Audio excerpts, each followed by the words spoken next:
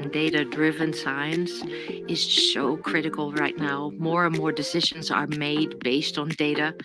The amount of data that we gather every day and the insights that the data can provide us is just growing exponentially, and that is no exaggeration. The market for data science and related areas like AI is booming.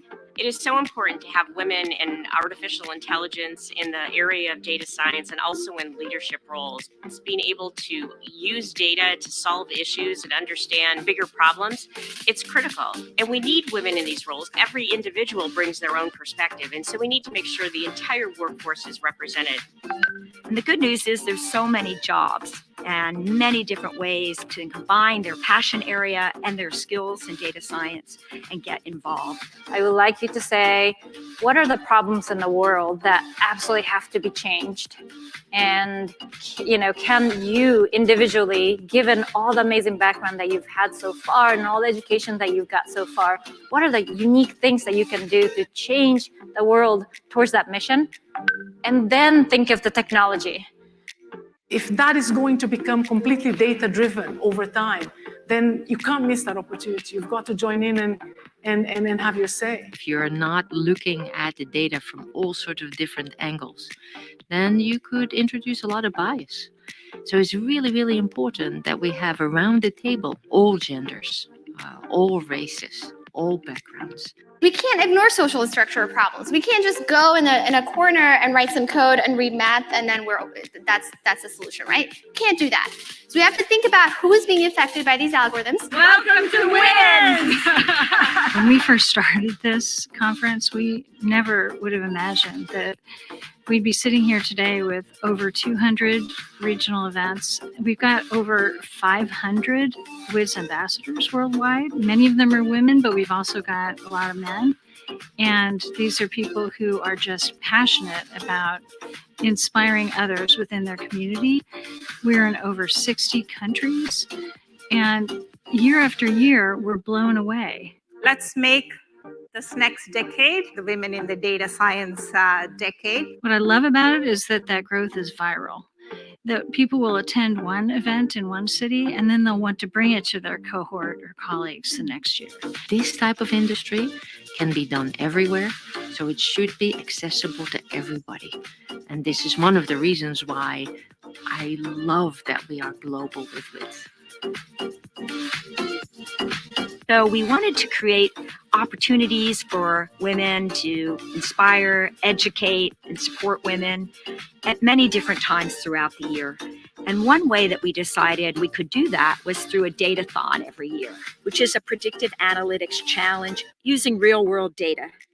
We have over 900 teams from 85 countries, and that's in every continent except Antarctica.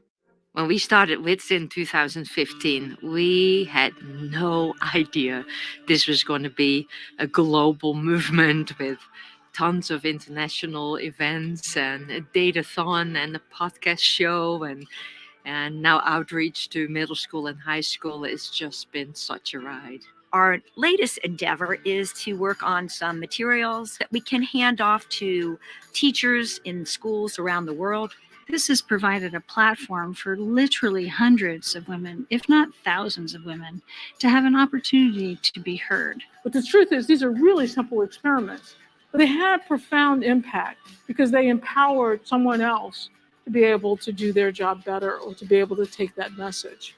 5 years ago, when we were sitting around a coffee table thinking about what WiDS could be, I never in my wildest dreams thought it would grow so far and so wide around the world in just 5 years. What I'm most excited about is the next 5 years, because I think this is really just the start.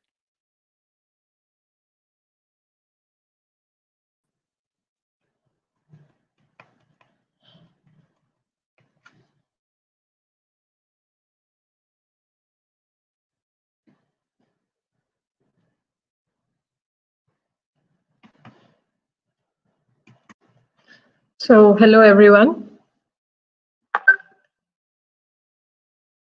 Hey, just to check, am I audible? Yeah. Okay, thank you. So, hello everyone. That was a video of the Conference of Women in Data Science in Stanford University. And here we are coming up with a series of speeches in data science and how it has affected globally. So she is our head, Usha Rengaraju. She is the first woman Kaggle Grandmaster, and she is the one who is taking the lead of organizing all the talks which we come across. And you can get in touch with her on Twitter at Rangaraju, and she is a very friendly person to get in contact with.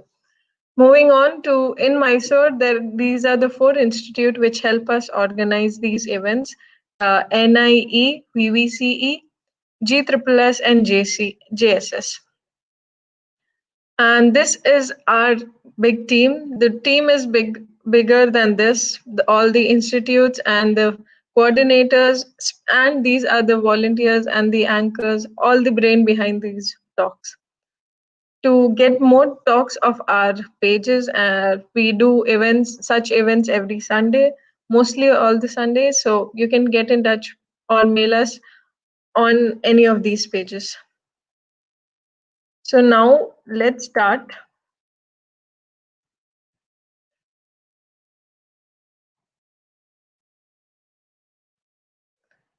Let's start with our first.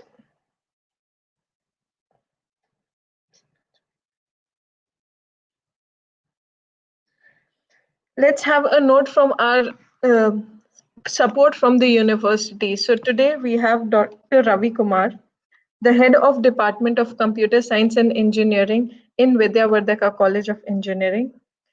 Dr. Ravi Kumar has done his bachelor degree, his master's, and his doctorate from Vishwesvaraya Technology University. He has been the editor of the book Convergence of IoT and Blockchain Technology, been a chair at annual International Conference of Machine Learning, been an editorial board of the International Journal of Blockchain. He has reviewed a lot of papers. He has a lot of publications under his name and conference. He has served as a keynote speaker in various events, and today he is here to share his wise words with us. So I would like to hand over the screen to Dr. Ravi Kumar.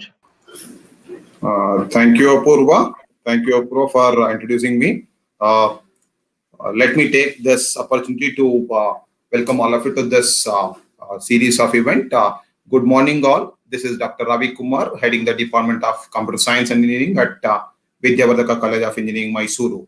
I'm happy to be a part of this event. Let me start this with a quote. A woman with a voice is, by definition, a strong woman. You know that a datathon is a data-focused hackathon. And also you heard about the hackathons and also heard about the codathon and all those things. When it comes to the datathon, it's a special event wherein which you will be given a data set and a limited amount of time. And the participants are challenged to use their creativity and data science knowledge, which they have learned so far, and build a model and test and explore the solution and try something new, apply what you know, and learn from other participants. It's an opportunity for the participants to learn more things from their other peer learners and improve your data science skills along the way.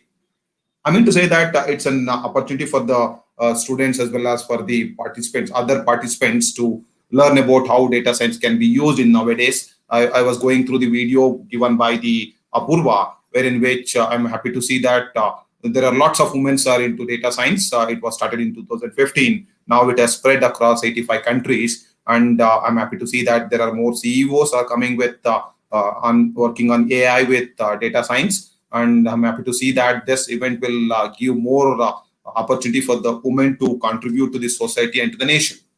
Moving on to this, empowerment is a word with so much meaning handed into it. It means recognizing women's contribution and their knowledge. It means enhancing their self-respect and self-dignity. It means women controlling their resources. It means women becoming economically independent. It means being able to forget their tears, anxiety, their feelings, of inadequacy, inferiority, and many more. I mean to say that this empowerment has given women a lot of credibility, lot of dignity, lot of respect in the nation, as well as not only in the nation, throughout the world. The women has been given lots of respect, and nowadays many initiative has been taken to respect women, give you can say that the level of integrity for the women also. Moving on to this, countries around the world, including India, are emphasizing on women's empowerment with initiatives like Me Too and Time's Up. Violence and discrimination against women gained attention and helped raise the voice of vulnerable and silent victims around the world. You know that this was Me Too and Time's Up has become you can say that the more talks has been taken place with respect to these things, and now the women has been given more responsibilities, more respect in the country as well as in the world also, and they have been given lots of support by the country as well as with respect to individual nation is concerned, so that they will be free to walk out in any time, so that they can help the society, they can contribute to the society. So a lot of support has been given to the women in these days.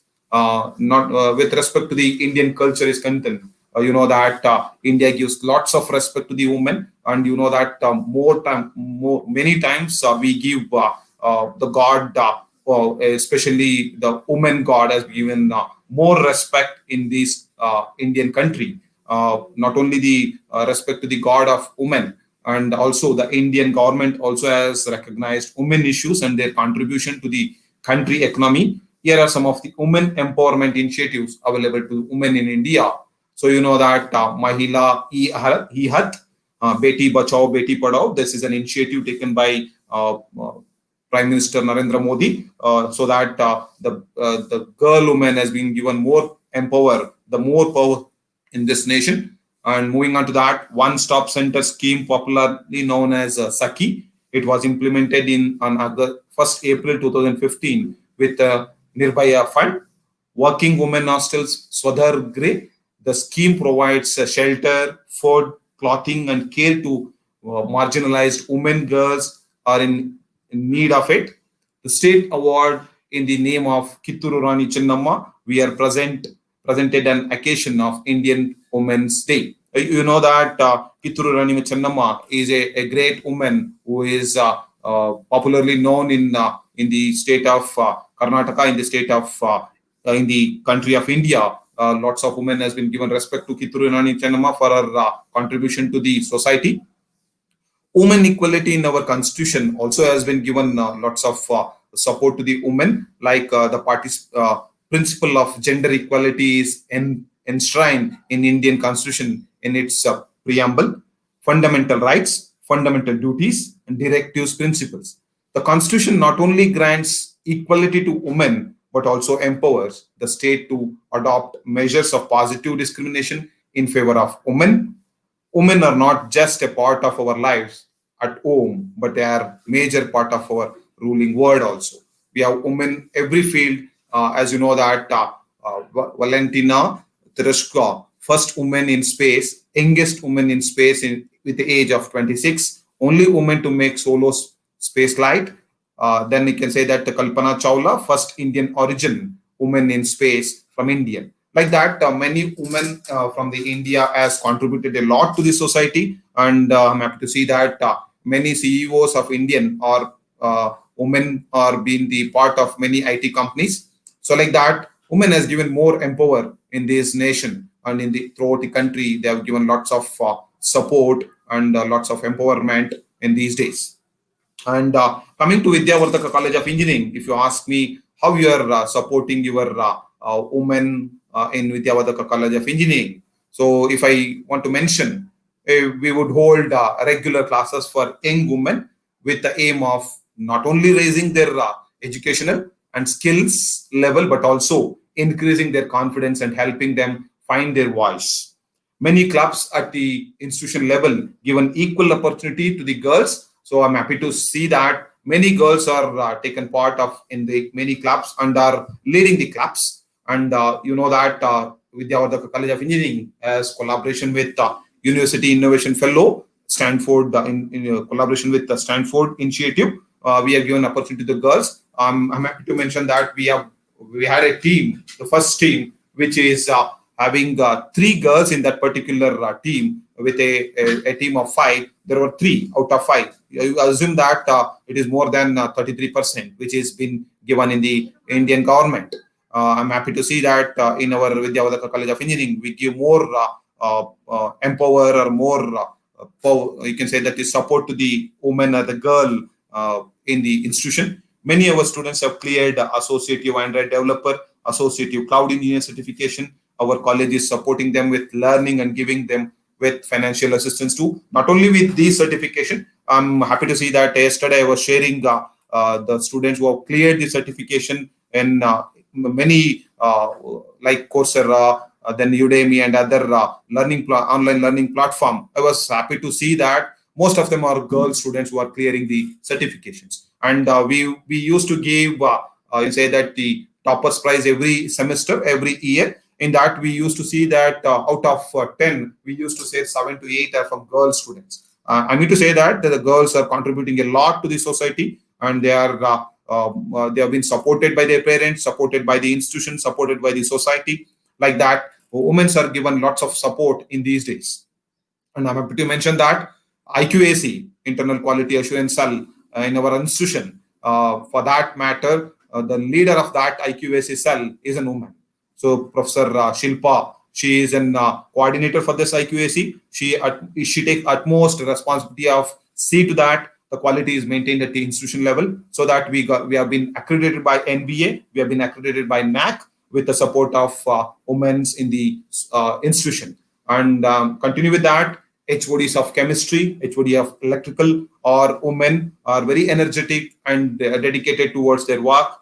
And we have women's safety and grievance redressal committee at the institution level to address their grievances. We also have women's cell in the cell to mentor them and to console if they are facing any issues. And for that, we have a very good supporting women faculty members who take care of their students. I'm happy to mention that our faculty members treat their students like their own kids to solve their issues or the problems. And I'm happy to see that my faculty members will take care of their, not only with respect to their learning, will take care of their personal issues also. So many times the faculties have supported the students to overcome from their problem, the personal problems also. And I'm happy to mention that deans from our college are women. So we have a dean academic, he is also a woman. Dr. T.P. Sureka is the dean academic, who is also a woman. And we celebrate Women's Day for a week, a complete week. There we also allow the men and women to participate in an event, and we allow the students to participate in that event, and we give a cash prize for each and every event also. Women are goal oriented. You know that, as I said, in our own institutions, women are leading the quality assurance cell. Women are leading the academic, being you can say that the dean academic. Women are leading the department as HODs. So not only that, nowadays there is a drastic increase in the ratio of women clearing the UPSC and other competitive examination. One such example in our institution, our own students has cleared the UPSC exam with a rank of 114 rank in UPSC examination. Women are getting many benefits and are achieving more. So conclusion, you can say that in our own institutions, with a strength of 3,000, we have a men to women ratio of 60-40. I mean to say that out of 3,000, we have 1,248 are women student, whereas 1,885 are men student. And we achieved many ranks at the university level. And most of the time we get around 6 to 7 rank out of 10 is of women. With all these, I can conclude that women have been given more power, more empower, and more been supported to support the nation to solve the societal problem. So that we want to see that women are not only working in home, they are solving the societal problem, they are contributing to the nation also. So this way, I thank the organizer for giving me an opportunity to share my experience. I hope women stands in this nation to contribute to the society. And also, you know that women have been given an opportunity to work in the army also. So with this, I wish all the best for this series of events. I thank organizer for giving an opportunity to share my experience to see that women will be contributed to the society and will be given more power in the entire country and entire nation. Thank you, Anand. Over to you, Apurva. Thank you so much, sir. All the Yeah. words and the inspiration and the value of women which our college provides, all said was true. I seconded. Thank you so much for the inspiration. Thank Now, you. let's move on to our keynote speaker, who is another woman, an associate professor at International Institute of Information and Technology, Bangalore. So let's welcome Dr. Jaya Nair. Am I audible? Yes, ma'am, you are audible. So I'll just share my screen now. Yes. Okay.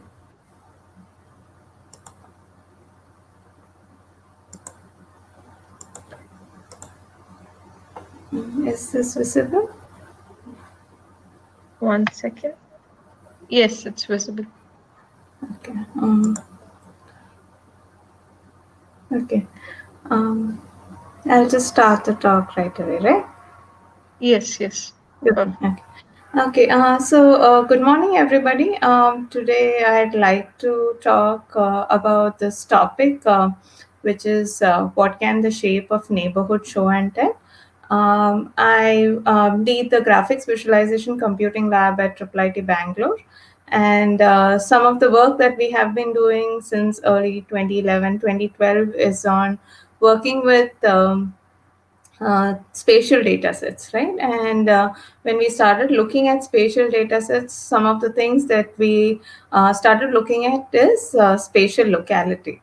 So this talk is to kind of say that there are these methodologies that we have started looking at, and we have found that even though the motivating application was the 3D data set. As we moved along, we found that these methodologies could be used for several other kinds of data sets. So with that introduction, I'll just start.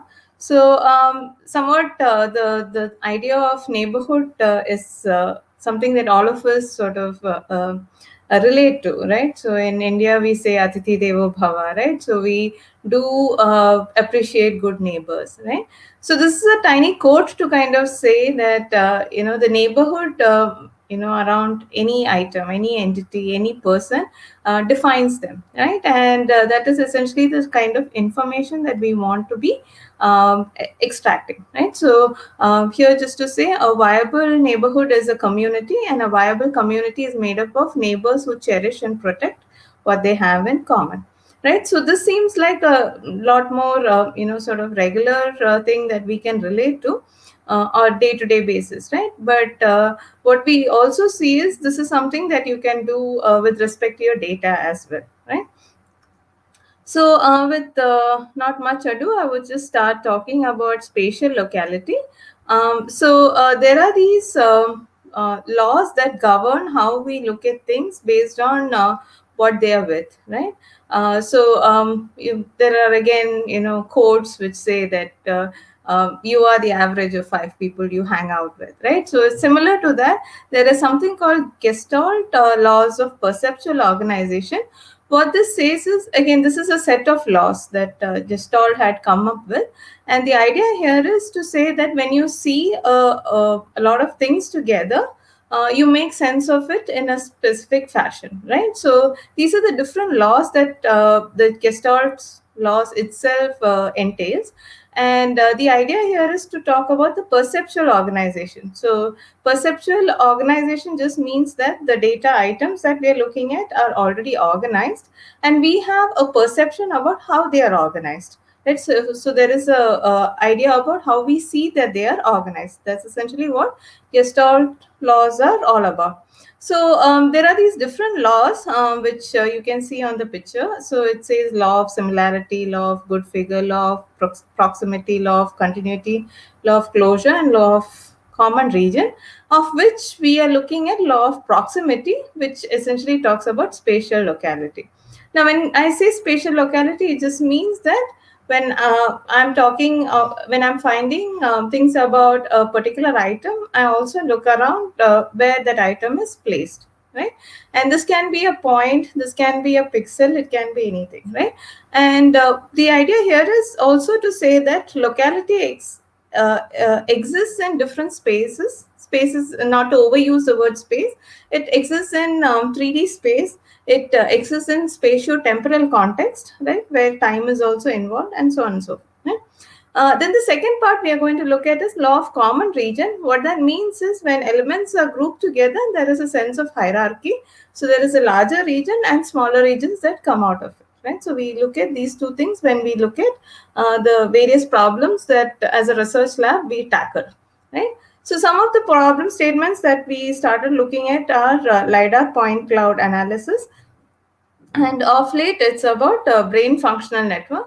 And both these things, we look at spatial localities, right? So in LiDAR point clouds, we want to see, can we use where the point is and decide what the class of the point is going to be, right? So if a point is on a building versus road versus tree is something that we have to figure out based on who that point is hanging out with, right? And this classification also helps us to do segmentation. Okay, so the state of the art in LiDAR point clouds is where people mix and match classification and segmentation based on the methodology that they use. So we will look at one such methodology that we are proposing. The brain functional network is essentially the network that is formed between the different regions of interest in the brain, and based on the functionality, say our brain is at resting state, then how do these different regions of interest co-activate, right? So which part activates, when one part is activated, which other parts are going to get activated, right? So there is a notion of functional connectivity, as in they are connected based on their functionality. But at the same time, we also see that the regions which are close by tend to work together, right? So these are two applications on which we have applied spatial locality, right? So for LiDAR point cloud analysis, we have looked at geometric classification. And for brain functional network, we have looked at hierarchical community detection. Okay. So in this talk, we will belabor more on the LiDAR point cloud analysis, because there is another methodology that we have come out with based on the methods that we have developed for LiDAR 3D point clouds. Okay. So we look at what LiDAR is. I mentioned the word quite a bit now. So LiDAR is essentially light detection and ranging methodology. It is an active remote sensing methodology. The idea here is there is an instrument that is going to shoot rays out, light rays out, and as it falls on topography, it is going to reflect, right? So based on the amount of time it takes to reflect and return to the sensor, and also the amount of energy that is going to return, is going to tell me the material, the reflectance property of the material, and the distance at which that particular point is, right? So this is essentially what the LiDAR technology is, and it is used for remote sensing. There is airborne LiDAR technology, which is used for capturing information from very large regions. There is terrestrial LiDAR technology, which is used to capture information of buildings. Again, this is for larger regions. Mobile or vehicle LiDAR is something that is being used a lot these days for autonomous driving, right? So the idea there is to understand what is the environment around the moving vehicle. So these are the different LiDAR technologies. So the principle is somewhat simple. So the idea here is there are light beams which are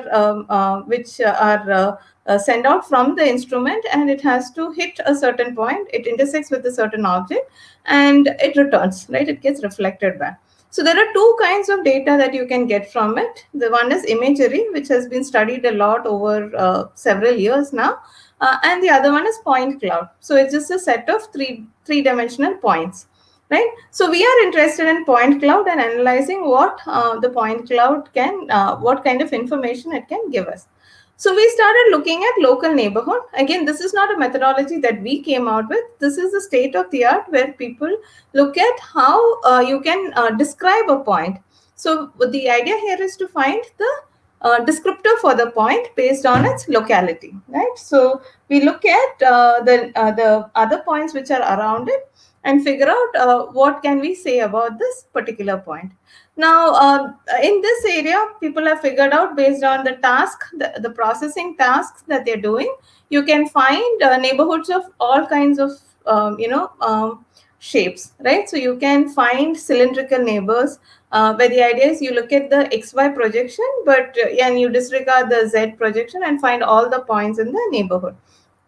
Then you have spherical neighborhood. You just look at a particular radius and then you figure out the points. Then there are grid-based neighborhoods, which are again used for data structures such as octrees and things like that, right? And finally, we also use k-nearest neighbors. So you you specify a k, and then you can find that many number of neighbors around it. So this helps you to identify the neighbors, right? But the neighbors themselves will have characteristics, right? So suppose I am a point that is on the edge of a building, right? So I am on or a corner of the building, or I'm on the wall of the building, right? Then my neighbors behave in a certain fashion in terms of geometry, right? So the idea is once we identify the neighbors, then we do something like PCA to find the actual shape of the neighborhood, right? And this shape is going to tell me where I am on in this entire data set, right? So that's exactly the information that we want to find out, right? So this methodology that we use, which is similar to, which is essentially the same as PCA, that is the principal component analysis, eigenvalue decomposition, covariance analysis. So the method is called, differently in different domains and contexts, but it's essentially the same thing. So we take all the points and then we figure out the shape those points are going to assume, right?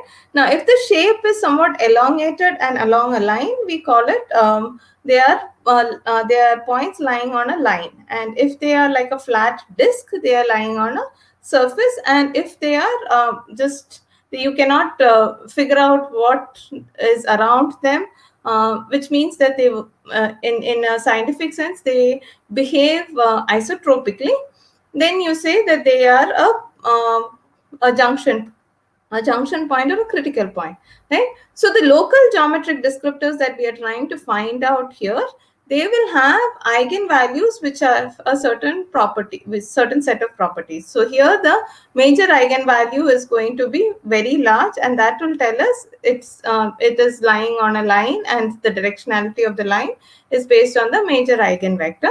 Here it is going to be a disk, so you can get the normal to that surface using the eigenvalue analysis. And this just says that I'm going to behave the same way around me because I can't figure out what my neighborhood is like. So this is essentially points which are called critical points or junction points, right? So then we get this thing where each point now can be classified in a geometric sense. So there is the semantic classification a lot of people work on, where the idea is to find if the point belongs to a road, if it belongs to a building, if it belongs to a tree, and so on and so forth. That is semantic classification because there is a context to it. But what we are interested in is geometric classification. So the idea here is these belong to certain geometric classes, essentially the line, surface, and point type features. What we have done is we have worked a lot more in the probabilistic geometric classification, because when the points are, when you get the set of points, you cannot, cannot definitely say that this belongs to a line, because sometimes a line is very close to an edge, and these are points that you're collecting as a part of observation, right? So you can't definitely find an edge and find a whole bunch of points as samples there, right? So we will say that we will use probabilistic geometric classification, right? So that gives us 3 different values, which we call the saliency map, which says the probability of a point belonging to a line type feature, probability of point belonging to surface type feature, and probability of it belonging to a junction type, right? And this is slightly different from deterministic classification, where if we find very high probabilities, we will just say that point belongs to that particular class, right? So this is essentially what we get. So this is how the covariance tensor, which is essentially the covariance matrix, or the matrix that we have to find the eigenvalue decomposition of would look like. So here we find an outer product of the distance vector between 2 points, and this is the main point, right? So there are variants where people use the centroid of the whole of the neighborhood, or you can use the point itself, right? Now this is the top view of the region we are looking at, and ideally this is how it should look like. So the black points are essentially what we see as edges on these buildings and so on and so forth. And this is what we get from the covariance tensor, just doing the covariance analysis. Now what we have done is we wanted to improve this one and get sharper lines on the roof types and all of that. While it looks very minute and somewhat precise, what we really want is to enhance these to be able to extract the geometry itself. So if you want to reconstruct this region using graphical representation, then we want to be able to get these lines more clearly, right? So we use something called tensor voting, which again goes back to the Gestall's laws of perceptual organization. And tensor voting is used quite a bit in computer vision, right? And here again, they have similar kind of classification into different kinds of tensors, which is the ball tensor, plate tensor, and the stick tensor. And the end of it all, what we get is we get a better sort of classification when it comes to the geometric classification. Right, so these are the equations we get. The thing is, when we do the tensor voting, the kind of tensors we get is somewhat different from the covariance tensor. So we have to do some more processing, and this processing is called the anisotropic diffusion, where we get the line type features a lot stronger, right? And they spread faster, and then they become much stronger. So this is essentially one of the works that we have done. So after this, what we did was, once we got this, we found that the number of the point type features came down, the junction type features. So we did something called the gradient energy tensor to improve this. And all of these methodologies are borrowed from computer vision, really, right? So once we do all of these things and we get a better sense of what the data is, we are able to do some more things, right? So we are able to do geometric reconstruction of sloped roofs, and we are also able to get global descriptors for these point clouds. So this is how this kind of work has happened. So these are the rooftops that you can see here. And we have been able to extract some kinds of roofs, right? I won't claim that we extracted all types, but with the tensors, we are able to extract at least the sloped roofs. So this is how the global descriptor itself looks like. So we took the geometric classification, put it in a triangle using barycentric coordinates, and then we are able to get a signature for this particular point cloud, and we are able to generate it for different point clouds, and we are using these signatures for comparing different point clouds. So going to the extension, it's really not an extension, it's an inspiration. We have used this for another application. We start with images of bar charts, pie charts, so on and so forth. So we have looked at bar charts and scatter plots, and then we tried to extract the data of what is generating the chart using image processing. And for this exact reason, we use the same methodology, that is finding the neighborhood of each pixel and then trying to see what the shape of that neighborhood is going to be. So this is essentially the methodology we have used. So from the extracted chart canvas, we are able to get the data. Once we get the data, we can either reconstruct the same plot or redesign the plots using other methodologies. Right? So this is how the workflow itself will look like. What we do here is we process the image quite a bit, but our key idea is to identify this tensor field and find corners using this. Right? So in conclusion, what I'd like to say is looking at spatial locality is a very important methodology you could use for spatial kind of data sets. And the spatial data sets are not limited to the ones which are explicitly spatial. You can reconstruct spatial data using abstractions also, right? So networks also have spatial information, right? So we could use this kind of methodology for that as well. And again, these are old methods and we are finding new uses for them.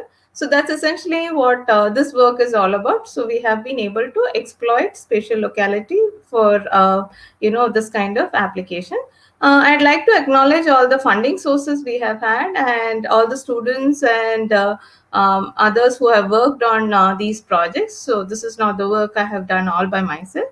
So this is our lab website. We work at the graphics visualization computing lab at IIIT Bangalore. So I leave you with this slide. This is all I have for today. I have finished my talk. Thank you.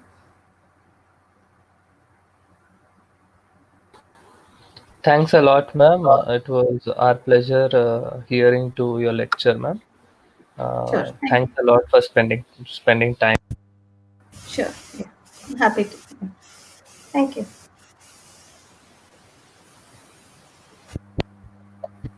Speaker of our event.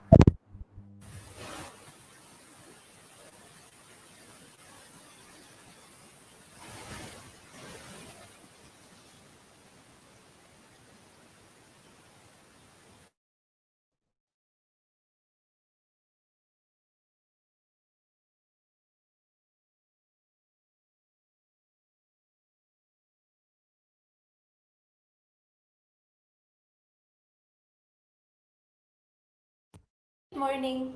I am Narmada Sambaturu, a PhD student in the Indian Institute of Science.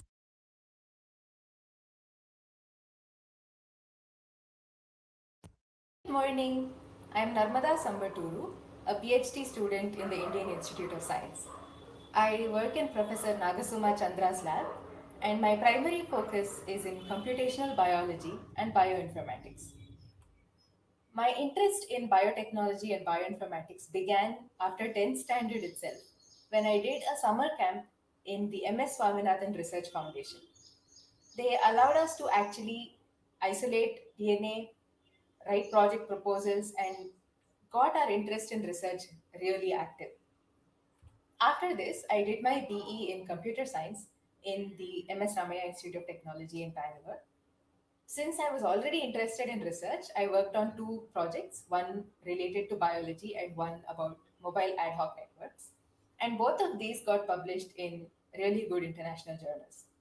I'm giving particular emphasis on this because I know that a large percentage of the audience is undergrad students. And I'd like to tell you that if you are passionate about research, no matter which stage of your career you are in, it's totally worth pursuing because it's possible to get excellent publications if you have the work to back that up. Once I was done with my BE, I did what most of my colleagues did, which is join data consultancy services. But I wasn't able to resist the siren call of bioinformatics, and I went on to the National University of Singapore, where I did an MSc studying genome assembly. I'm currently doing my PhD in the Indian Institute of Science, and one of the projects I worked on, called EpiTracer, which was an algorithm to identify epicenters in biological networks, was published in an IEEE conference where it won the Best Student Paper Award. I'll mention an application of this work later on. More recently, we have worked on studying how genetic diversity can impact the spread of infectious diseases. This work was featured in the Hindu, and this is the work that I'll focus on more in this particular talk. But before I begin, I'd like to mention a point about biological systems which I find really exciting. This is that biological systems are the outcome of a random tinkering process, which is evolution. Mutations occur at random, and if these mutations provide any kind of advantage to an organism, that organism survives and replicates better. This is in stark contrast to engineering, where we have a set goal and every aspect of the project is designed to achieve that set goal. Engineering systems are built on purpose with a pre-designed blueprint. This difference makes biological systems particularly challenging to study and obviously, therefore, particularly exciting. A common blueprint that is followed in bioinformatics and computational biology is we start by formulating the biological questions computationally. This is perhaps the hardest part of the whole project. We identify and gather appropriate data, build models with appropriate resolution, and make testable predictions and validate them. I'd like to emphasize how important it is to drill down into the actual biology that is taking place and use domain knowledge while doing each and every one of these steps. If we are able to understand the biology and identify the key steps in the biological process to actually carry out the modeling, it will result in far more usable, understandable, and valuable models in terms of the predictions that they can make than perhaps just gathering a large amount of data and throwing it blindly at a machine learning application. Since the world is in the grips of this coronavirus pandemic, let's talk about that. Let's talk about infectious diseases. Humans have different levels of susceptibility. In this cartoon, we see an infected person sneezing, releasing a large number of viral particles. But not everybody who is exposed will respond in the same way. Different individuals have different susceptibility as depicted by the armor they have in this figure. This person, who is the most susceptible, will probably develop an infection faster than any of the others. Viruses also have different strains. In this figure, we see the different strains of the coronavirus across time based on the number of mutations they have. And we can see that there are a large number of mutations resulting in a large number of strains. This particular strain, which is highlighted, was isolated in India, and the mutations that are present in that strain are listed here. This image was taken from a website called nextstrain.org, where we have access to data about the different strains of coronavirus, its incidence, and a lot more. And I strongly encourage you to check it out. This animation, in fact, was also taken from nextstrain.org. Global incidence of a disease like coronavirus is affected both by variation in the host, which is the human, and the pathogen, which is the virus. Here we see the number of samples of coronavirus which are being sequenced in the different countries of the world in the date range November 2019 to August 2020. And we can see that there is a large variation. And this is partly because of funding reasons, but also because of the variation in the host, their immune response, and the viral strains and its mutation. Our goal is to take into account this variation while studying the spread of a disease like coronavirus. To do this, we need to drill into the biology of the immune response. Coronavirus and most other flu-like viruses are intracellular viruses. That is, they enter a human cell and replicate within that human cell. Now, if this is the case, how does the immune system even recognize that a virus is present? That happens because cells from the immune system, called T cells, bind to an infected cell, rolling all around it, looking for virus particles. If the T cell is able to recognize that a virus is present inside this cell, it will get activated and mount an immune response. Now, this recognition can happen only if the infected cell presents parts of the virus called epitopes on its surface. The molecule on the immune cell's surface, the infected cell's surface, is called the HLA class 1. Only if viral molecules called epitopes are presented on human molecules called HLA class 1, an immune cell like the T cell can bind to it and recognize the presence of a virus. I'd like to emphasize this point. This binding of viral molecule to immune molecule is a key step which cannot be avoided, which must be satisfied before a T cell response can be mounted. If the presence of a virus is detected, the T cell gets activated and secretes poisonous molecules called perforins and granzymes, which punch holes in the infected cell, causing its contents to leak out and causing the infected cell to die. Now that we've identified this key interaction between the immune molecule HLA and the viral molecules epitopes, let us use this to link biology and computation. Different humans have different immune molecules, that is, different HLA molecules.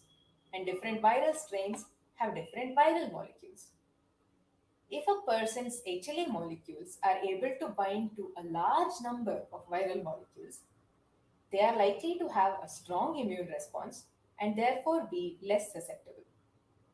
On the other hand, if a human has HLA which can bind to only a small number of viral molecules, their immune reaction will be poor and therefore they will be highly susceptible.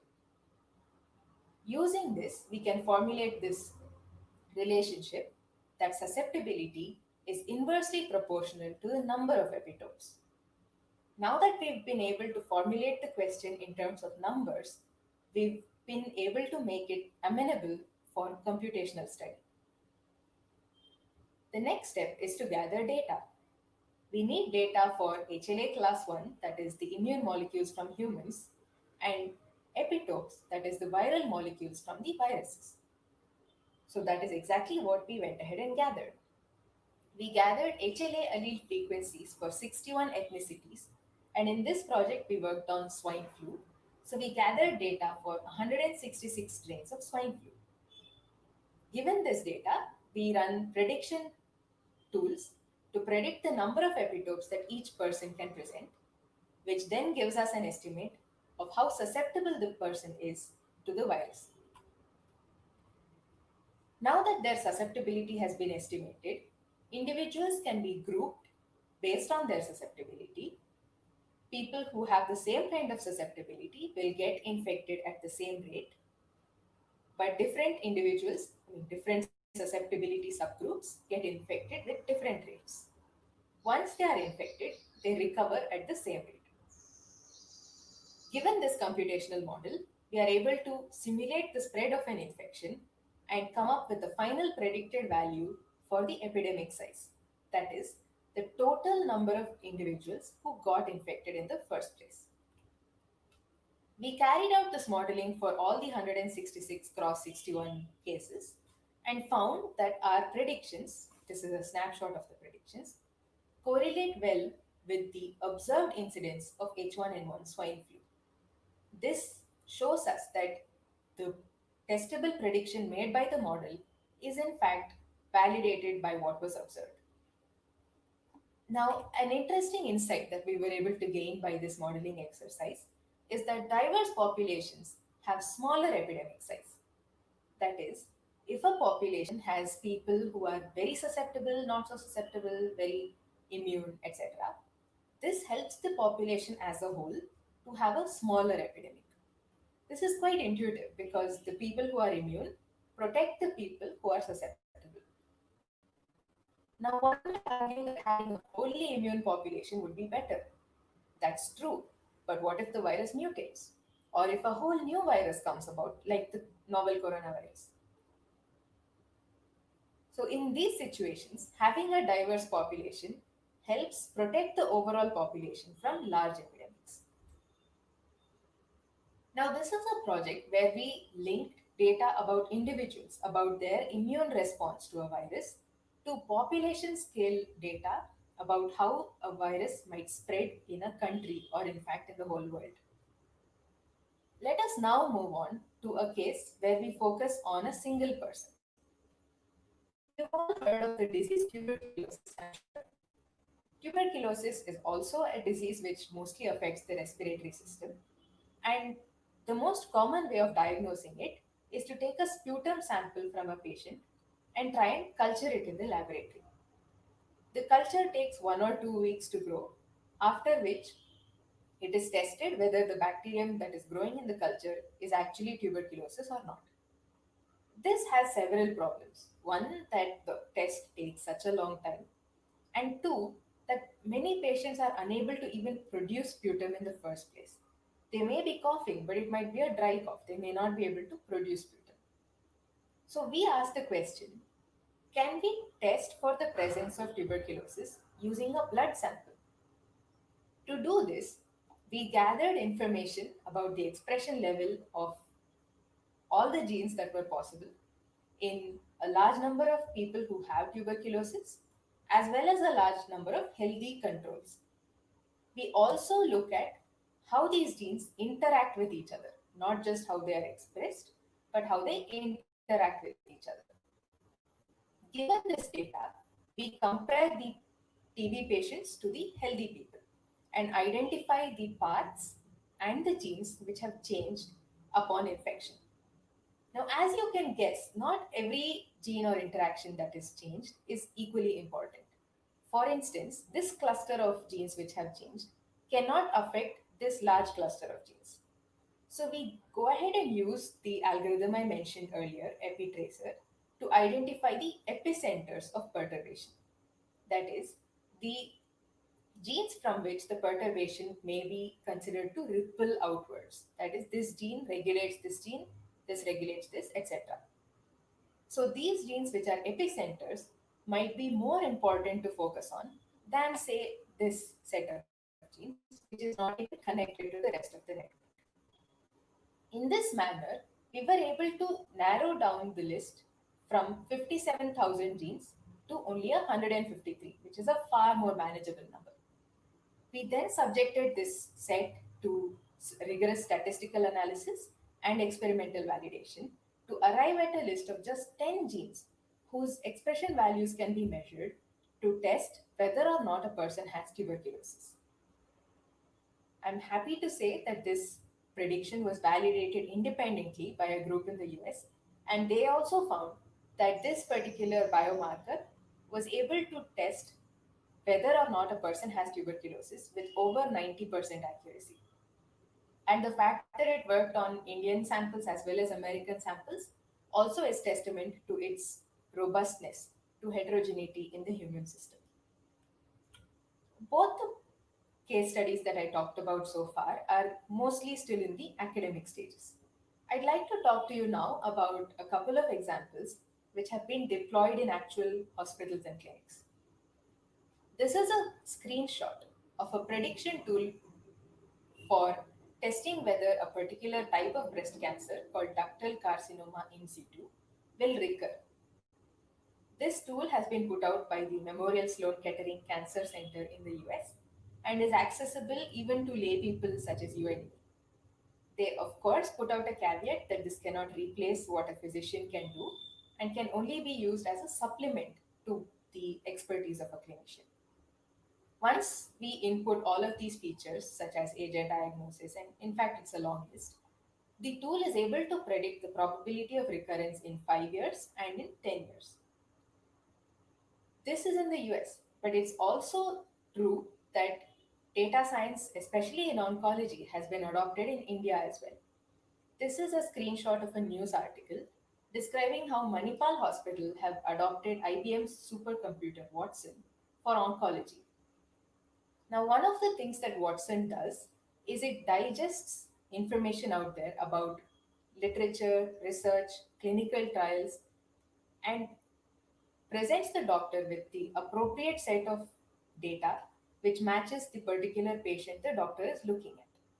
For instance, new clinical trials are set about every single day, and it's impossible for doctors to keep up to date on all the clinical trials that are available worldwide.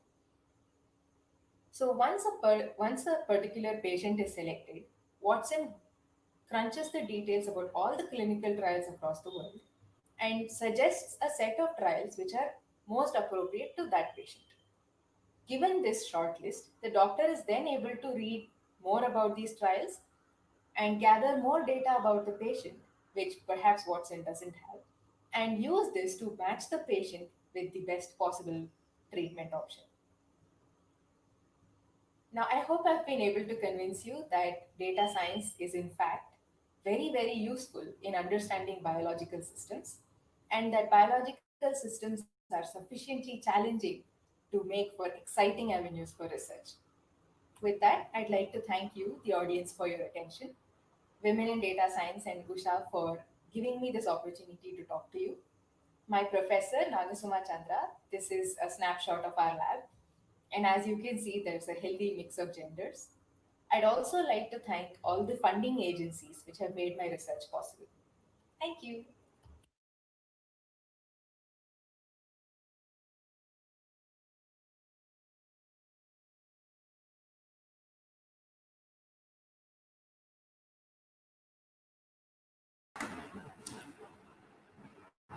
Thank you, ma'am, for the amazing talk.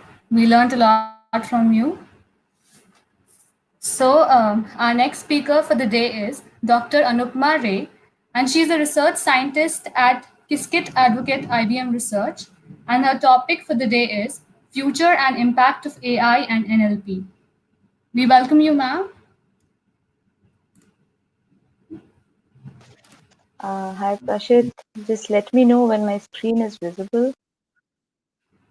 Yeah, sure.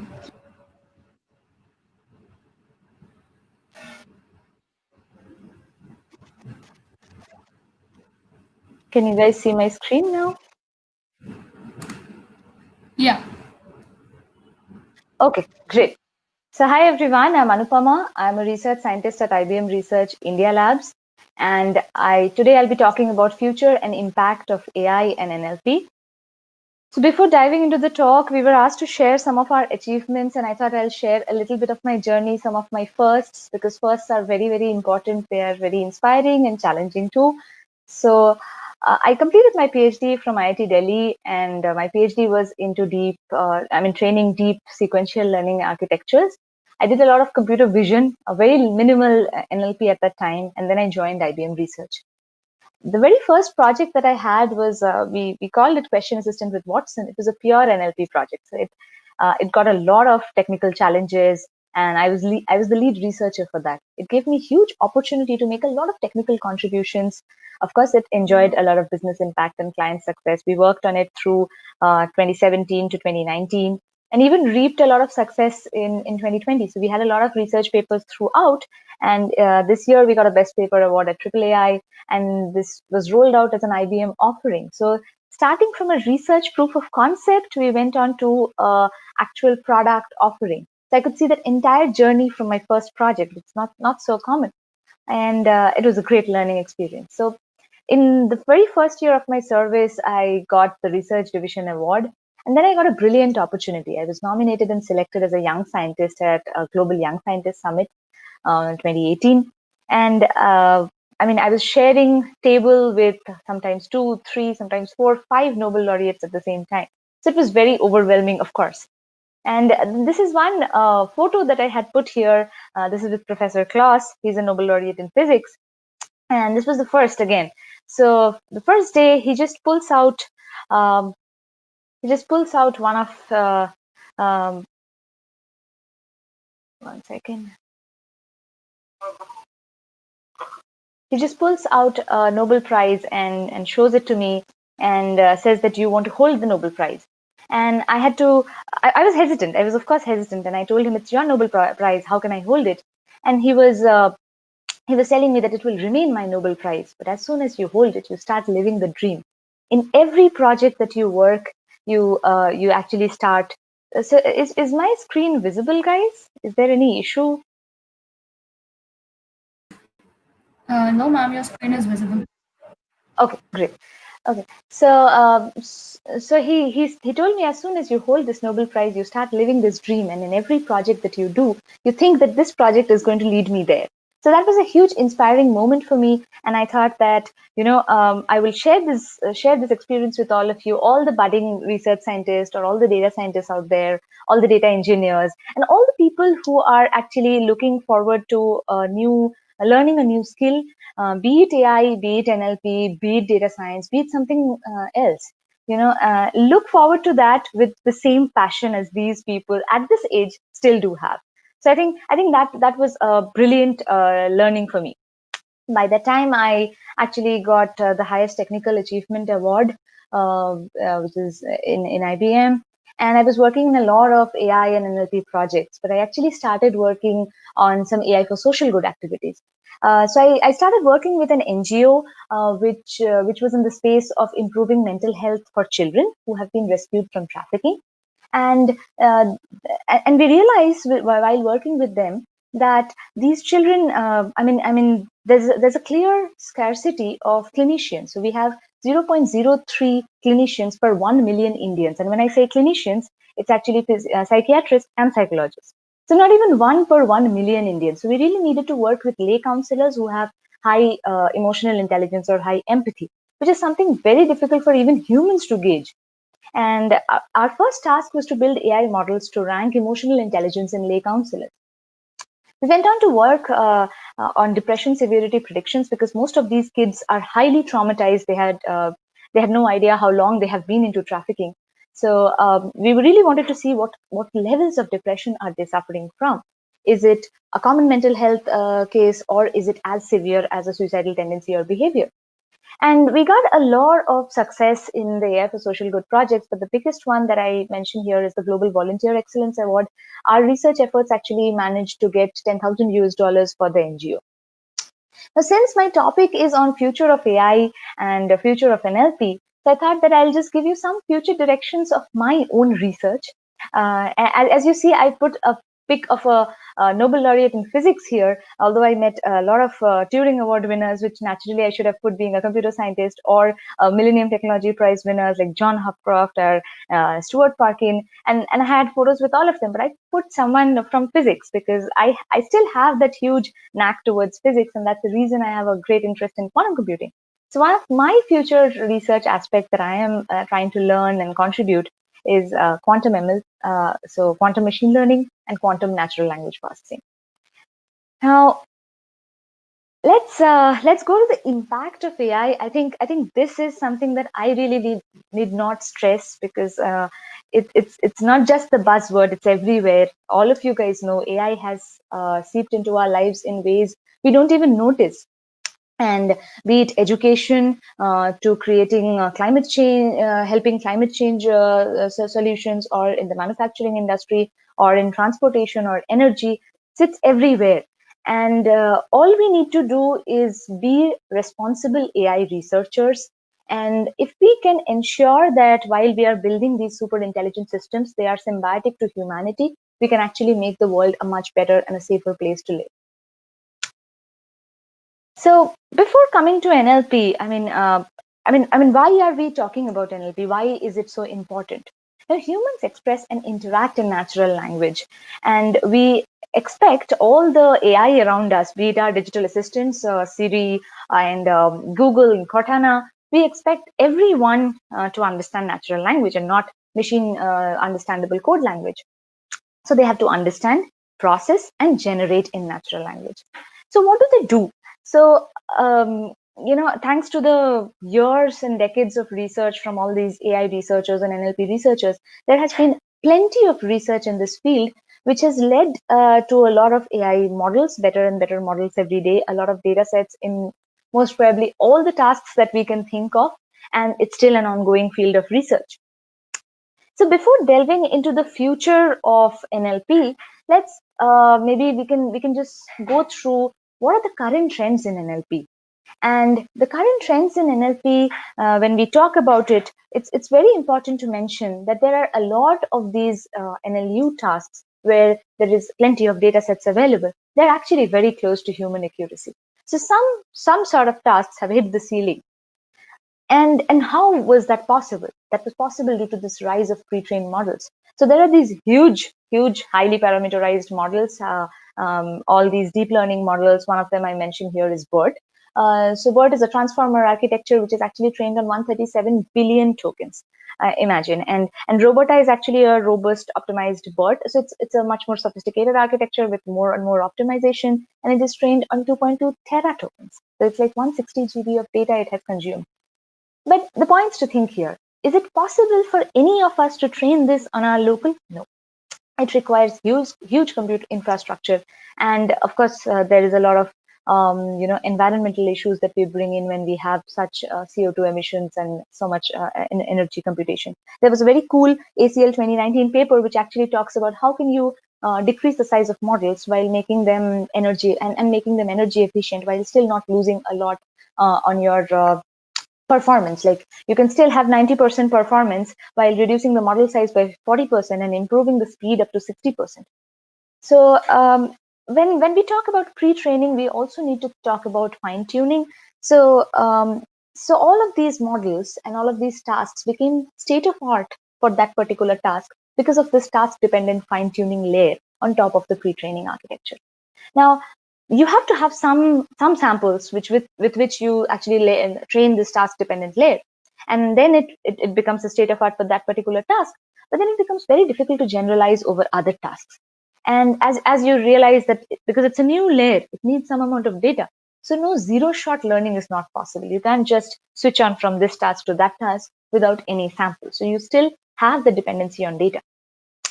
And of course, as I mentioned, there are huge number of limitations like model size, computational efficiency, and so on.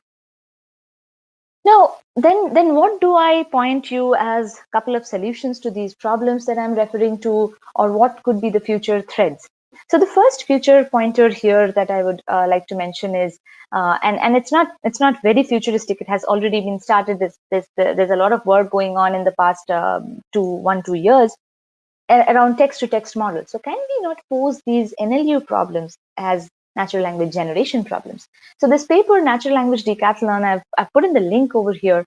So this paper actually talks about having 10 problems and posing all 10 problems as question answering problems. For example, you have a translation task. So let's pose the translation task and let's ask a question. Can you translate this sentence in English to Hindi? And your context is an English sentence. Now the network has to learn to generate word by word a sentence in Hindi. Again, if you have a different task, which is say summarization, and you say, and your question now becomes, can you summarize this paragraph? Your context is the paragraph, and the output of the natural language generation model is some sentences it has to generate, which is actually a summarized version of this paragraph. So that's how you actually, pose all of these tasks as question answering. So it's single task, but actually doing a lot of multitasks. And then there are a couple of very interesting papers like this one from Alec Rackford, or even the BART paper from Facebook, where they use a denoising objective. So they have corrupt text, which is like a text where they remove certain words and add certain words just to make the input text noisy. And then what they do is they say that, okay, you give a corrupt text and I have a clean text generation out of it. Now, the second part of it is that there was another paper which is exploring the limits of transfer learning with unified text-to-text transformers. Now, here in this paper, what they did is they used the denoising objective like BART for pre-training, and don't confuse this with BERT. This is a different paper. But for the fine-tuning, they had a different objective, and they fine-tuned it for different tasks like MNLI. So MNLI is a task where you actually predict that whether it's an entailment or it's a contradiction given the sentence pairs. And they also fine-tuned it for translation. So what they do is it's the same network. Okay, the pre-training network and the fine-tuning network is the same. So there is no extra need for a task-specific layer. So that's the great part of all this work, and that's the reason I highlighted these few papers. I mean, there are more, but with this, we don't need to fine-tune any additional layer. So we don't need to do any weights training. So that enables us to do zero-shot learning. Now, some of the other research directions towards future of NLP that I would like to highlight here. So one of them is this research directions, and this reduces the model size. We should actually reduce these model sizes, and there are various ways to do model size reduction. Something is called model distillation. But in model distillation, we actually do something like a teacher-student model. So teacher is a pre-trained BERT, which is a large version, and the student is a smaller model, which is actually trained to produce generalization capability of the teacher. And there are other ways, like because BERT is an attention, BERT has a lot of attention heads. So you can just prune and remove some attention heads. So that's called head pruning. The third method here is called layer pruning. So rather than just removing a few attention heads, why don't we remove an entire layer? And what happens is you during pre-training, you're removing this entire layer and you're trying to make the model much more resilient. Rather than having fully connected networks, you're having short connections so that the model still is able to learn something. And by removing these blocks or these layers, we're actually making it more GPU efficient. So the computation time also decreases drastically. There are other ways that people have just started using. One of them is using quantized tensors or dynamic quantization. And then the other is there is a company which has actually started bringing up IPU chips. So you can actually train sparse models on these IPU chips. Now, these are the two directions that I spoke of. But when I actually mentioned initially that, for some of the NLU problems in data-rich languages or in data-rich tasks, we have kind of hit a ceiling. There is still a lot to do for those simpler problems for low resource languages, such as Indian languages, and where we don't have a lot of data, but we have a lot of challenges. There's still a huge amount of work to be done for them. Also, there's plenty to do in complex reasoning problems. So reasoning is not just a challenge for NLP. Reasoning is one of the biggest AI challenges, and this has surfaced a new theme in AI, which is called the neurosymbolic AI. So if you think of this so the current researchers or the neural network researchers call them neuro guys, and the old machine learning people, they still love to call them the symbolic AI people. So symbolic AI is very accurate, but it doesn't scale really well. And the neural networks scale, they are very fast, they're data hungry, but they're also black boxes. So it's very difficult to get explainable AI out of them. But what if we marry these two? What if we marry the neuro world and the symbolic world? We can actually do a lot more because our brain kind of does the same things. We are not just layers of neural networks. We are also using a lot of these symbolic rules that we have learned over time. So we use both of them for such complex reasoning tasks, not just in NLP, in vision, and in a lot of AI applications. So with that, I would leave you with these future directions in both AI and NLP. Thank you.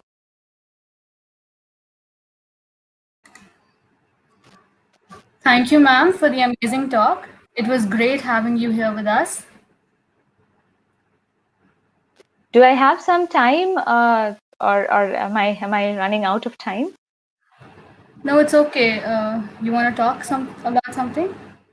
No, so I was just trying to mention that there are a lot of AI applications out there, but what I would really stress everyone out here is focus on something that really is driven from you, without even caring that what is the kind of outcome that you will get, whether you'll get funding, whether you'll get a good job, and so on. So just focus on AI problems that you're really interested in solving, and that will do the magic. So that's all. Thank you. Thank you, ma'am.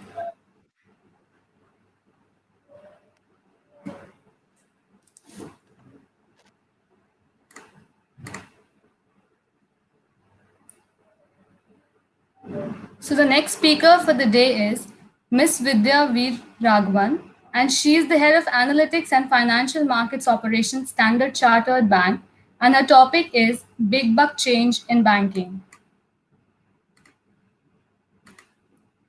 We welcome you, ma'am. Thanks for having me. How is everybody? All okay?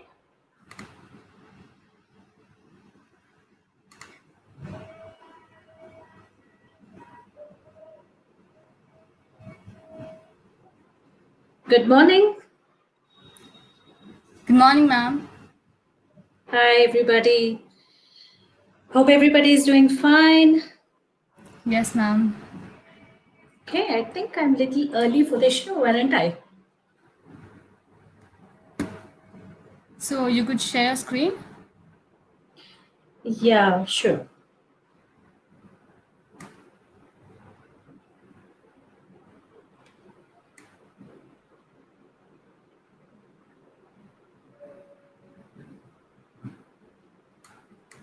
Okay. Let me know when we are all set. Yeah, ma'am. You can go ahead. Okay. Big bang change in banking. Oh, wait. Did I get the title of my presentation wrong on this slide? Oh my God, I don't know how that happened. Well, wait for it. Yes, now it is quite all right. With open arms, banking and financial sector has welcomed machine learning and artificial intelligence. And trust me, we have just begun this journey. And holy smokes, what an exciting journey it is that we're all going through. And definitely, this has helped to fill some of our banks' pockets very deep. Okay, let's get one thing out of the way, shall we?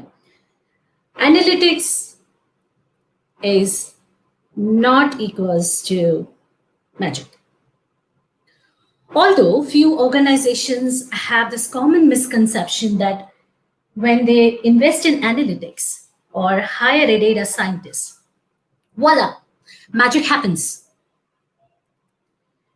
While some of us really wish that, that it was true, it is always not true. But there is one thing that we can be sure of. With proper direction, necessary investment of time and manpower, and accurate understanding of the maturity of the business, organizations' ROI can be pulled off with this analytics magician's hat, and definitely it's going to skyrocket your ROI. I will tell you how.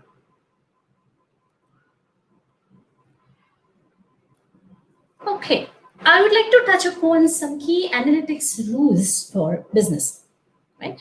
Not very complicated, very simple. What you will measure should give you the meaningful insights, and that should drive all your business decisions.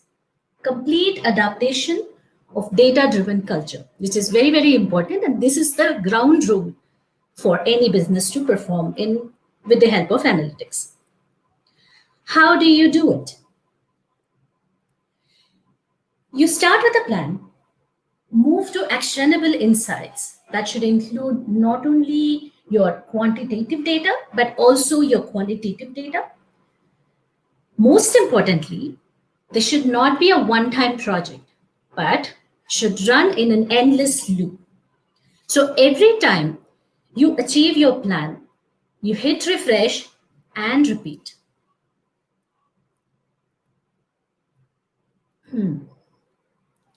I believe all of us can safely agree that artificial intelligence is changing everything.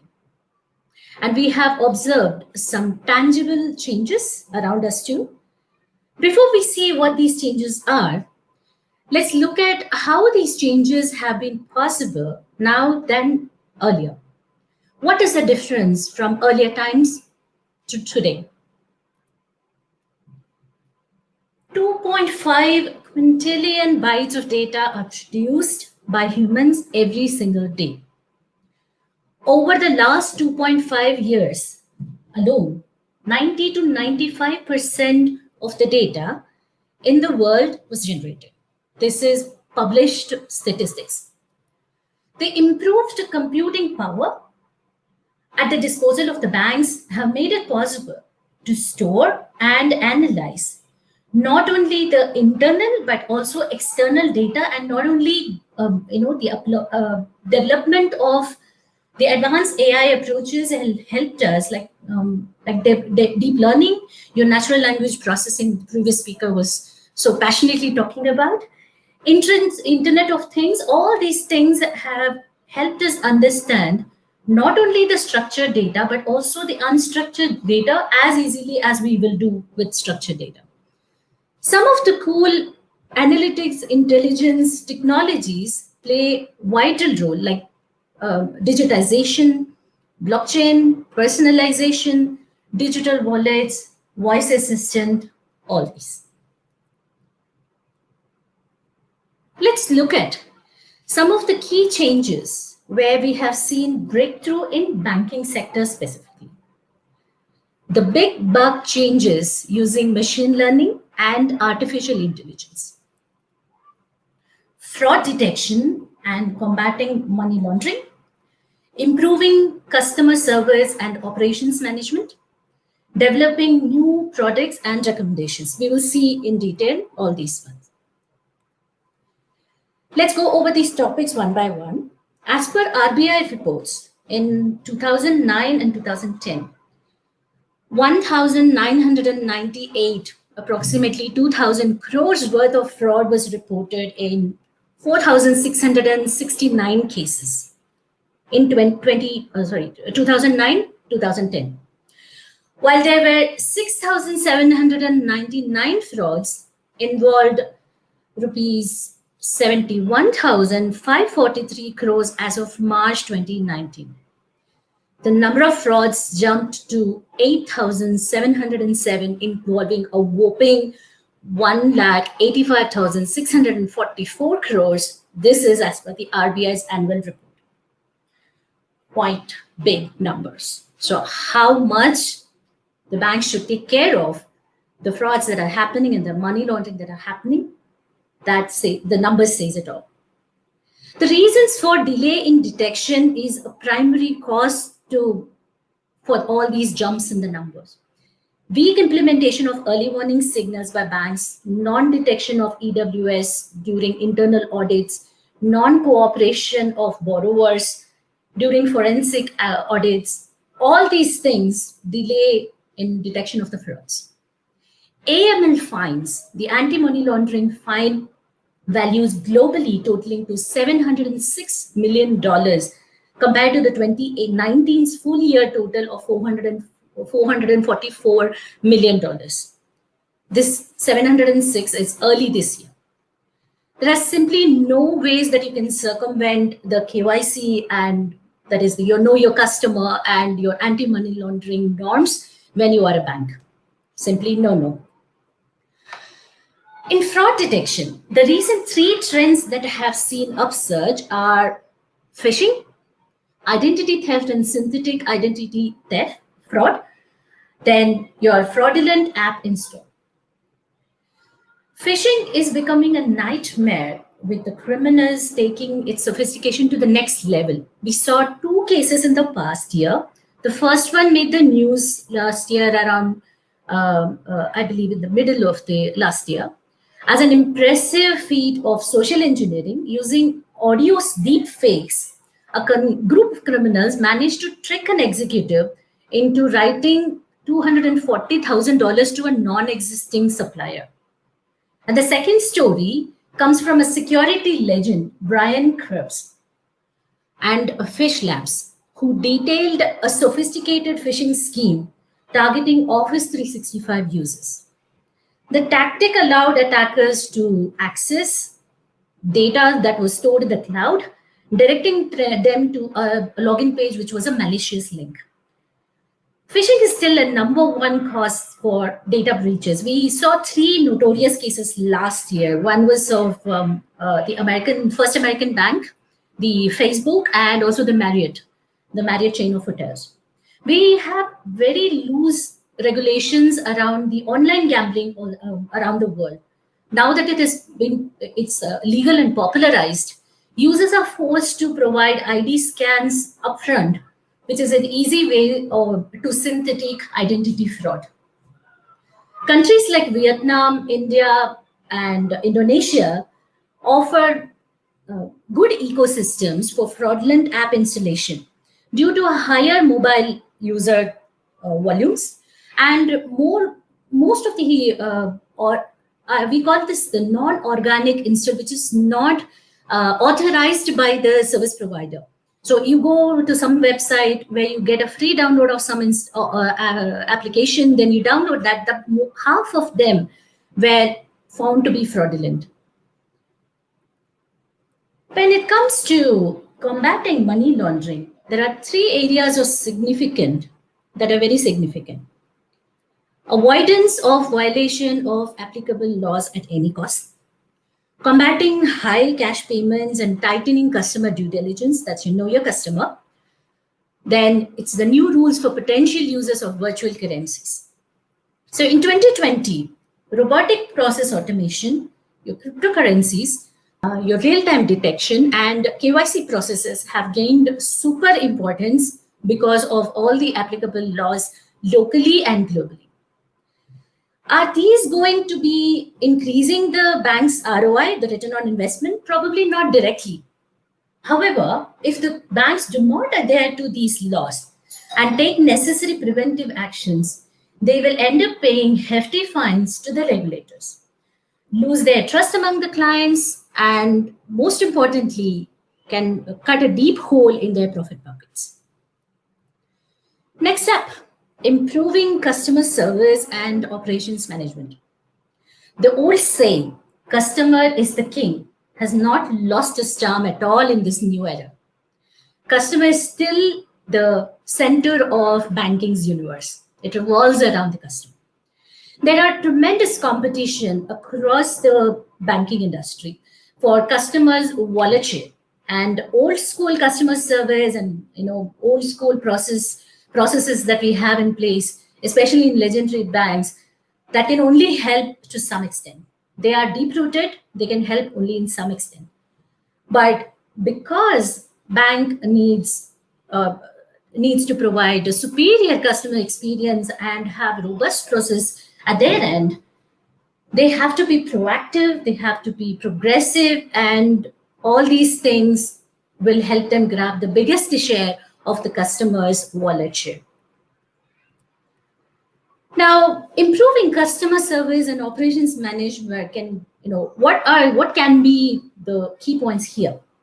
Well, better personalization with rich data. Until a few years ago, banking initiatives targeted demographic-based clusters, young people, older generation. The products where the personalizations were not even heard of. It was one tailored suit which will fit everybody. But the aspirations and the lifestyle and mindsets were never the ingredients. These are qualitative. Like I said in the beginning, not only your quantitative data, your qualitative data actually plays a bigger role. So this ultimate switch in the level of personalization saw a tremendous growth in 2019. In 2020, this trend will further escalate, or it has already escalated, with many banks developing individualized banking experiences. When you log on to the online banking of certain banks, you can see that they call you by name, they identify you by name, and they see what you have checked last, and probably ask you right questions to get what you want directly rather than your searching. So this kind of personalization, it is possible due to the welcomed AI and ML. Well, one of the most innovative and interesting banking trends in 2020 will be the continued movement towards AI-driven predictive banking. So it is for the first time that banking industry can consolidate internal and external customer data that is rich and financially viable, not only to know their customers, but also build their predictive profiles. With the enhanced use of data, financial institutions will provide consumers with value-driven services through next best actions instead of just blindly selling the products. As we all know, operations management is the field of management which emphasizes on managing the day-to-day operations of business, any business organization. This is a field that I work closely with. Let's imagine, would it be a miracle?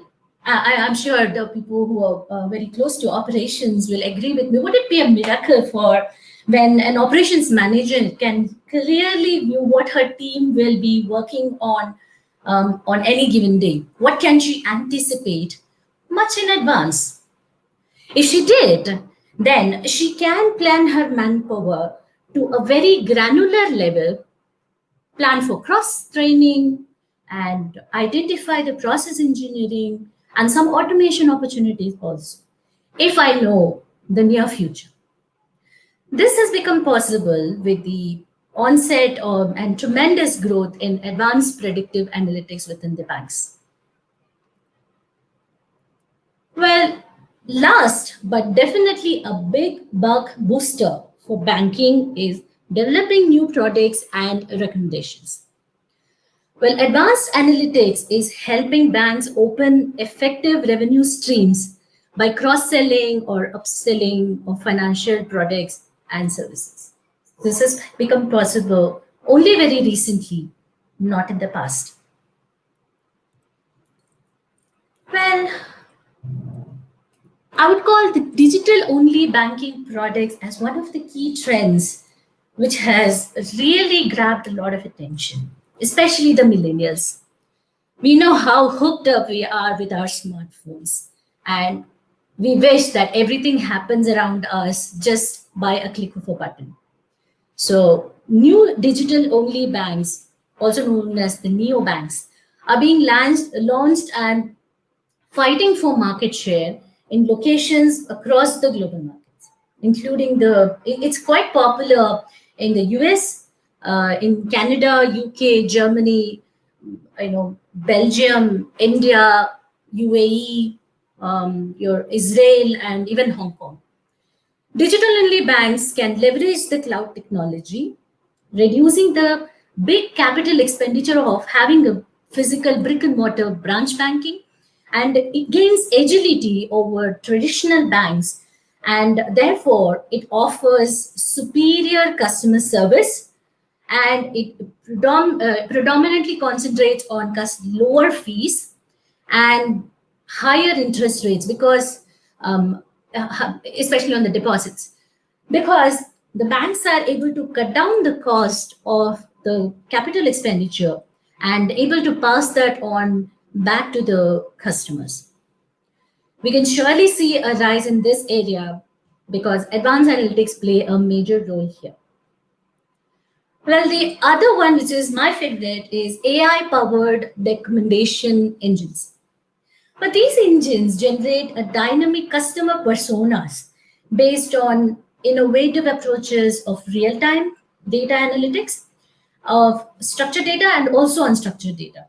So justifiable, and it is ethically, AI models are, they say that it is off the hook of ethics, which is not the case.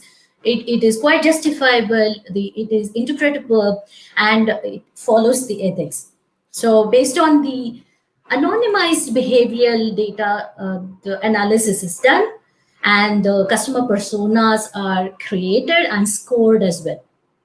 So the persona becomes the guiding light for all your personalizations activities across the banking channels, products, and your campaigns also, the marketing campaigns.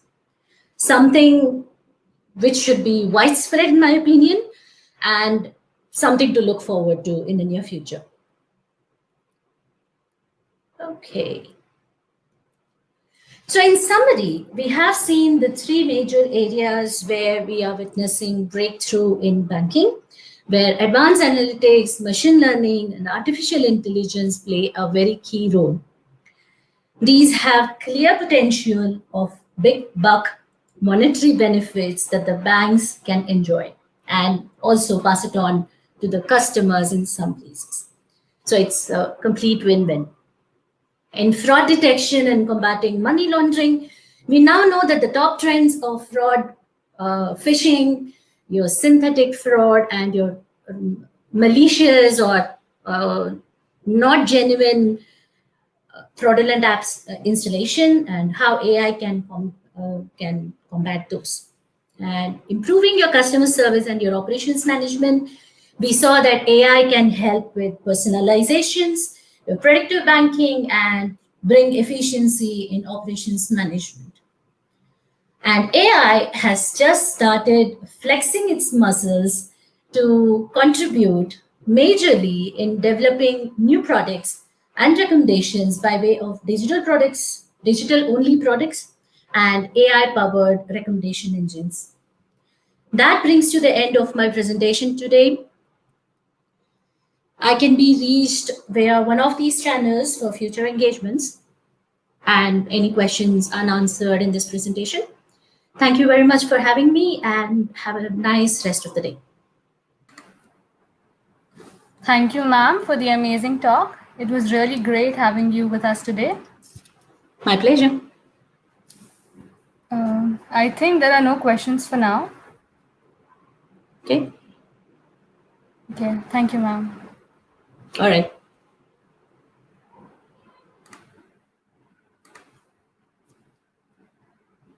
Also, please fill in the survey form for us to understand you better. You can find the link in the comment section.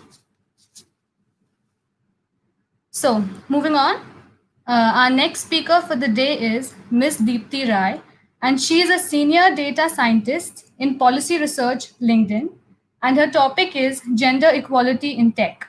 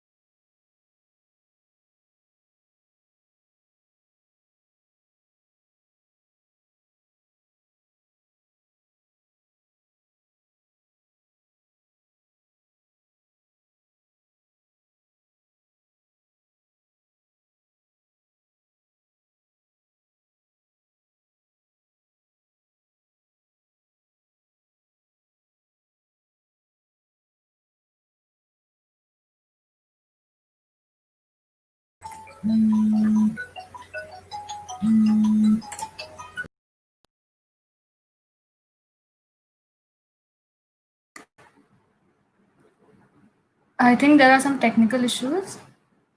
We'll get right back. In fact, if anyone asked me what is that one dream that you would like to be fulfilled in a lifetime, it would definitely be living in a world of gender equality.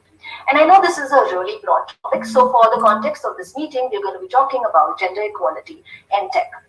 So let's get started. A few years back, a bunch of boys came knocking at my door, complaining that my elder daughter Mira is a bully. Now, I was pretty shocked at this incident. I was taken aback. And you definitely don't want to know how I dealt with those boys. But like an eagle, I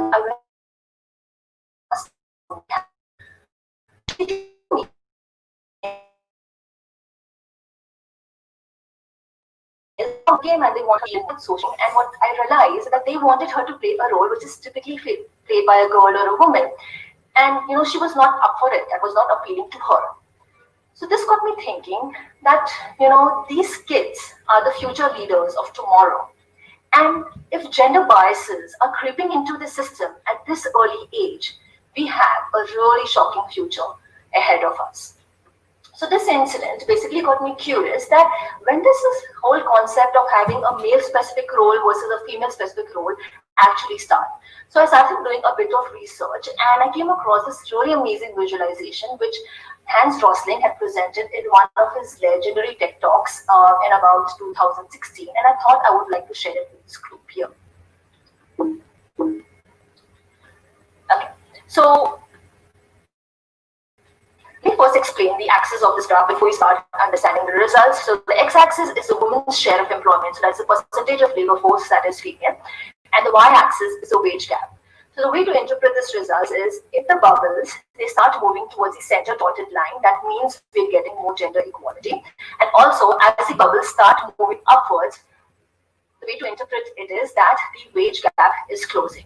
Now with that context, let me play the video. And what you'll see is that in the start, like what you see on the screen right now in 1962, there was a real clear demarcation between female roles versus male roles. Like for example, a cook, waiter, nurse, these were the roles where more women participation was there. And then on the other hand, you can see roles like engineer, scientist, a developer, where you have more male representation. In the video, you will see that how it progresses over the years. So what you can see is that as the year progresses, the demarcation between a male versus specific role, male versus female specific role is starting to close. You see the bubbles are moving more towards the center dotted line, and you're also seeing the bubbles move up. But what you see from 2000 now, what you're seeing right now on the screen, the space has started to slow down. In fact, from 2000 to 2014, there's not been much movement in terms of gender equality. So what I'm trying to say is that while we started at a really great pace of trying to close the gender gap, from 2000 to 2014, 14 years of data, the pace has really slowed down. And this brings me to my next point, where the World Economic Forum published a report, the Global Gender Gap Report in 2020, and what they called out is, at the pace at which we are currently moving, it is going to take us 99.5 years to achieve gender parity. This number is really big, and this number is really, really concerning. So we keep talking about we want gender equality. Now let's answer the question, why is gender equality so important? Yes, from the moral compass side of things, we do want to live in a world which is free, which is equal, right? But let's now appeal to the logical side of the brain. So hiring females is good for business. There have been infinite studies that have been done, which basically prove this point. But for this presentation, I'm just going to give you 3 data points that backs up the statement I just made, that hiring females is good for business. So a study done by the World Economic Forum say that venture capitalists that increase the proportion of female partners by 10% saw about 1.5% more in overall fund return, and that's a really big number. 2. A study done by McKinsey. Companies in the top quartile for gender diversity at the executive level, on an average, see 21% more profitability. 3. Again, a study done by McKinsey. If we could have women participate at work at the same rate that men do in terms of incomes, wages, bonuses, etc., we would add about 28 trillion more GDP to the world. So while we say yes, we want gender equality, and yes, it is a very important moral agenda, I think the data point really proves that hiring females is good for business. It's good for the overall world economy. So having established that yes, we do have a gender diversity problem, we also established that this is an important problem to solve because it's important not only from the moral compass side of things, it's also important from the business side of things. But before we go ahead and try to start solving this problem, we need to really take a step back and understand where this problem is actually originating from. So, in a recent study by LinkedIn, it revealed that 2% of the STEM graduates in APAC are women. Now, the way I look at it is now this look. And why does it look? It should actually be 50-50, right? That's pretty obvious. If there are less women who are graduating from STEM degrees, there are only less women in workplaces, specifically in tech. So, you need to take a step back and think about this question. Why are there only 20% women who are graduating with STEM degrees? So, I wanted to highlight a really interesting study done by Microsoft, where they introduced this concept of a 4-year vision. So, in the recent study, they found that girls gain interest in STEM at the age of 11, and by the age of 15, they lose their interest in STEM. So, whatever we learn in this 4-year window in terms of what we are saying, talking, or what we're doing, really makes a decision in order whether they could pursue a STEM degree as current. Right? And further on, 60% of the girls admitted that if they knew that men will be equally successful in STEM careers, they would be more motivated to take up their degrees.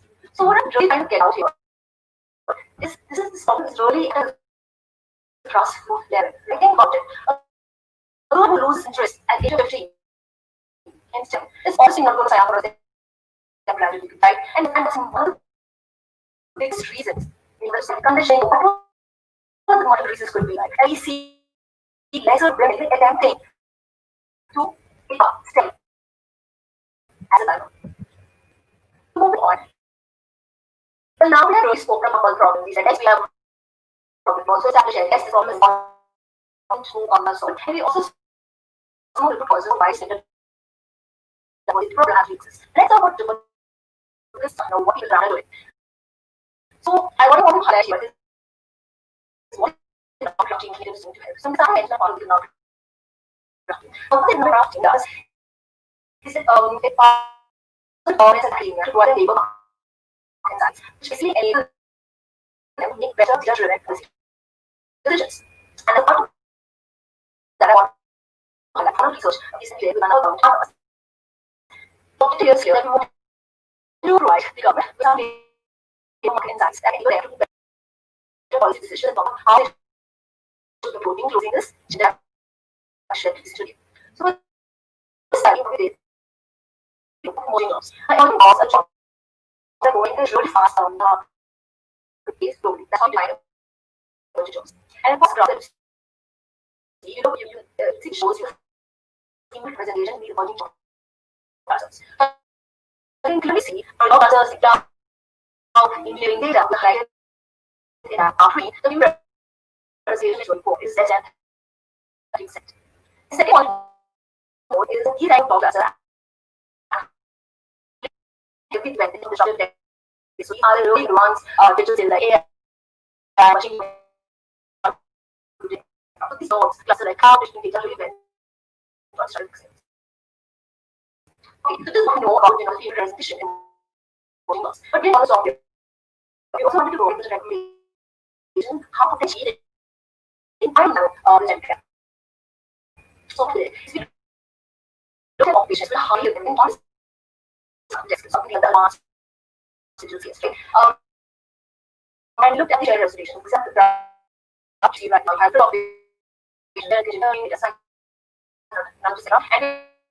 and continue to the image. So you can just documents that engineering, data science, and technology. They have a their representation of what I was at. The continuum is look at for emerging and engineering and technology and what I was at. So in check what stress studies used to say what information you find what the government was to close the gap in future. We need more than emerging those states. I don't know why the criminal which are obviously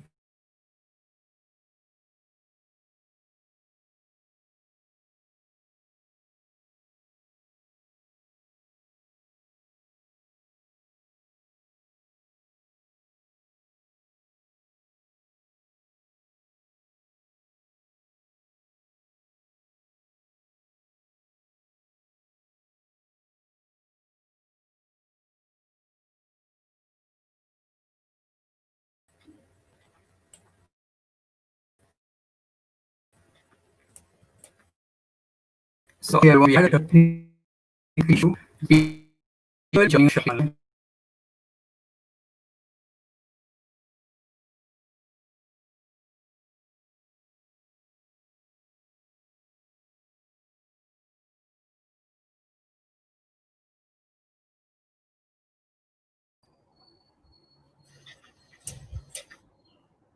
So here we had a technical issue. Kevin, your voice is breaking. Sorry, can you hear me now?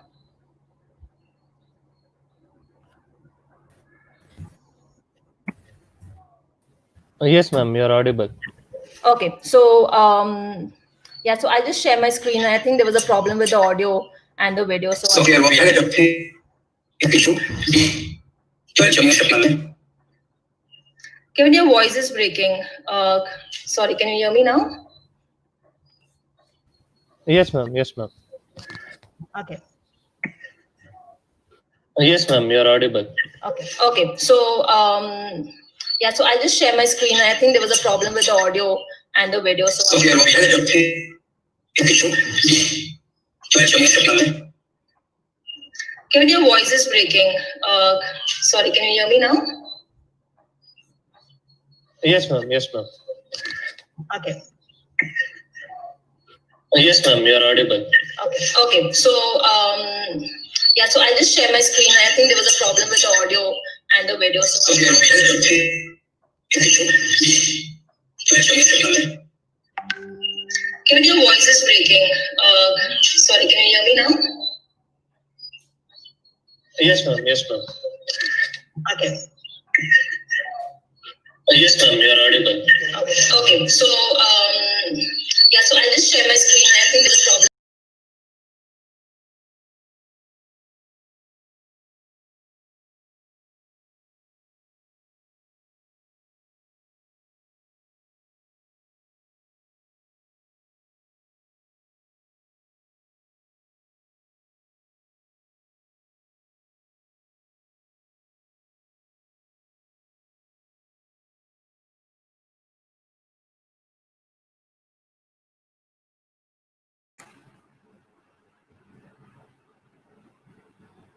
We are facing some technical issues. Please be with us.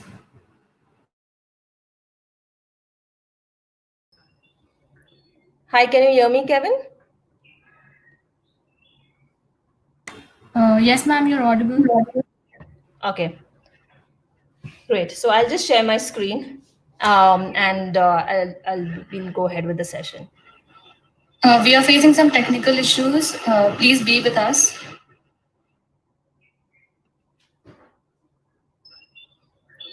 Hi, can you hear me, Kevin? Yes, ma'am, you're audible.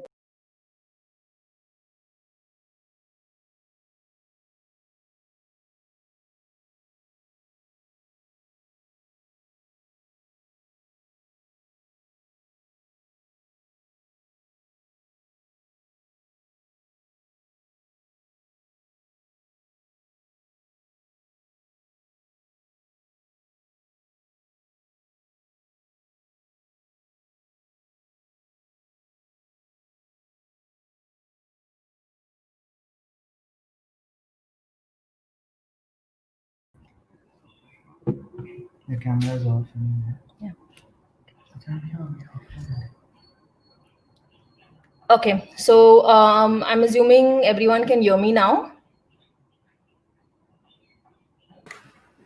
Yes, ma'am. Okay.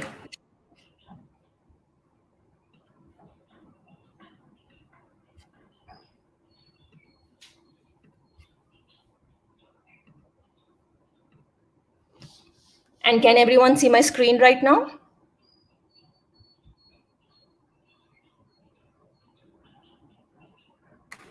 Yes, ma'am, your screen is visible.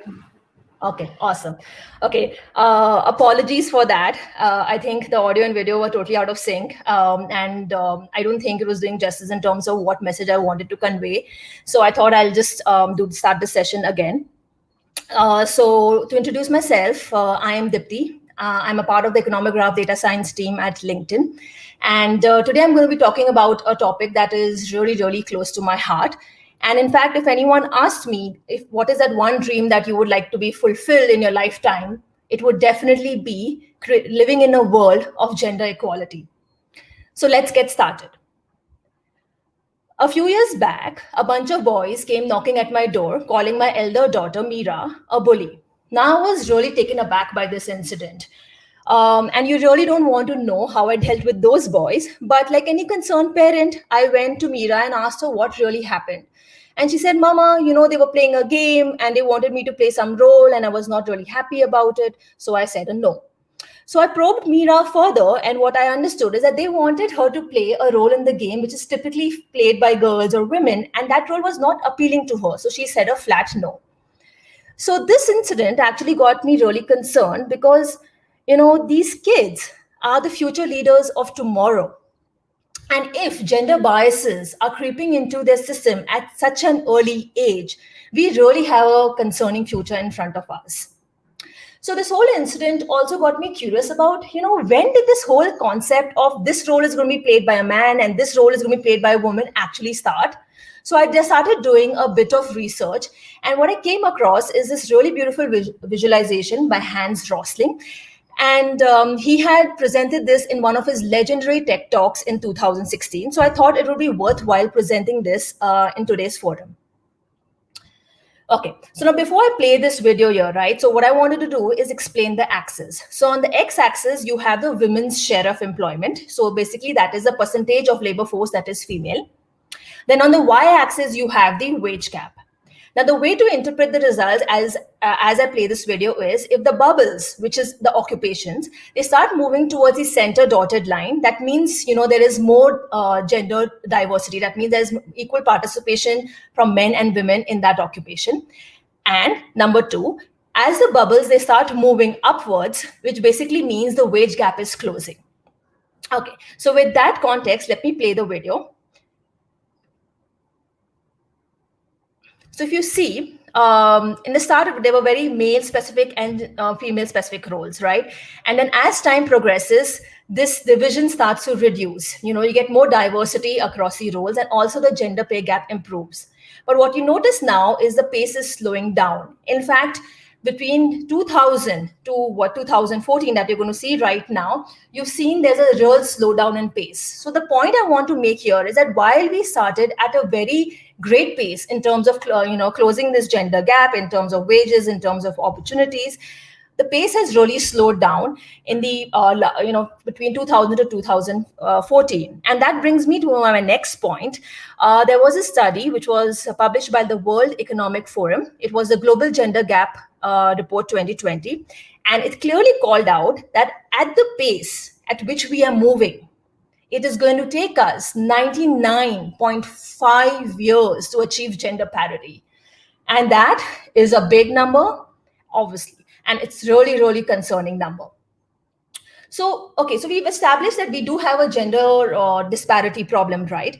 But the question is, why do we keep talking about this gender diversity? Why is it important? Yes, there is a moral compass side of things to it. We do want to live in a world which is free. We want to live in a world which is equal. But you know what? Let's appeal to the logical side of the brain. Let's really understand why gender diversity at workplace is important. Hiring females is good for business. There have been numerous studies done which have basically support the statement that hiring females is good for business. But for this presentation, I will just point out 3 data points which basically support this statement. First, study by World Economic Forum. Venture capital firms that increased their proportion of female partner by 10%, they saw a 1.5% more in overall fund return. And that number, while it looks small, is really big when you look in from absolute perspective. Point number 2, project done by McKinsey. Companies in the top quartile for gender diversity in the executive teams, on an average, see 21% more profitability. 3, if we could have women participate at the same pace as men in workplace in terms of jobs, wages, incomes, mix of jobs, etc., we would be adding potentially 28 trillion more GDP added to the world. So these 3 data points are enough to prove the statement that I made, that hiring females is good for business. So yes, when we talk about gender diversity, we do have a moral agenda in mind, but you know what? Hiring females is actually adding value to the overall world economy. So now let's move forward. We have established we have a problem. We also established from the previous data points that this problem is an important problem to solve. But before we go ahead and start solving for the problem, we really need to understand, why does this problem even originate in the first place, right? What are the root causes? So in a study done by LinkedIn, it revealed that 32% of the STEM graduates in APAC are women. And this number is small. Why is it small? It should definitely be 50-50. But you need to think about this question, right? Why are only 32% of STEM graduates in APAC women? So on doing a bit of research, I came across this really interesting Microsoft study. And they had this interesting concept of a 4-year window. So girls, basically, they gain interest in STEM subjects at the age of 11. And at the age of 15, they have lost it. Right, so they've lost that interest in STEM subjects. So this 4-year window, right? So whatever they hear, they see, they do, basically makes or breaks their decision in terms of whether they're going to pursue STEM as a career. Further on in this study, 60% of the girls also admitted that they would feel more motivated to take up STEM subjects if they knew that men as well as women are equally successful in STEM careers. So the point I'm trying to make out here is that this problem is really, really at a grassroots level. Think about it. A girl who has lost interest in STEM subjects at the age of 15 has very low probability of signing up for a STEM career. And that's precisely the reason, that we see less women enter into STEM colleges and less women even graduate from these with STEM degrees. Okay, so till now we have actually spoken about all the problems. We have a problem, we know that it's an important problem to solve, and we also saw some of the root causes of the problems, right? But now let's talk about the good stuff. What are people doing? I'm sure a lot of people are doing a lot about this, but what I wanted to highlight is what the economic graph team at LinkedIn is doing to help you. So in the start of the presentation, I mentioned that I'm a part of the economic graph data science team. And what this team does is it partners with governments, academia to provide them labor market insights to enable them to make better data-driven policy decisions. So what I wanted to do today is highlight one of the study that we did. The objective of the study was that we wanted to provide our government partner with certain labor market insights that enable them to make better decisions in terms of how they should address this problem of gender gap that is existing in today's workforce. So for this study, what we did is we looked at emerging jobs. Now, the way we define emerging jobs here is the jobs which are growing at a really fast pace globally are defined as emerging jobs. Then for each of these emerging job clusters, we looked at the female representation. So the first graph that you're seeing on the screen right now is precisely that. So what you can actually see is for jobs like job clusters like cloud, engineering, and data that are highlighted in dark green, the female representation is low. When I say low, it means it's less than 30%. So this was the first insight we had provided them. And the second thing to note here is that these jobs, the cloud, engineering, and data job clusters, they are heavily dependent on disruptive tech skills. That means people who need to be on these jobs need to have really advanced digital skills like AI, ML, NLP, etc. Right? Now, we didn't want to stop here. So we know there is a gender diversity problem in emerging jobs, but we also wanted to help the government and provide them specific recommendations on how they can try to close this gap. So we took a step further, and what we did is we looked at all the occupations which are again highly dependent on disruptive tech skills. So again, these are advanced digital skills. And this graph, which you see right on the right-hand side of the screen, is all the occupations which are heavily dependent on disruptive tech skills, and it shows the gender representation. So the green ones are the female, and the blue ones are the males. So what you can see is like for the top 3 jobs like genetic engineering, data science, and nanotechnology, we have a good gender representation from females. Basically, we have more diverse talent. So the recommendation that we provided to the government here is that to expand the pipeline for emerging tech talent, we need to tap into fields like genetic engineering, DS, and nanotechnology that have basically inherently more diverse talent. So in a nutshell, what we wanted to convey is to close gender gap in future. We need more women in emerging jobs today, and we also provided them some of the recommendations from where they can tap this talent. Now, this is just one of the numerous studies that we have done to address the gender gap issue. And then I just wanted to highlight this today because, when we talk about providing labor market insights to the government, I wanted to give you a flavor of what these labor market insights actually are. So now moving on. So so we spoke about, how LinkedIn is helping to address this problem. But what I wanted to do is spend a bit of time in terms of talking about a more generic solution of how we can address this gender diversity issue. And in this, I wanted to express my opinions in terms of how I feel that we can actually solve for this problem. So the first opinion is that we all need to strive for a fairer tech industry for women. It's not a one person's job. The government, the academia, companies, and individuals like you and me need to work together to strive for a fairer tech industry. Let's start with the government. Okay, so you remember that 32% number that I spoke about in the start, where only 32% of the STEM graduates in APAC are women. Now, the government needs to start thinking what more can they do to encourage more girls to take up STEM, right? It could be policy changes, it could be anything else, but they really need to think of ways to encourage more girls to take up STEM. Now, say the government does everything in its power to encourage girls to take up STEM. It doesn't stop there, right? Now, these girls, when they enter the academic world, the academia now needs to rethink the entire strategy. They need to rethink their whole process, starting from admissions to classroom interactions, and think about how they can make this entire process more gender neutral, more gender equal. Okay, then moving on, workplace. Now, say academia does everything in its power, to keep these women inspired, motivated, and set up for success. Now, when these women actually enter workplace, now it becomes a workplace responsibility to make sure that they create an environment which is open and welcoming to women in tech. It's not only about getting women into workplace, they also need to ensure that when women enter workplace, they're given the right support, they remain inspired, motivated, and they are set up for success at all positions, even at executive level positions.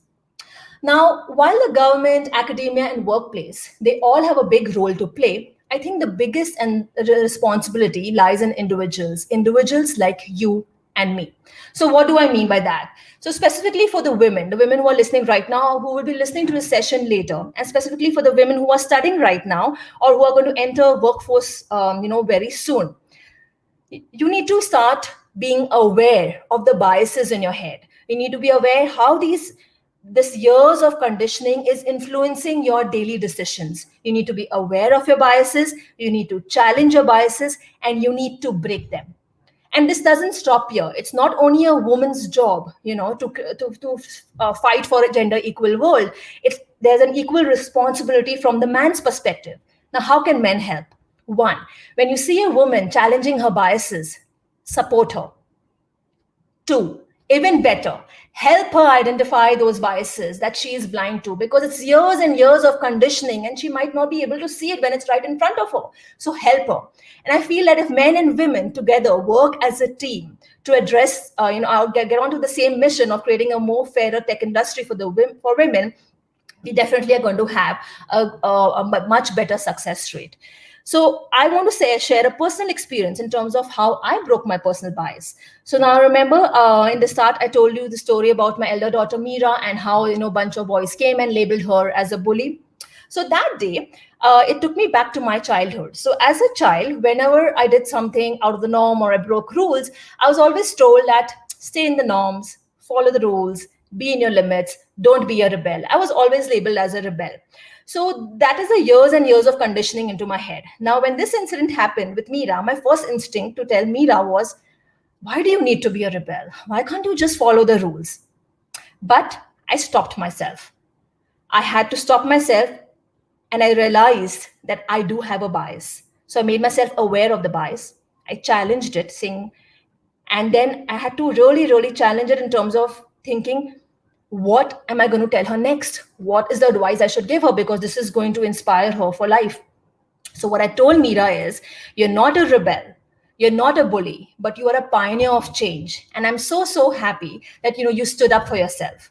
So with that thought, I would like to end this presentation. And the last leaving thoughts that I would want to give this audience is, challenge your bias, go ahead and break it, and let's all get on to this mission of creating a fairer tech industry for women. Thank you for your time, and thank you for listening to me today.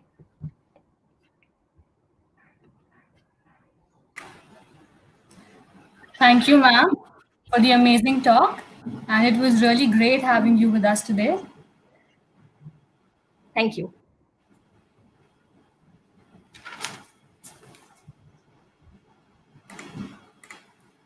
So our next speaker for the day is Dr. Aditi Verma, a PhD in neuroscience, and her topic for the day is Big Omics Data in Alzheimer's Disease. We welcome you, ma'am. Thank you so much. Thank you for having me here. Hi, everyone. And I'm going to share my slides now. So is this visible? Yes, ma'am, it's visible. Is it visible? Can I go ahead with my presentation? Yes, ma'am, sure. Great. So, hi. As you guys have been told, I'm Aditi Verma. I'm a PhD in neuroscience from the Indian Institute of Science. And I'm going to talk about big omics data in Alzheimer's disease.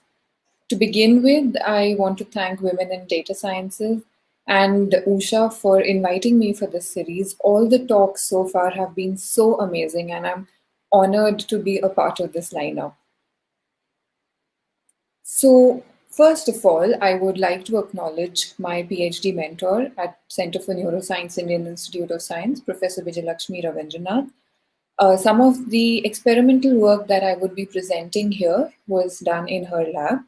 I would also like to thank my colleagues who were also who also helped in the work that is presented here.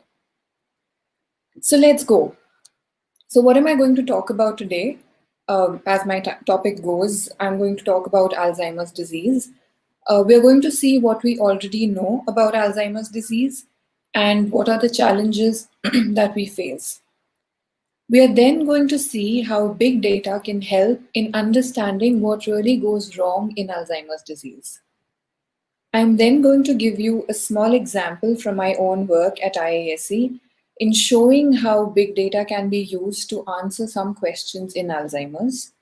And finally, for those of you who are interested, I am going to direct you towards open source resources that can be used to solve Alzheimer's disease problems. So going further, what is Alzheimer's disease? Alzheimer's disease is, I'm sure you're all familiar with Alzheimer's disease. I don't really have to tell you. You know that the symptom of Alzheimer's disease is memory loss. You know that Alzheimer's disease includes cognitive dysfunction. I'm sure that all of you know people either from newspaper or magazine articles or from movies, books, or in your real life. You know, you've met people who suffer from Alzheimer's disease. And what is the reason for this familiarity with Alzheimer's disease? The only reason is that Alzheimer's disease is such a rapidly increasing global epidemic. According to the 2018 World Alzheimer Report, every 3 seconds, there's a new case of Alzheimer's disease in the world. I think that is something that we need to think about, and you should really let that sink in. That is how Alzheimer's is growing in the world. So what do we know about Alzheimer's disease so far? In Alzheimer's disease, the cells of the brain, which are known as neurons, are diseased. What do I mean by that? These cells have problems in their connections, which are known as dendrites, due to which they do not connect to each other properly. And there's also accumulation of faulty proteins. Finally, this leads to the death of the neurons. What happens because of that is that certain regions of the brain degenerate. And this is what is manifested as cognitive dysfunction, including memory loss. So, what causes this diseased neuron state in the brain? Now, we do know of a few genetic mutations, genetic factors that lead to Alzheimer's disease, but these account only for 5% of the cases. We do not know why a majority of the cases of Alzheimer's disease are caused. Now, isn't that staggering? So there are theories and mechanisms. It's not that we don't know anything about it, but the concrete mechanisms through which Alzheimer's disease is caused is broadly unknown, which is why there's no cure for Alzheimer's. Now, one of the reasons that there's no cure for Alzheimer's is that so far, most of the therapeutic strategies have focused on single gene or protein targets. And recently, we are realizing and we are acknowledging that Alzheimer's disease is a multifactorial disease. By multifactorial, I mean that there are more than one causes of Alzheimer's disease that happen simultaneously in the neurons that lead to the disease condition. So how do we understand, how do we bring a comprehensive understanding of all these multiple causes of Alzheimer's disease. Now, that is where big data comes to the rescue. Because big data enables you to have this global picture of what might be going wrong in the brain. So I'm going to spend the next few slides explaining from a biologist's perspective, where does big data in biology actually come from and what knowledge does it give us about ourselves? So humans, whatever we do, it's actually a sum total of how our organ systems function. So our organ systems,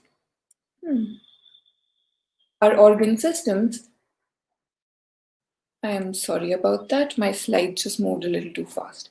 So our organ systems, including our nervous system, digestive system, respiratory system, circulatory system, these are the systems that have individual organs, and these organs help us to think, to breathe, to digest what we eat. It enables the blood to flow to all the organs at the right time and helps us to walk, talk, everything that we do can be attributed to our individual organs.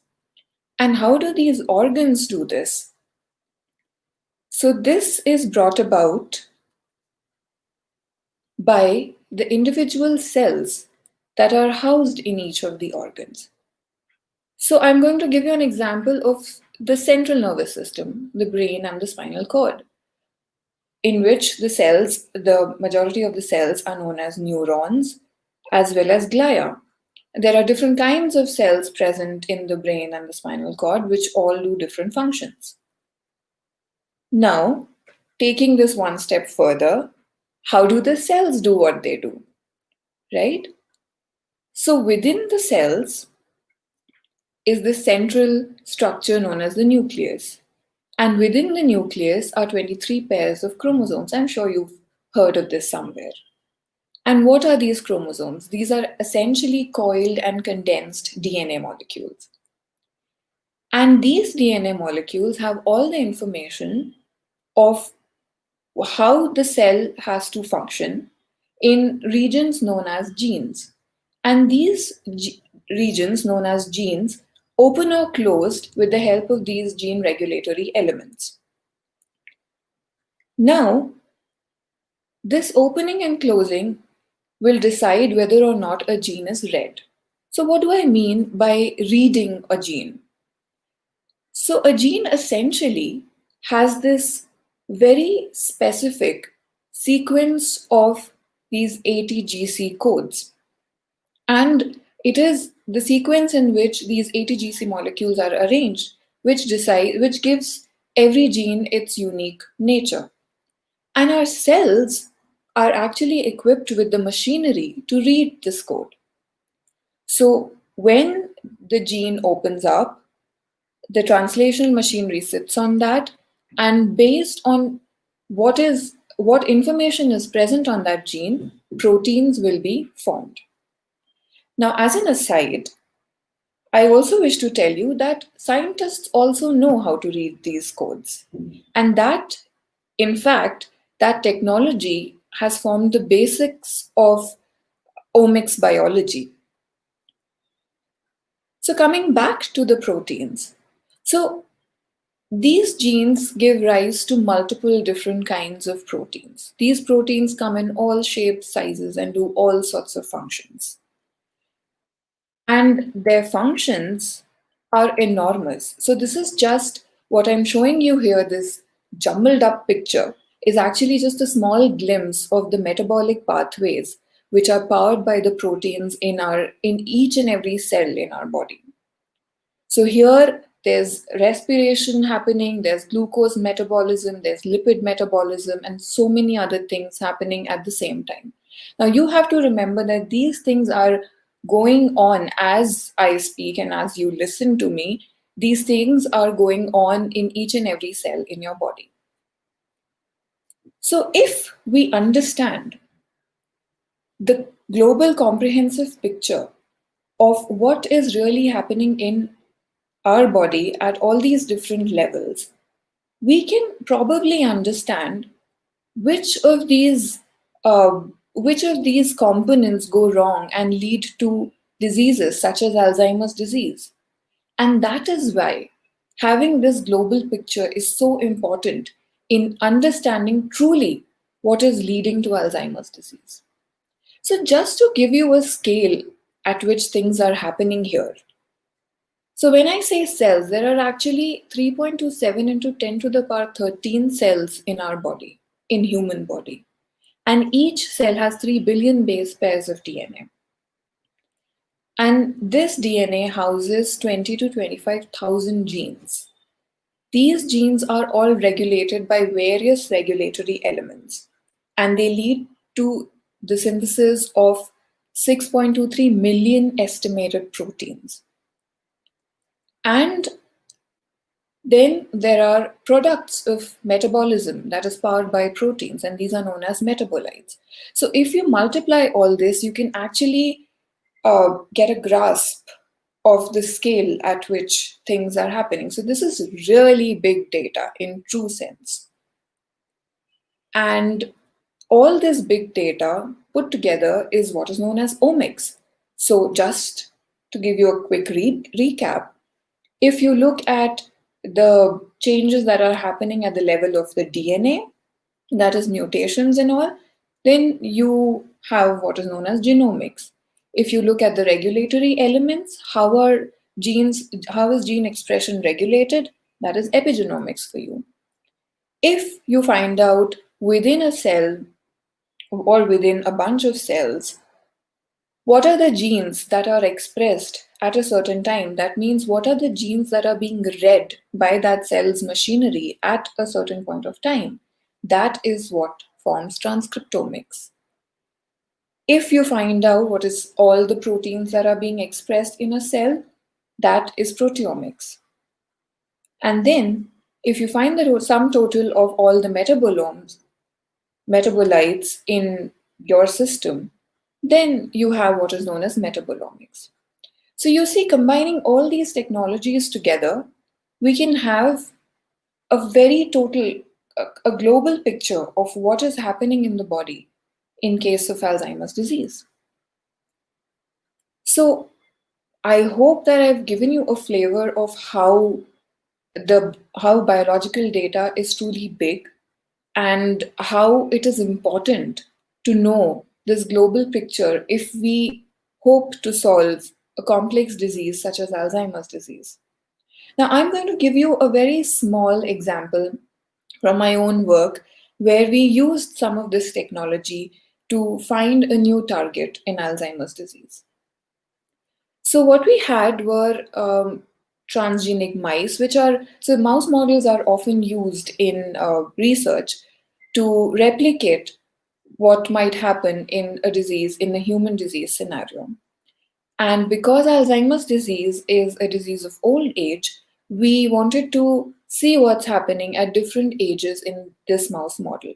This mouse model basically was expressing a gene, a mutated gene that led to Alzheimer's disease phenotype. Now, what we did was we isolated regions of the brain that we know are impacted in AD from these mice.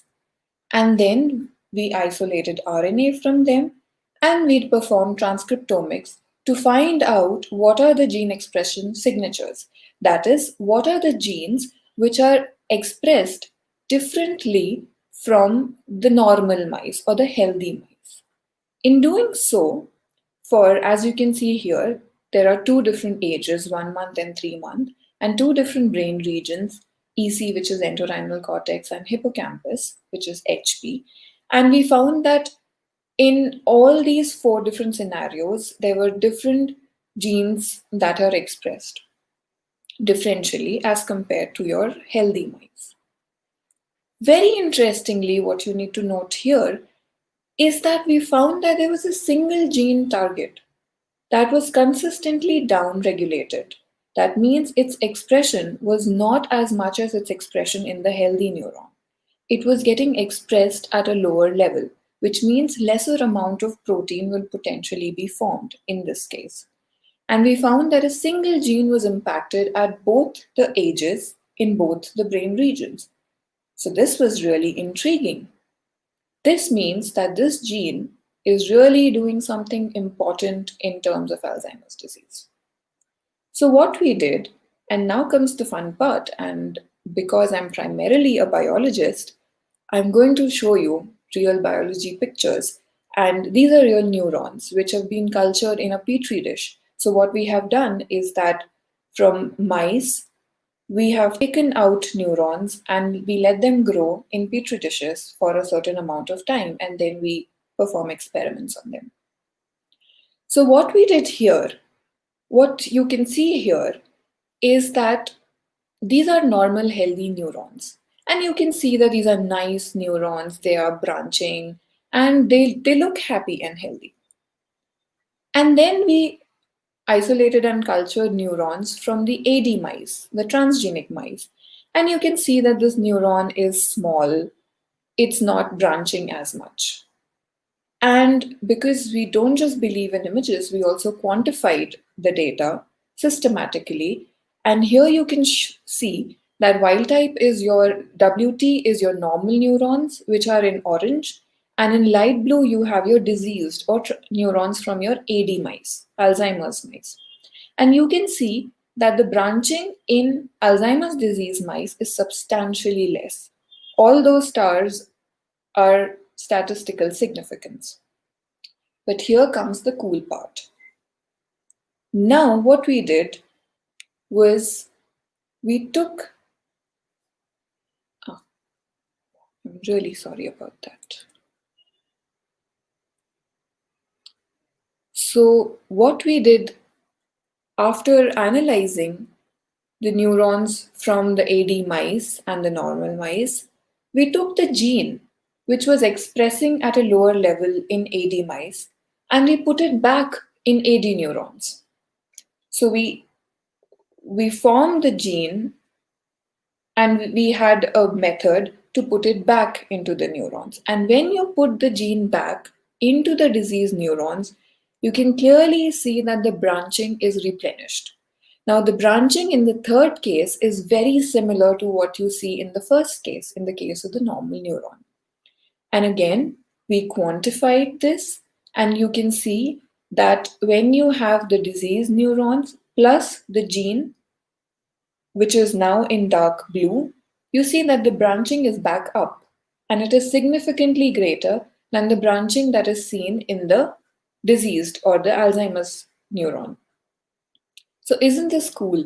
This is a first-hand example of, so it's a very good example of how you can identify. So basically what we did was we sifted through 20 to 25,000 different genes, and then we could identify a single gene that was consistently changing in Alzheimer's disease in different brain regions at different time points. And we could show that indeed this gene is less in Alzheimer's disease, and if I put it back, I can get my original phenotype. I can get back a normal healthy neuron. So this is the power of big data. You know, I just want to mention here that if I did not have high throughput sequencing, if I did not have big data in this case, I would have gone one gene at a time, and God knows when I would have landed on this particular gene. So this is how big data helps you to look at the entire picture.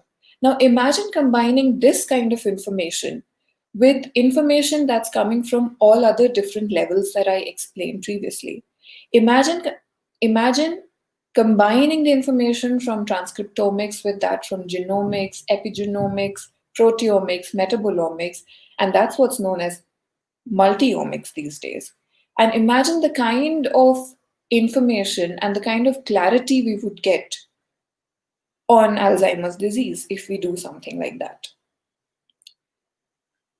So from here, I would like to tell you that these kinds of studies, a lot of these kinds of studies are being done at a very large scale, and a lot of this data is openly available, and that's where data scientists can come in and they can contribute in solving this problem. And I would just like to point to a couple of resources which are good and which can be easily accessed. For example, for data, for Alzheimer's disease data, different kinds of data, like I said, transcriptomics, metabolomics, proteomics. There is the AMP-AD knowledge portal, which has a lot of well-curated data. And then there is the Global Alzheimer's Association Interactive Network. Again, a lot of very well curated data, a lot of longitudinal data. Sometimes you will also find a lot of human data on these portals. And then there are also a lot of open source platforms which provide you with the tools to analyze this data. So there's Bioconductor, which is an amazing platform, and then there's GATK. So I hope that this would get some of you interested in looking at Alzheimer's disease from a data science perspective and accessing some of this open source data and tools and helping to solve the mystery of Alzheimer's disease.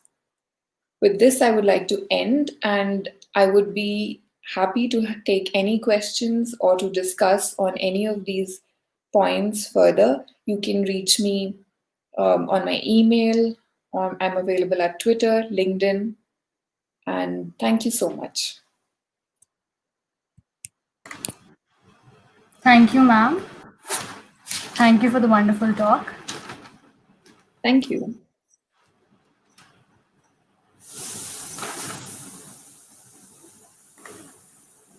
Okay, so we have our next speaker for the day. It's Miss Aishwarya Pathak, and she works at the United Health Group, and her topic is AI-driven voice solutions in healthcare.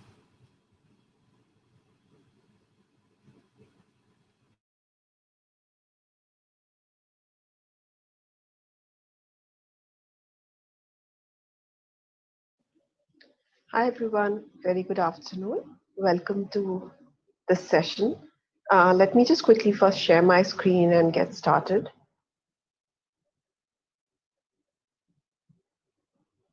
Here we go. I'll just do full screen. So let me first start by introducing myself. My name is Aishwarya Pathak. I'm currently working as an associate director with Optum. I have a total of 11 years of experience, and in the past 5 years, so I started my career with Microsoft Technology, and in the past 5 years, I actually moved to the data science space. I've worked extensively with voice and voice-related technologies in machine learning and AI, and that's what I'm here to talk about today. AI-driven voice solutions in healthcare is the topic for the day, and let me quickly just dive right in. Right. So what I want to start with is just by, setting up the context with discussing a little bit about the landscape related to voice solutions in healthcare. And, just the other day, I was actually reading an article that said that, the market size for voice solutions across industries actually is estimated to be $48 billion in the next couple of years. So that in itself tells, us the magnitude of the use case that we are getting into today. And everything that we touch upon, I wanted to, for it to be relevant, not only in the healthcare space, because I was aware that, a lot of you joining in might be from different domains apart from healthcare. So a couple of these use cases that you see on the screen here are very, very specific to healthcare, obviously, but there are a few, and the one that we will be getting deeper into is actually a use case that's relevant across industries and not only specifically in healthcare. So to get started with, let's first look at the first use case that's mentioned on the slide right here: diagnosis, detection, and tracking of diseases. Now, disease management, I feel, is a very, very important use case within the voice solution space. And a lot of industries or industry leaders have started, working with the vocal biomarkers. And actually, any disease that has to do with your speech, your voice quality, or just your breathing patterns actually comes under this umbrella. In fact, there was a paper that was published in 2018 that spoke about how you could detect flu just through very, very minor variations in the voice, right? And just, knowing that this could be done with a disease like flu, understand the implication of this technology on diseases like Alzheimer's or dementia or several others for that matter. And that's why I wanted to include, because obviously anyone who's working in healthcare, the core focus would be to help people, lead a better life, right? And managing any disease at the early onset actually helps us do that. Moving on to the next one that I have on the slide, the medical transcription and digital scribbing. Very interestingly, healthcare professionals around the world today spend over 30% of their time on a daily basis in documenting, right? Whether it's, documenting a visit, or you would have seen even in India these days, when you go see a physician, there's another individual who's sitting probably there, or the physician himself or herself is taking down notes constantly of during your visit, right? Just to document that for future purposes. Now, that's where diction tools come into picture, and that's where ASR comes into picture, right? And as we are all aware, the three major components in automatic speech recognition is a lexicon, the words and the pronunciation of it, the caustic model and the language model. And I'll talk about a little bit more about language models as we move ahead and dive a little bit deeper into the topic for the day. But I wanted to still touch upon that, because as we all understand within healthcare specifically, the conversations that we have to take care of through these diction tools or softwares are very, very different from any other industry, right? And that might be the case with a lot of other industries as well. But when I say that, I specifically mean that the calls that happen, or the automatic notes that you have to form actually are very, very intensive in medical verbiage or medical vocabulary, right? Even if it's a call that is claims related and not something that a doctor or a member is having, even in scenarios like that, you need a technology that can very, very effectively transcript those those prescriptions, those tests, those claims related words very effectively. And that's why the fine tuning of the language model comes into play. And that's why it's so critical to get a good accuracy as well, right? Because you're taking notes for future use. It has to be very, very easily interpretable, and it has to be readable. So moving on to the next one, that's improving quality of life for senior citizens and the disabled. Now, this is again a very, very interesting use case, specifically in healthcare. And this is something, out of, these four. This is very, very, again, relevant in the healthcare space, because like I mentioned, everything that we do, we want to make it easier for individuals, especially the elderly. A lot of us these days even have smart speakers at home, right? And we find it easier to probably, just give verbal instructions rather than do something technologically, whenever you're giving instructions to a machine. And that's the case with elders, even more so, right? A lot of us identify that it's easier for them to probably talk to a system rather than, have to type it, or give instructions otherwise. And that's where this particular use comes in play. Now, this is in conjunction with a lot of other technologies. That's what industries are, or that's what enterprise these days are utilizing it for, maybe in conjunction with pose estimation, and having a voice recognition system integrated with pose estimation actually works really well for a use case like this, where you can help people, lead better lives, become more active in the comfort of their homes. And especially in the pandemic situation that we are in currently, a lot of these sessions actually happen virtually. And use of technologies like this, it becomes even more important, because then you can cater to a lot more people virtually and give them, a technology that they're easily able to work with. Moving on to the last one, and this is what we will be getting deeper into. And like I said, the customer communication insights for payers and providers, and why I chose this particular use case to talk about today is because, this is not only relevant for healthcare. I think this is a use case that is applicable to all different industries, whichever are providing a service, whichever hold the customer's service organization integrated with their services today, right? Because this is a particular data source, that is your audio call recordings and related data set, that is completely untapped into without the use of voice solutions. So moving on, let me define the problem statement specifically for customer insights a little bit more.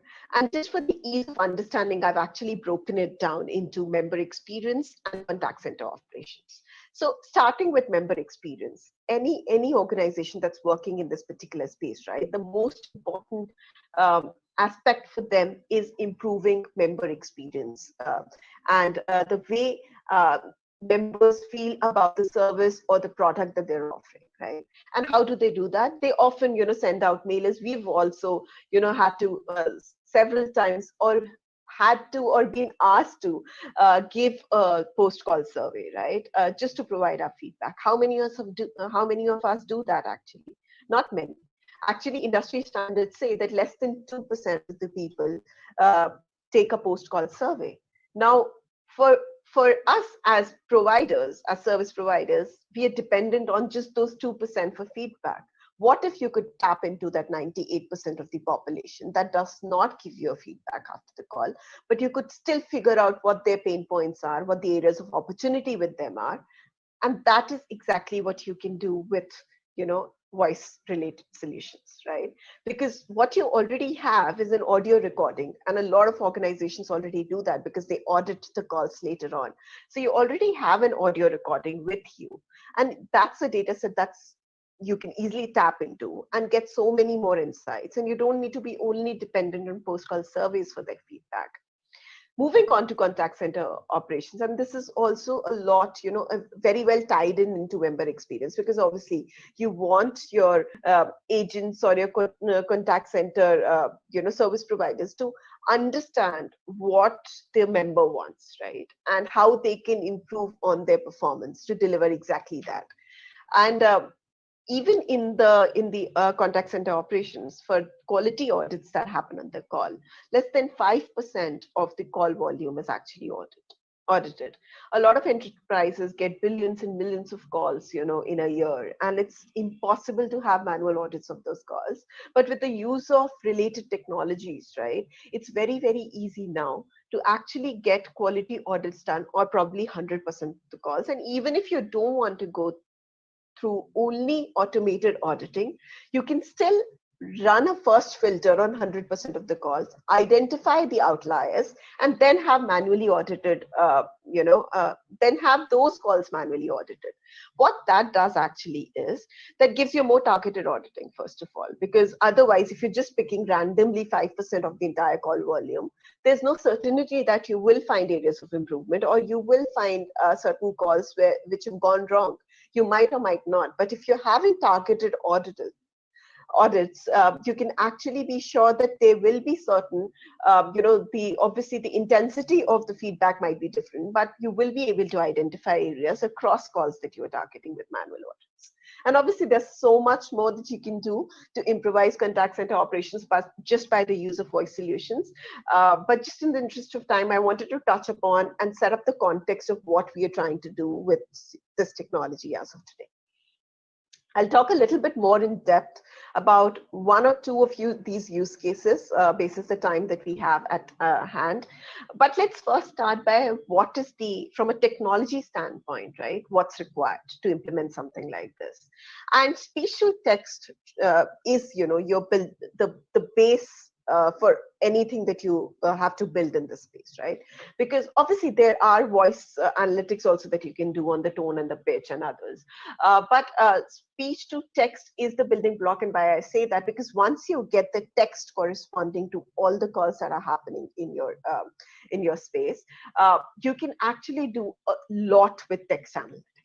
Right, and that's where NLP comes into play. But to begin with, just a fun fact that the first speech-to-text engine was actually built in 1952, and it was named Audrey, and it could only recognize numeric 0 to 9, right? And it's so interesting how far we've come. Obviously, in the 80s and the 90s, we had a lot of focus that was on the hidden Markov model, and rightly so. It was a probabilistic approach to speech to text. But constantly the researchers, even during that time, knew the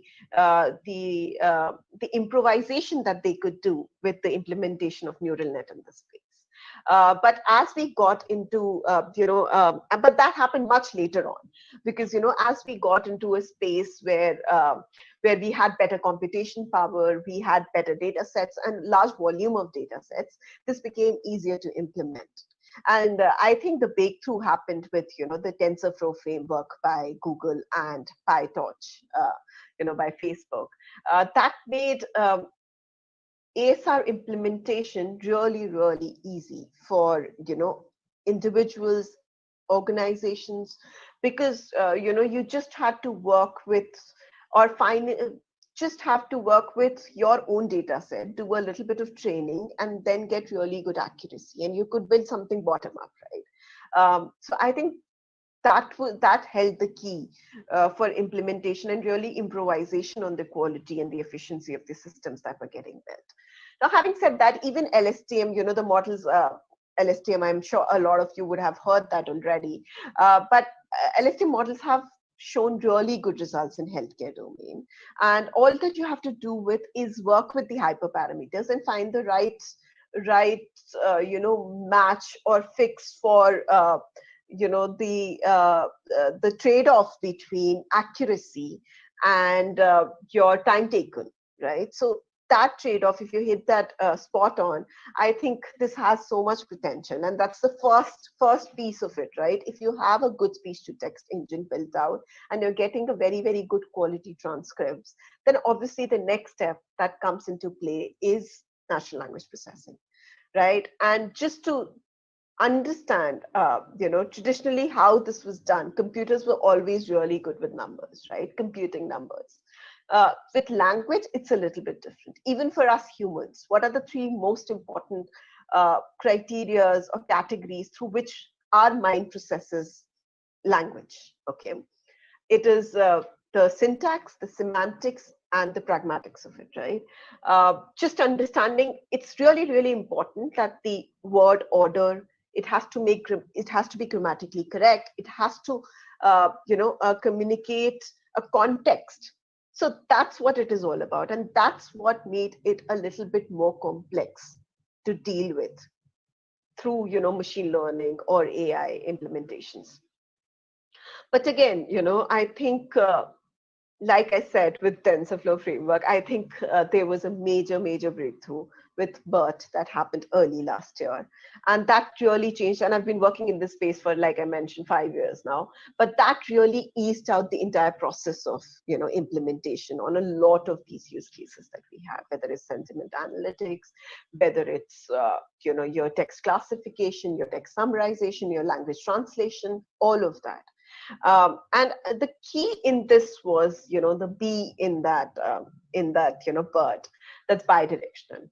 A lot of the previous language models that we had used to just be trained on the previous N words that you had, right? But with BERT coming into play, what it could do was it provided you a pre-trained model on not only the previous N words, but also the next N words.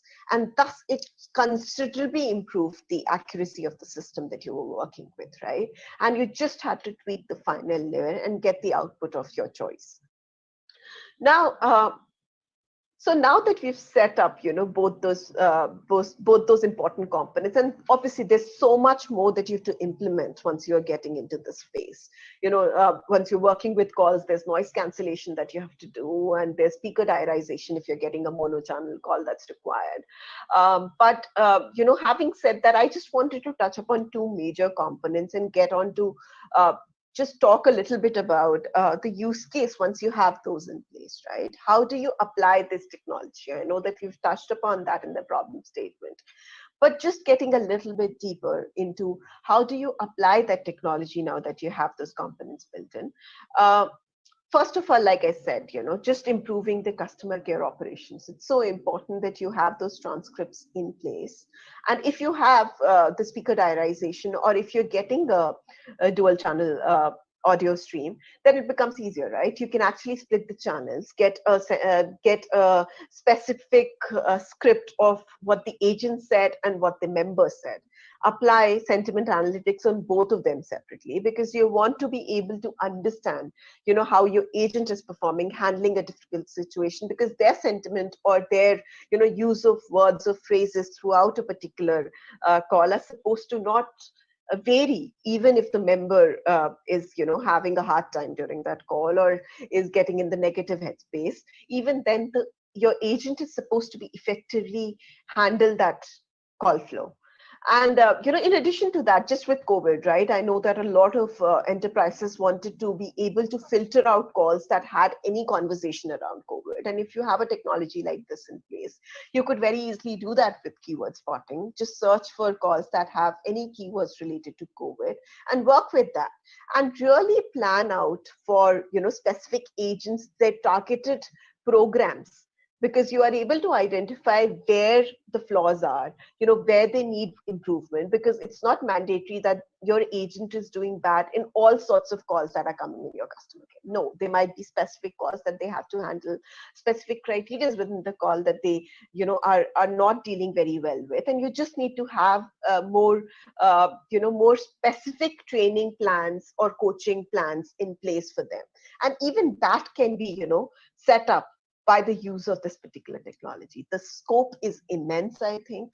And just being on top of the hour, I've touched upon this, already with the sentiment analysis piece that I spoke about. But I think, just getting sentiments demarcated, I think it's so critical to having a pseudo NPS, Net Promoter Score, or a pseudo, customer satisfaction score for all the calls that come into your customer care. It can really make you take better decisions, have better, have better services planned out for what is working, what's not working for your enterprise, and really take data-driven decisions at the end of the day. So thank you so much for taking up the time to listen to this talk today. And you can always connect with me on LinkedIn. I'm available there and pretty active there as well. And I would be happy to, talk with any of you further on this topic or any related topic in machine learning. Thank you so much for the organizers of the event for, organizing such an enriching experience for all of us. Thank you. Have a very good day. Thanks a lot, Aishwarya ma'am.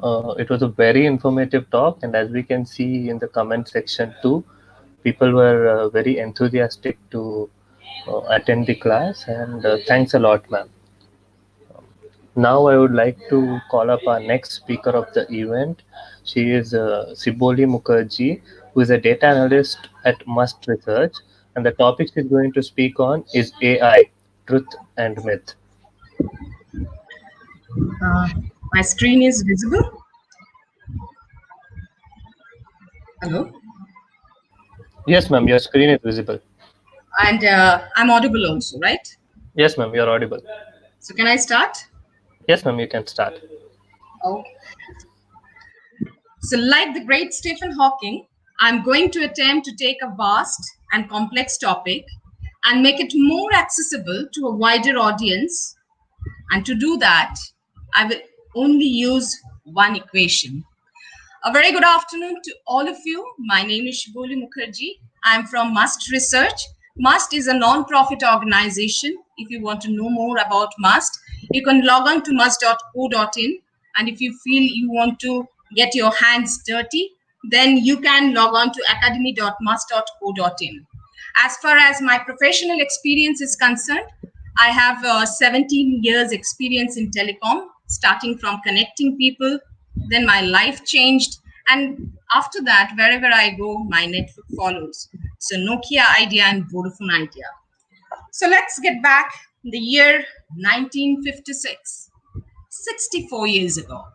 64 years ago, 4 trailblazers, John McCarthy, Marvin Minsky, Nathaniel Rochester, and Claude Shannon convened at Dartmouth College for an 8-week summer workshop.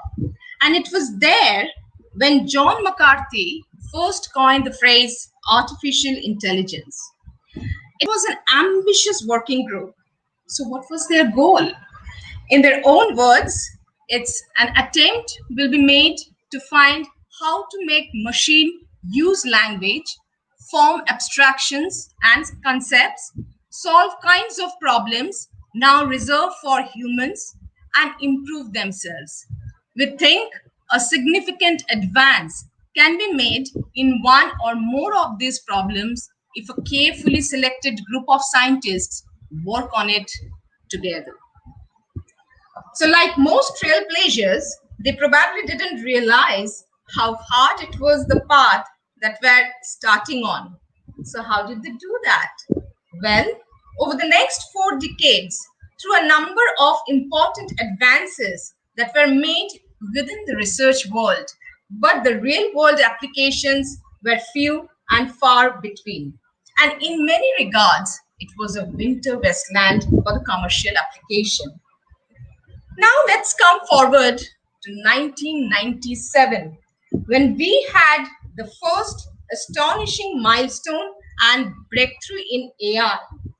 Gary Kasparov was beaten 3.5 games to 2.5 games by IBM's Deep Blue. This was the first computer program that defeated a world chess champion in a match under tournament condition. Again, go fast forward to 23 years, that is 2016, just 4 years back. This time, it was the Asian board game Go, and where 18 times champion Lee Sedol was defeated by AlphaGo, which was a computer program run by Google's DeepMind. Now, for those of you who aren't familiar with Go, you must think it's another board game or like chess. No, it's different in 2 ways. One, instead of 8 into 8, it is 19 into 19. So the game playing space is significantly larger. And the second, which is more important, that the way you win Go is actually encircle your opponent pieces, whereas in chess, you just take a single piece. So these two things make this game dramatically more complex than chess. And that's why it took 23 years. To know more about AlphaGo, you can go to YouTube and you can type AlphaGo documentary, where you can learn more about the AlphaGo things.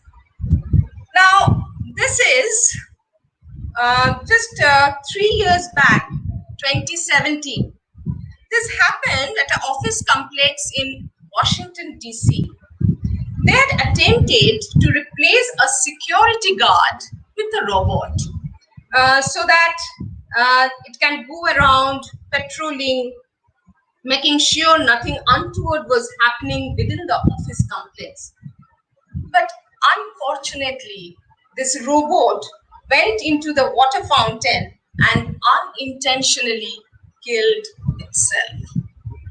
Now the question arises, how do we reconcile these two extreme achievements on the spectrum of AI? On the one hand, we have a computer program that defeated and is better than every single human on the planet. And on the other hand, we have a robot which unintentionally killed themselves, and which is a seemingly pretty easy task. So from this, we can derive that our real world is messy, complex, and little confusing. Now, to illustrate this, I am referring some incredible talented Karen Zak artwork. Karen Zak is an art director at Wendon and Kennedy. Now, if we quickly look at left-hand side, you will hardly distinguish between a muffin and a chihuahua. And similarly, on the right-hand side, you will hardly distinguish between a puppy and a Bengal.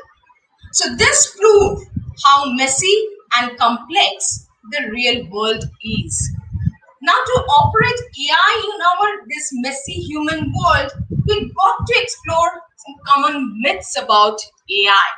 So number one, I will be talking about myth number 1 is AI is a magical algorithm. Now, this myth is perpetuated by Hollywood. If you look at Her, Ex Machina, you see examples of computer program effortlessly mastering their environment. That's a myth. And the truth is, now I will use that only one equation, and which is a little different, and that is AI equals to TD plus ML plus HITL. Now let me define this one by one. So TD is training data, ML is machine learning, and HITL is human in the loop. Now, training data is taking data from the real messy human world, like your text, images, video, and audio, and adding labels to that. So it's structured in such a way that the algorithm can learn and understand. So that's the concept of a training data, adding an output to an input. Now, if you have children around when they're 9 to 12 months old, you already understand this concept of training data. Because at this point in time, they start to point at things like chair, table, dog, cat, etc.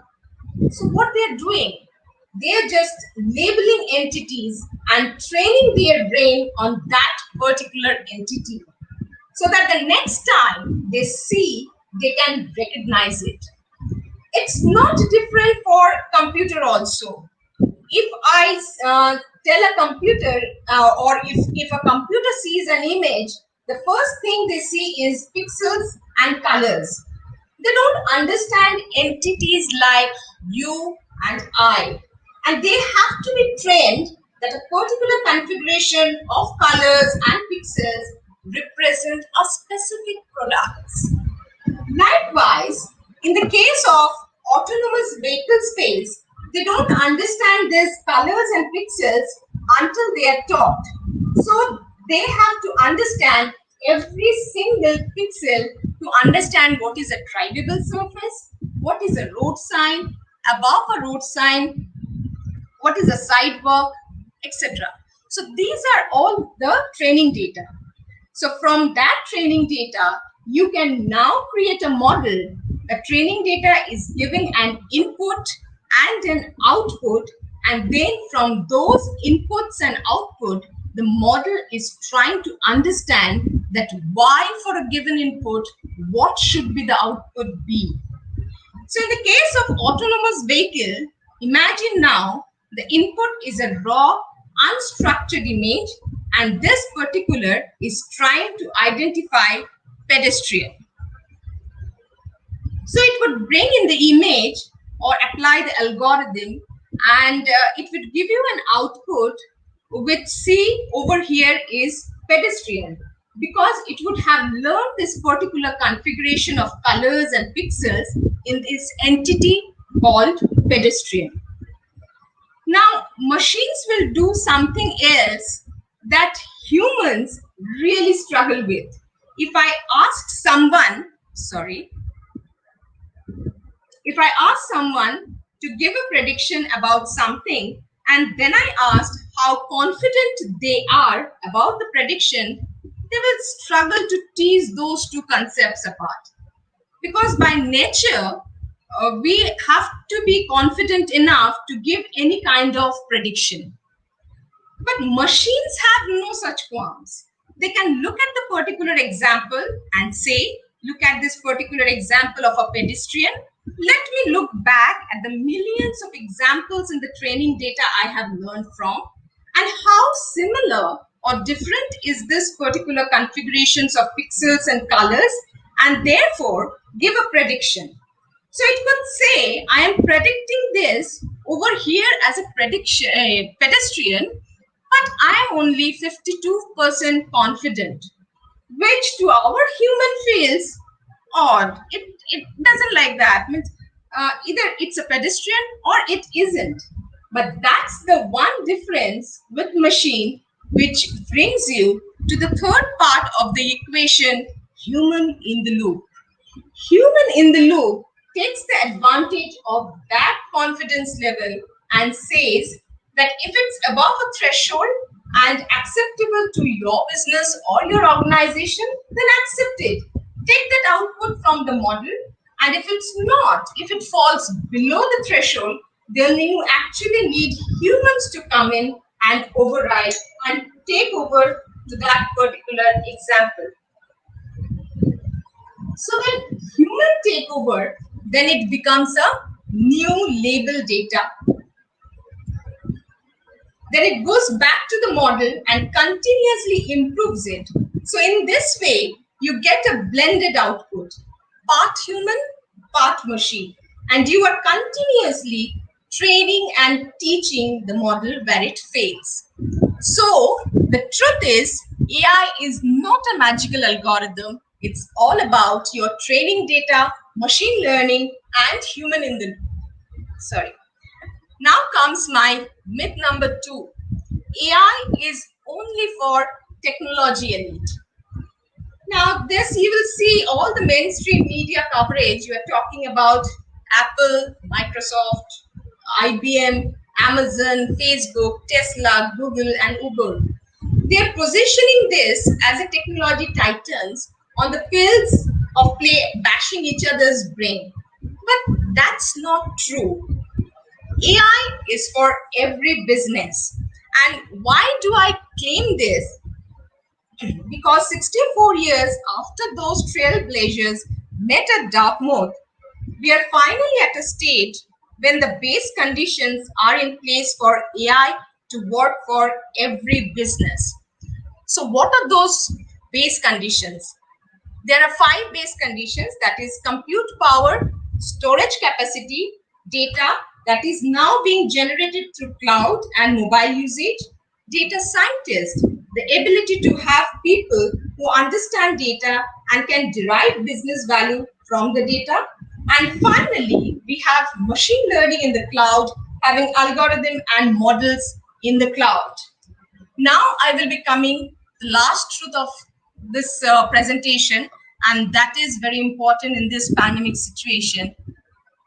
The myth number 3 is AI is machine replacing human. Now this is probably the most pernicious because it's the one that drives our collective fear and sense of anxiety and identity. So when this major milestone happened, these are emotionally heavy events. They get cast as machine defeats a man. Now, that's an incorrect framing. The right way to think about this is not a single machine defeats a single human. The right way to think about this is a single machine plus thousands of humans that played the game Go or chess, and that machine learned from defeated a single human. So if you frame it in that way, feels like an unfair fight and in some regard, not as unexpected outcome. So this here I can say that we should think about as a combination, not as a replacement. Here I will give you an illustration that why machines and humans are different. We have different relative strength and weakness. Machines have fantastic computational power, and we humans, our strength is understanding the context. Understanding meaning operating in this messy human world, in this ambiguous environment. So if I take an example, on my left hand side, if I ask a machine to calculate this eigenvalue and eigenvector, the machine can do it within a blink of an eye where human struggles.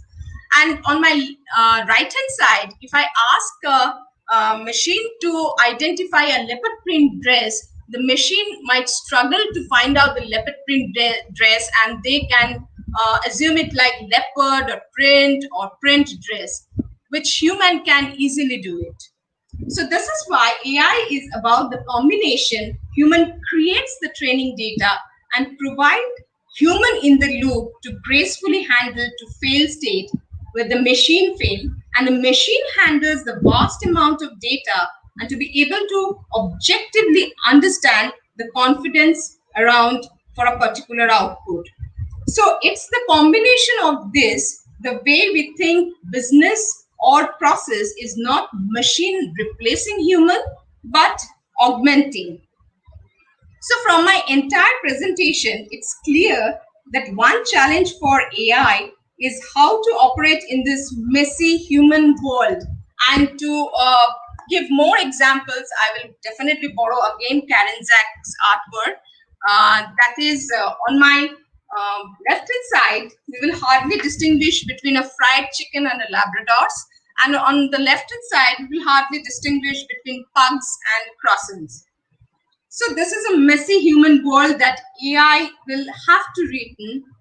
So the truths that I would encourage you to take away back to your companies or your organization, and those three truths and myths are: AI is not a magical algorithm. It's all about your training data, machine learning, and human in the loop. AI is for every business, not for technology elite. And last but not the least, AI is machine augmenting humans.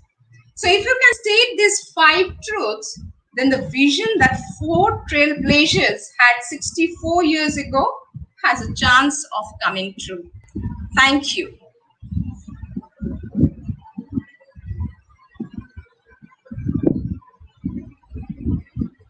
Hello. Thanks a lot, ma'am. It was a really wonderful, informative talk. I hope all of them enjoyed the talk thoroughly, and it's such a valuable talk. Like, it's definitely the need of the hour to know what's truth and what's the myth. So thanks a lot, ma'am. It was our pleasure having you today on the talk. Thank you. And if you have any question on your mind, you can connect me over LinkedIn, or you can send me any question over the mails also. So these are my LinkedIn ID and email ID. They've also shared the social media handles in the description. Feel free to contact ma'am. Thanks a lot, ma'am. Thank you. Thank you so much. Thank you. So now I'll be introducing all of you to the next speaker of our event. She's none other than Amrita ma'am. One second, I'm having some problems sharing my screen here. Just give me 1 second here. Sure, ma'am. Sure, ma'am. She is the senior cloud architect at Agilitium, and she's going to speak on AWS ecosystem for big data analytics. No, I think the title is not right. Can you just verify the title? Yes, ma'am. Title and the designation, I think you probably mixed sorry, it. ma'am. Sorry, ma'am. Okay, she is Amrita, ma'am, and she's going to speak on From Text to Media, My Journey in AI since 2001, and she's from Cinematics. I'm sorry for the inconvenience caused, ma'am. Over to you, ma'am. Yeah, 1 second, I'm not seeing the option. I think it's still stuck somewhere. The screen sharing, it's not allowing me. Sure, ma'am. Take your time, ma'am.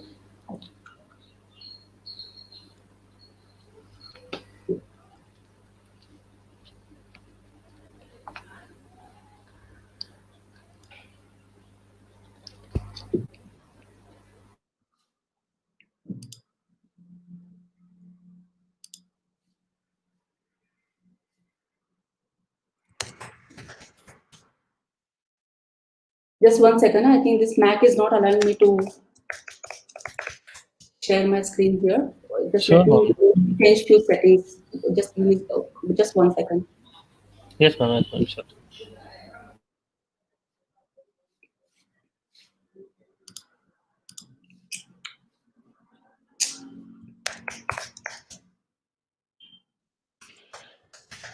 Let me ping you the link to my PPT. If you can, from there, can you share my screen, please? Because yes, ma'am. Sure, ma'am. Sure, ma'am. Mac is, I think, giving me some difficulty. Yes, ma'am. Sure, ma'am. And this will be the last presentation in that link. I've sent you the link on chat.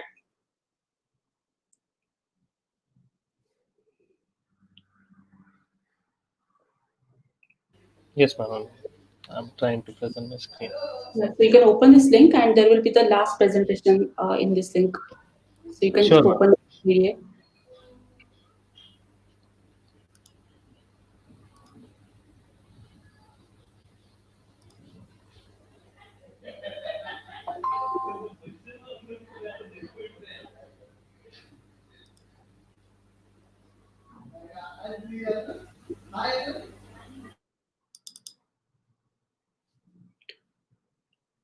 Oh, I see. I think I'm able to do it now. Record.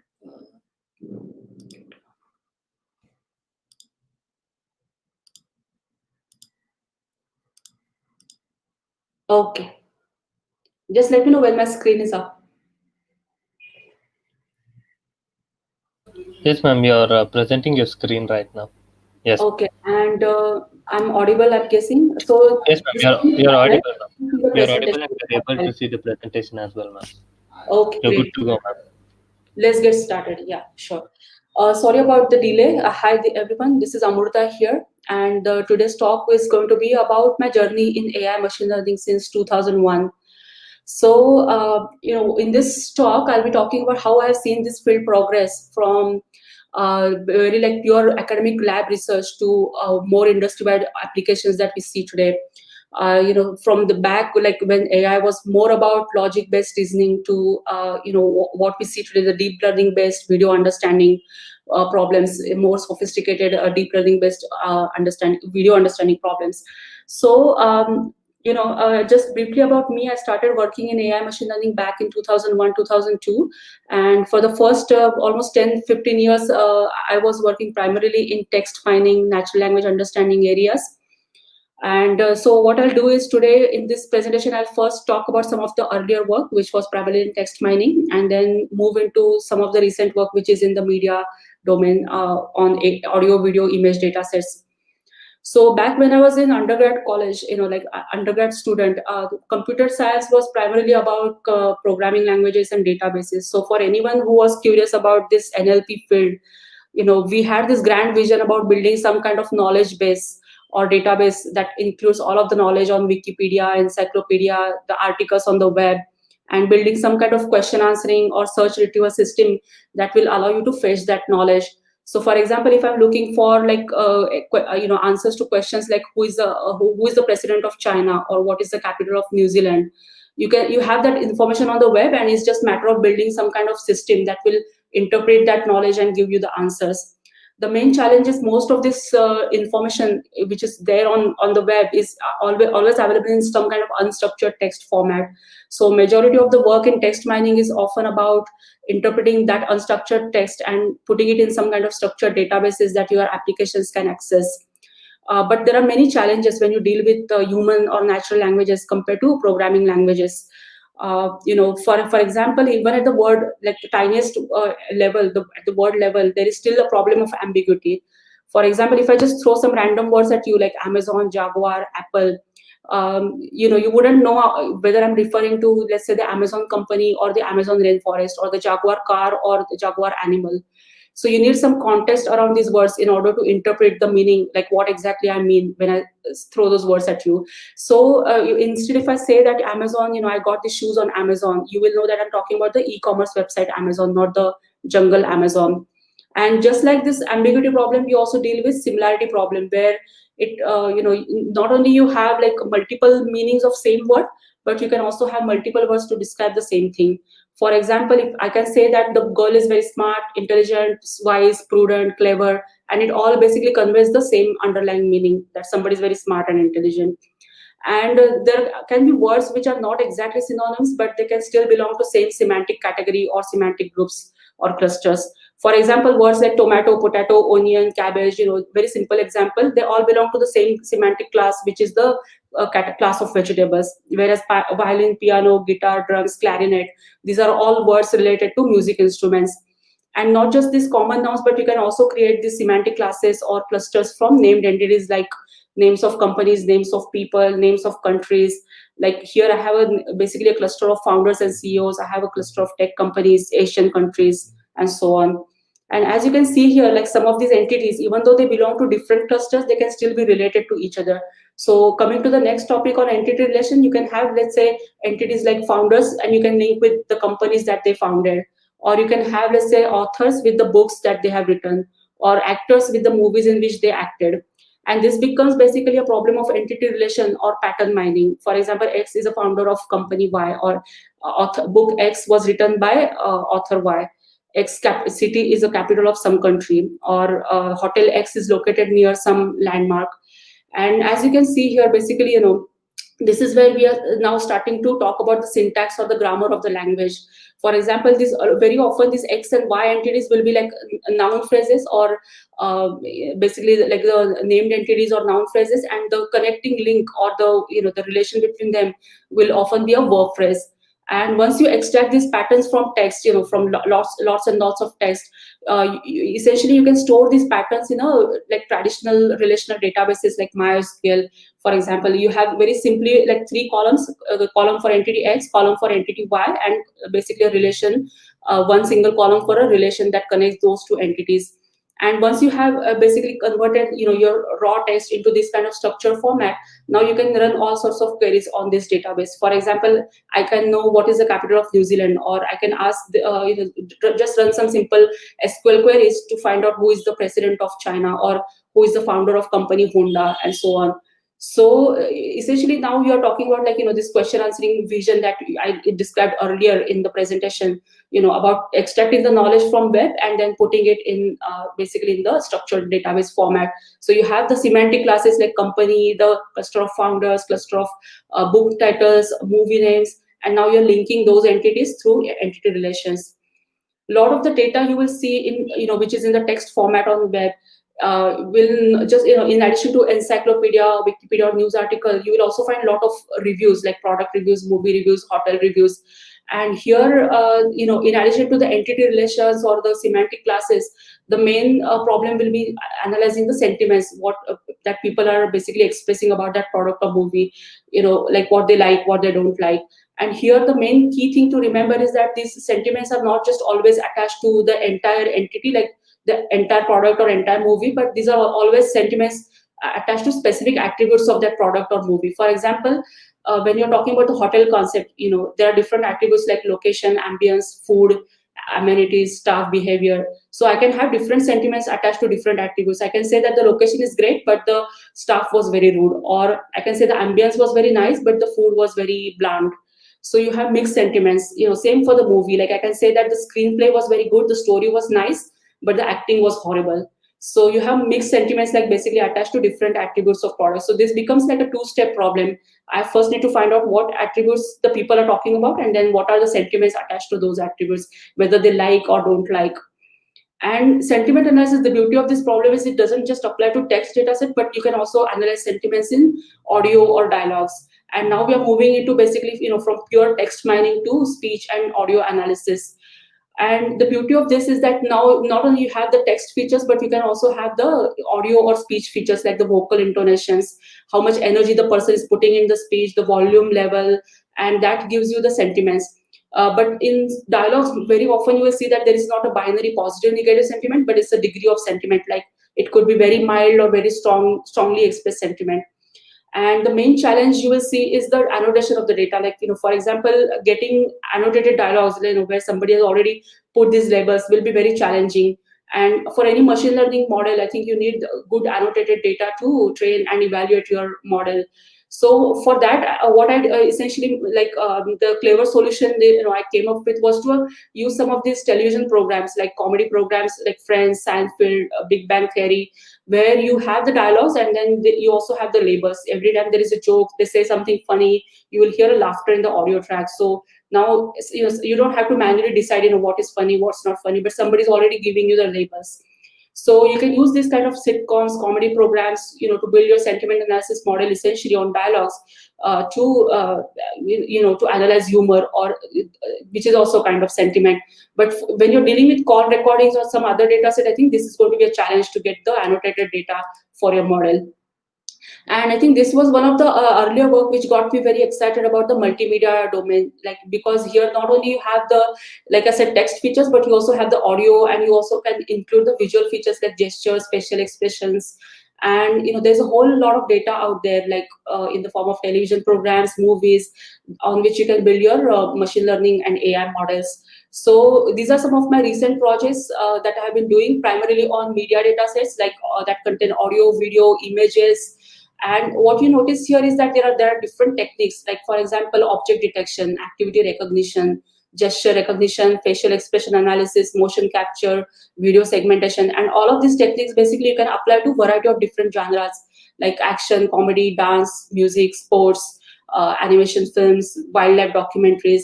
So what I'll do, if we have few minutes, I'll just walk you through some of these demos that I have built. So you can just go to my website pamruta.com and you will see a lot of demos here which are on like more recent projects in multimedia. So I don't know how good basically the bandwidth is right now, but I'll try to show you a few demos at least. So for object detection, let me show you another demo which is actually very unique and interesting. So this is where I'm doing the object detection on cartoon films and television, basically classic movies, to find out like different recognized cartoon characters in that show.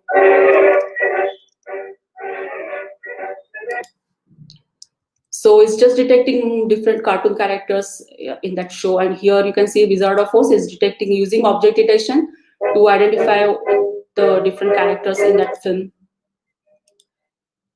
So like object detection, you can also do the activity mind recognition. So like let's say on sports videos, have another demo on activity recognition here. So this one is basically taking some Olympic sports videos and trying to use deep learning models to basically transfer learning based models to recognize the activity in the video. So I have some videos from skating, swimming, horse riding, cycling, boxing, and it's just basically creating the labels. Same thing you can do like for image recognition. You can also run it on like let's say wildlife documentary and find out different animal species which are appearing on screen. So let's say you are interested primarily in videos about elephants or videos about pandas. Now you know the labels, and so you can let's wait for a few seconds. Yeah, so here basically you're tagging the videos, so you know that in which clips what animals appear in that documentary. So you can easily search video clips to find out specific clips about specific animals. And so yeah, facial expressions is also a very interesting area. So facial expressions you can capture from, let's say, this kind of movies, expressions of comedians, and you can also basically use this to in your animation, basically capture from live camera stream some expressions of the person and put it in animated characters. So you can see that this is now taking the live stream from camera, and then it's whatever expressions I'm expressing on my face, it's basically mapping it into the animated character. So facial expression extraction is one problem, and then mapping into animation basically for animated character is another problem. And same thing for video segmentation. Let me show you one quick demo. So video segmentation, here I'm using it for chroma key effect to extract person from background and then replace the background with some different backdrop. So you can see that in the live stream, essentially I don't need a green screen in the background. It's a live stream, and even though it's not a green screen in the background, it's still replacing the background using video segmentation. So this is the application of video segmentation in VFX, or what you see in the movies, the green screen effect. And gesture recognition, I have been using it in some music production work. So you can see that music generation based on hand gestures. So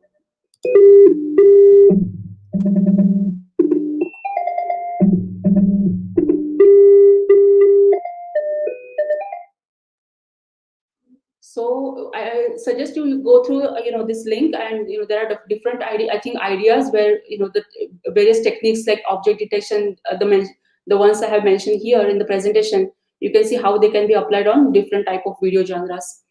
And yeah, this is basically we are reaching you feel free to connect with me on LinkedIn, Twitter, or on Git. And you can also basically drop me a message if you have anything interesting to share. I'm at pamruta.com, or you can drop me a message at hello@pamruta.com. So that's all from my side. If we have time, I can take questions. Otherwise, we can move to the next speaker.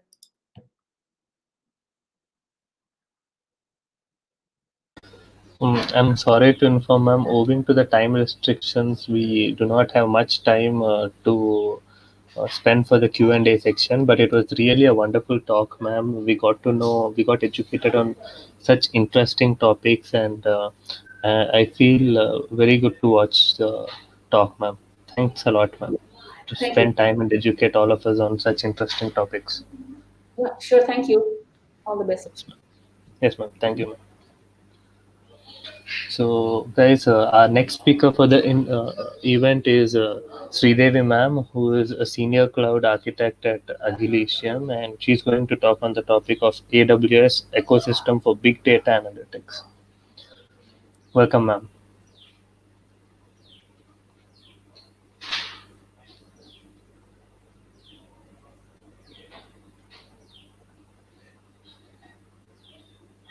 Ma'am, you could unmute your mic and speak, ma'am.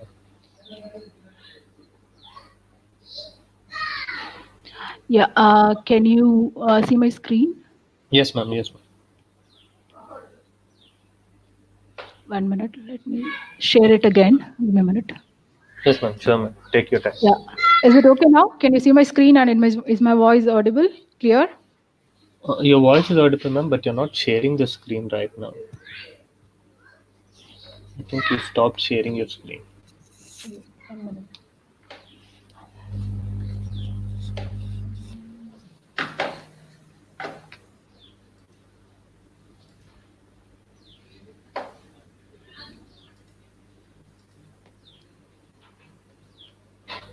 Yes, ma'am. Your screen is visible right now. Yeah, can you see the deck? Yes, ma'am. Yes, ma'am. You're good to go, ma'am. Okay, very good afternoon, everybody. Hope everybody is enjoying the sessions. I had the opportunity to listen to some of the sessions, and yeah, we find it really interesting with a lot of information from very good speakers, a lot of use cases. Today, I'm going to give a brief introduction to big data analytics on the AWS ecosystem. So everybody is talking about data science. So this big data and analytics, I'm just going to focus on how do we collect data into the system itself, and what are the available AWS services for collecting your data and doing some analytics on the data. So early 2000s, the processors, the database, the cloud, and network, everything underwent a huge revolution.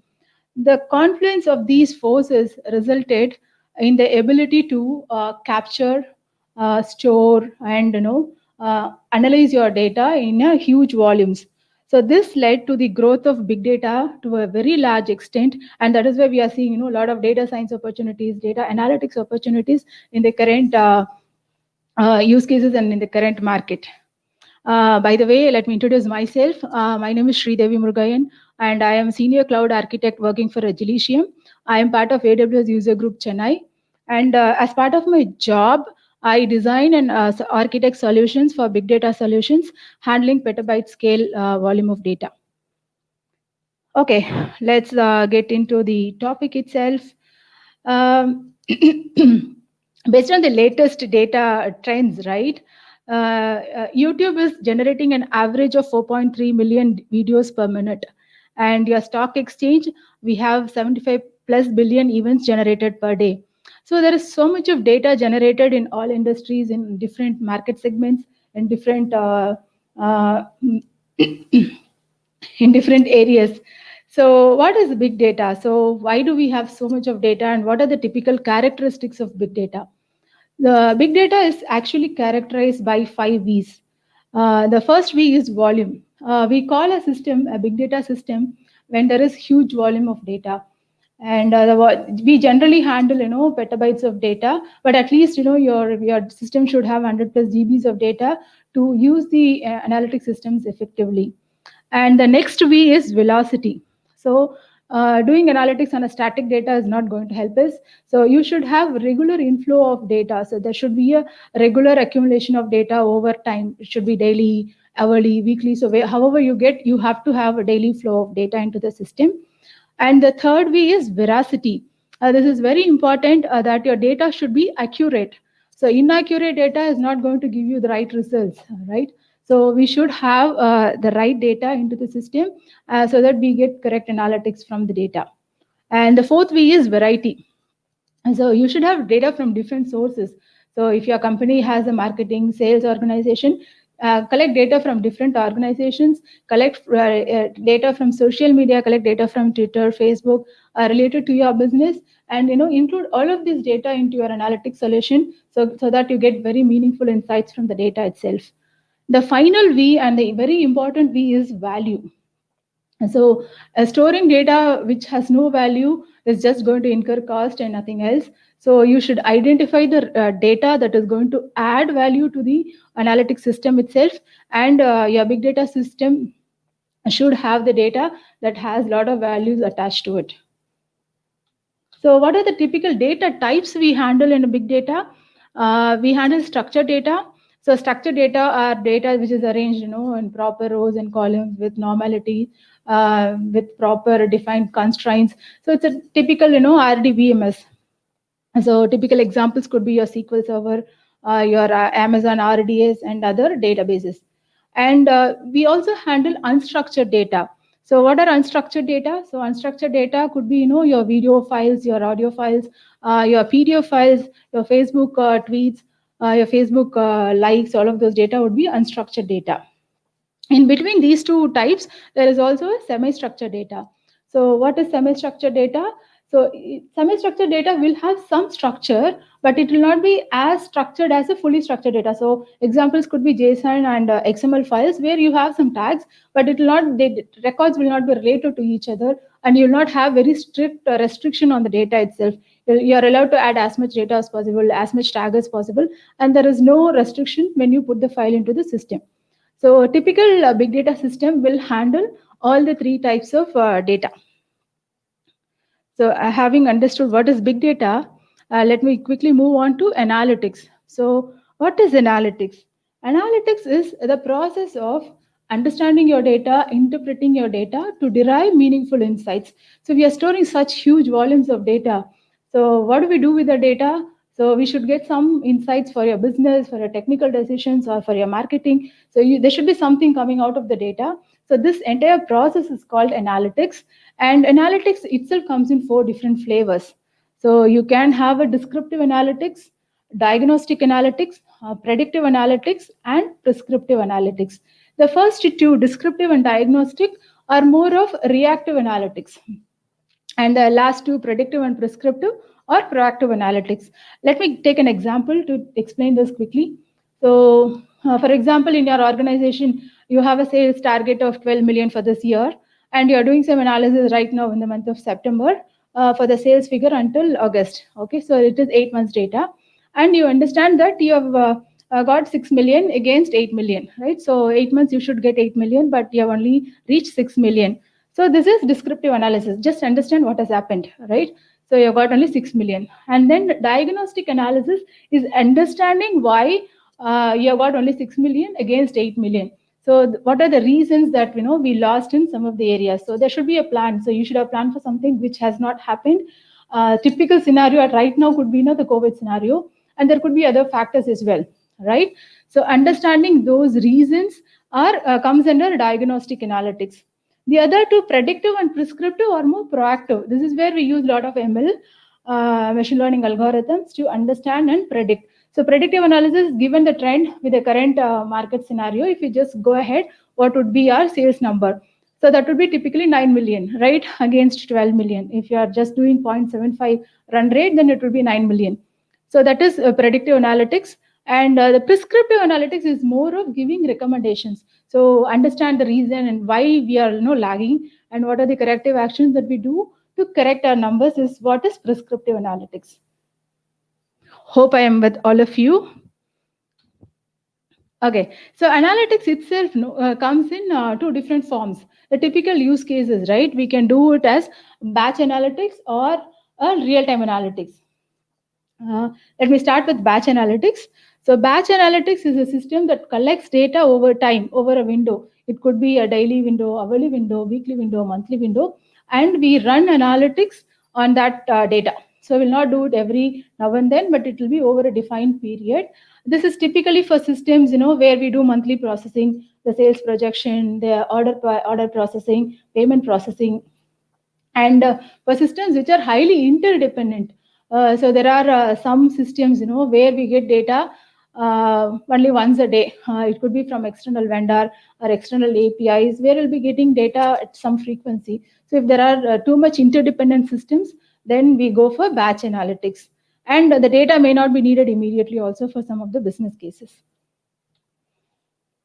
Okay, the next is real-time analytics. So what is real-time? Real-time is a system that needs to respond immediately, generally in the order of milliseconds or microseconds. The very critical use case for real-time is your healthcare and the ICU section, right? So there are a lot of IoT sensors being discovered now, which is attached to the patient's bed and to monitor their vitals. And if the vitals go beyond certain range, right, there should be immediate corrective action.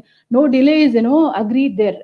It's not acceptable. So in this situation, we have to go for real-time analytics or real-time data collection. Okay, the other examples here could be your gaming data and your IoT data, your streaming data. When you watch video, your streaming data and your logs. So these are typical examples of real-time analytics. So I think we have a brief introduction to big data analytics, batch and streaming analytics. So I'll just quickly move into the AWS ecosystem that will support this analytics in the current world as of now.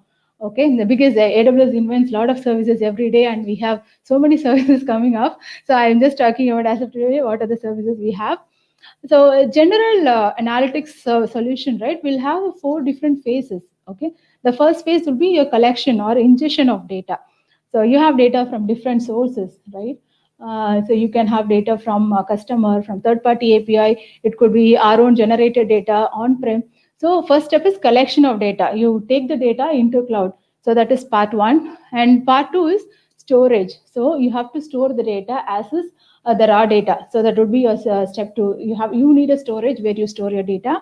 And the third one would be your cleansing and transforming. So you have to cleanse your data, transform your data to the needs. So based on your business requirements, there could be aggregation. There are a lot of business requirements. There could be multiple stages of transformation itself.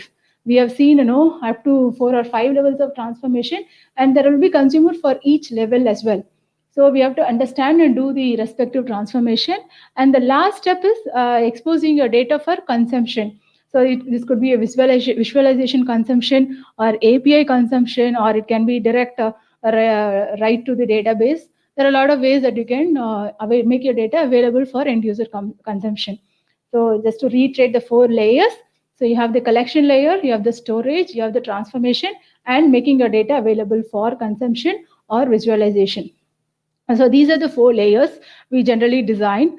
So the services in blue box here, the data ingestion layer, I'll quickly take a couple of minutes to talk through them.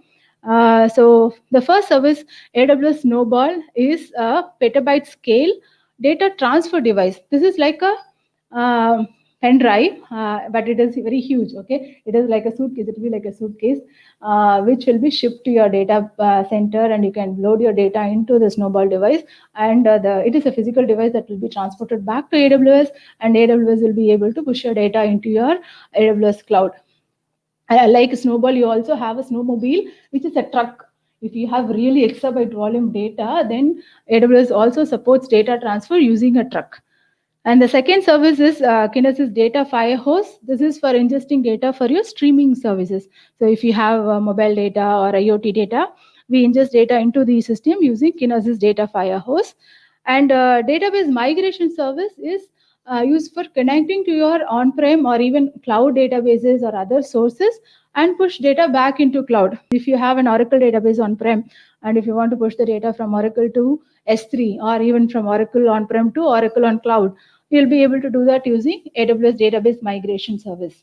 And AWS Direct Connect is a private network connection. Okay, you establish a connection between your data center and AWS cloud for improved performance and network bandwidth, throughput, security. So that is where we use AWS Direct Connect. And Storage Gateway is a hybrid cloud storage system. Where you store the documents in cloud, but still you will have a virtual connection to your cloud and access the data as if it is on your own on-prem systems. So this is the step 1. And the step 2 is storage, right? So storage for any data lake on AWS, we use S3 for storing our raw data. So as and when we capture the data, ingest the data, we put it on S3. So here the layer is S3, which is in the middle. And then the third step is transformation. And it is a servicing layer as well. So the one under analytics and serving comprises of both level 3 and level 4. The data transformation services available in AWS are AWS EMR and Glue. So Glue is a fully managed service, which means you need not provision your server or set up a server for your configuration. Rather, you just write the code and Glue will pick it up for you. And EMR is a custom solution. And in case if your data requires a lot of integration with third-party libraries, with your custom tools, then we generally go for EMR. So these two services are your transformation services. And then Amazon Redshift is your data warehouse solution for from AWS, and DynamoDB is for NoSQL data. Neptune is graph-based database, and RDS is your relational database, which can support different type of relational database available in the market. So these 4 are for your data storage, the last layer, right? So EMR and Glue for your transformation, and all of these 4 databases can store your data as required for your business cases. There are 2 other services I want to talk here, Amazon Athena and QuickSight. So Athena is for querying your S3 directly. Okay, so it's an interactive query which can, it is like a wrapper which can query the data on S3 as if, it is like a table. So this is very useful when you have to do some ad hoc querying before even you process the data into the database. And QuickSight is your visualization tool. If you want to visualize the data from S3 or Redshift, you can integrate it to Amazon QuickSight and you'll be able to read data using that. So other 3 areas, right? The manage and secure. This is a common management and security service in AWS, available for multiple services. They are not just specific to analytics. AWS KMS is key management service for encrypting your data at rest. So if you have to encrypt your data at rest, then we use AWS KMS. IAM is for users and roles. It's more for permission for your S3 users and roles. CloudWatch is for your log access. And CloudTrail is your audit system on the cloud itself. So if you want to see who is accessing what and what are they doing, then you have to enable your CloudTrail. And if you want to do some cataloging and search option on your S3 data, you can use Glue and Elasticsearch service. And DynamoDB is more of NoSQL database. If you have NoSQL data, a data with just a document data, then you can use DynamoDB. You can persist there and do your searches there. The access and user interfaces are for exposing your data as API or using AppSync or Cognito. They are more for data exposure to other endpoints, other services. These are the key services that we generally use for building our AWS big data solution. Let me quickly walk through 2 typical use cases that we do in our daily work. Okay, so these are very basic, but these will be the basic architecture for any big data system that we'll be building for batch. Okay, so batch in this architecture, at least for this project, what we do is we collect data from different sources. The data sources could be from other APIs. We do API calls from the customer, and we do SFTP call, and they also push data to our S3. So we try to collect all data and put it on the S3 bucket, which is the raw S3 bucket. And the data format could be either CSV or JSON or Parquet. It is up to the customers, because customers are providing the data. We cannot mandate. So we just collect the data as is and put it in a raw bucket, right? And then once we get the data into raw bucket, what we do is we have to convert the data into Parquet or Avro. Okay, generally we do it into Parquet. It is for better performance. It is a columnar storage, so it is always better to convert your data into Parquet, and it will also give you a compression. Okay, so convert your data to Parquet and partitioning the data. So partitioning in the data is very, very critical for performance. So if you're having years and years of data, if you have 20 years of data, 30 years of data, the first thing you have to do is identify the partitioning mechanism for your data. It could be sometimes days, it could be sometimes by country. So you have to identify what is the partitioning strategy for your data. The first step is convert it to a compressed format or a Parquet format, and compress it as well. And then identify the partitioning strategy and partition the data as well. And write the data back to S3. And the next step is running your business transformation on the Parquet partition data. And here, during a business transformation, you also do some lookups and get other data from other systems, correct your data, cleanse your data. So you want whatever enrichment you want to do on the data, do it there and write it back to another S3. And from there, you can pull it to either Redshift, or you can do an Athena query, or you can pull to whatever database you want to push. So this is a very typical use case. I have given a very basic format, but we'll have multiple layers here in between. We have used Glue because there is no third-party library requirements, or it is not very complex ETL transformation. But if you have a really complex transformation, and if you have so many third-party integration which is not supported by Glue, we recommend to use AWS EMR for your transformation. EMR comes with a lot of tools which is already plugged into the server. Okay. Another use case is this is a streaming analytics use case for a gaming customer. So there are a lot of players playing a game. So the use case itself is, when the players are playing, we need to aggregate the data every 15 minutes and send them recommendation based on their progress. For example, if they are crossing level 9, we have to tell them, buy this product, or change your avatar, do this, do that. So there will be a lot of recommendations that you have to give to the user based on the progress they are making and the speed they are making, right? So this is a use case. So we stream the data using Kinesis. So we got the gaming data from the user, streamed it to Firehose and put it in S3. And from S3, you can directly query the data using Athena for your normal analysis. If you want to just see the data, you can use Athena. So that is row 1, which is raw data capture. You're just capturing the data as is and storing it in your S3 bucket. And then you also have a second row, which is your actual analytics. So Kinesis has a service called Kinesis Data Analytics, which can do real-time aggregations on the data itself. So since we wanted 15-minute aggregation, so Kinesis Data Analytics does it. And then it sends the aggregated data back to Firehose and to S3. And from there, we'll have our ML model, SageMaker ML models, pull the data and send recommendations to the end users. The services you see on the other side, API Gateway and CloudFront, or API integration, to read the data from SageMaker and push it to the end users. So this is, again, we'll not be using the entire for all the customers, but at least the Firehose S3 Athena is a very common use case for any streaming needs. Even for hospitals, if you want to use, you use a typical architecture for streaming use cases. Okay, with this, I think I'm done with whatever I wanted to deliver for this session. Since we are from AWS community, there are a few upcoming events on AWS itself. So feel free to register for Women in Tech, which is happening next week, and the Community Day, which is happening on 16th and 17th of October, where you can hear from a lot more experts and their experiences. And there are a lot more, just not analytics. There are a lot more other services available in AWS, and you can hear from the experts. Thank you. Thank you, WiDS, and thank you, Usha, for giving me this opportunity to present this. Thank you.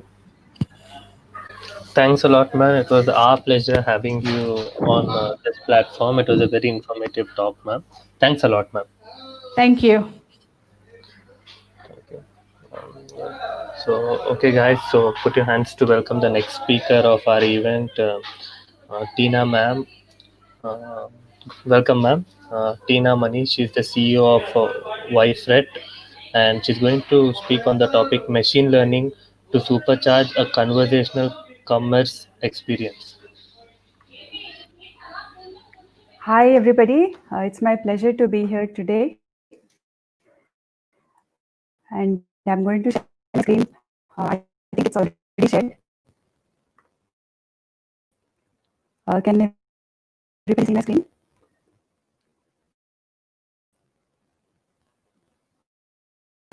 Yes, ma'am. Yes, hello, can you confirm if my screen is visible?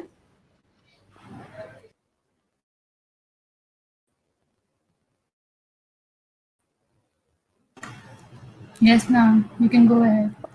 Okay, I will start it then. Yeah. So hello everybody.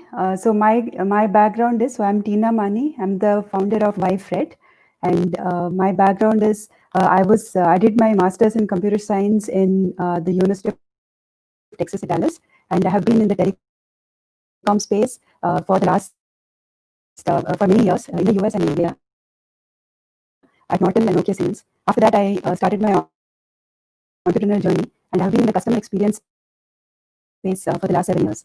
So this is my second startup, and we have done various products for customer experience on different channels. Sorry to, Like the but website, email, SMS, a bit of etc. a problem in This the audio. our latest product. Excuse me, ma'am. I'm sorry to interrupt, Sorry. but there's a bit of a Yes. problem in the audio. Oh, okay. Okay. Yeah, is it better now? Yes, ma'am, it's better now. Okay, fine. All right. Sorry about that. So just quickly, I'll just move on to the discussion. So I was just introducing myself. That's fine. So what is conversational commerce, right? So what do you think of when I say conversational commerce? Have you guys had any shopping related conversations recently?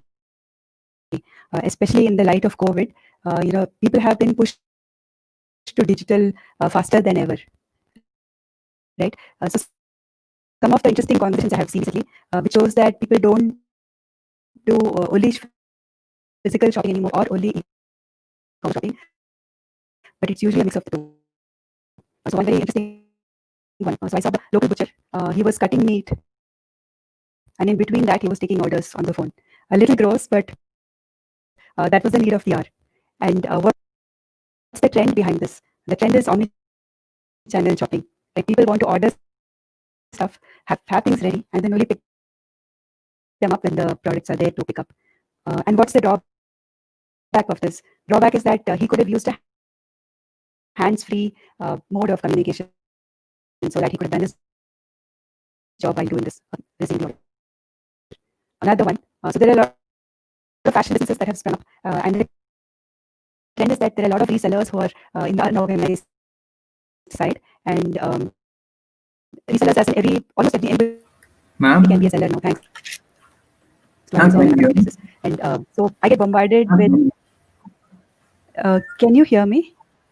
Yeah, there's a bit of an audio issue. It's a little jarring. Would you please make sure that the wire is tightly connected to your computer?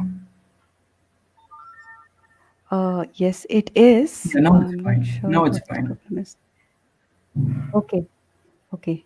Please stop me if you experience this problem again. Sorry about that. Okay. So the trend driving this is that there are a lot of mom and pop sellers who can sell things now, right? And WhatsApp has become a very common medium, and you get bombarded with images. So what is the drawback here? Drawback here is that your conversation has a different flow from images. They're not tightly integrated. So there's a separate product catalog, and images are pushed separately. So I've had my phone memory fill up because of images coming in more than I want. And another example. So the school bookseller.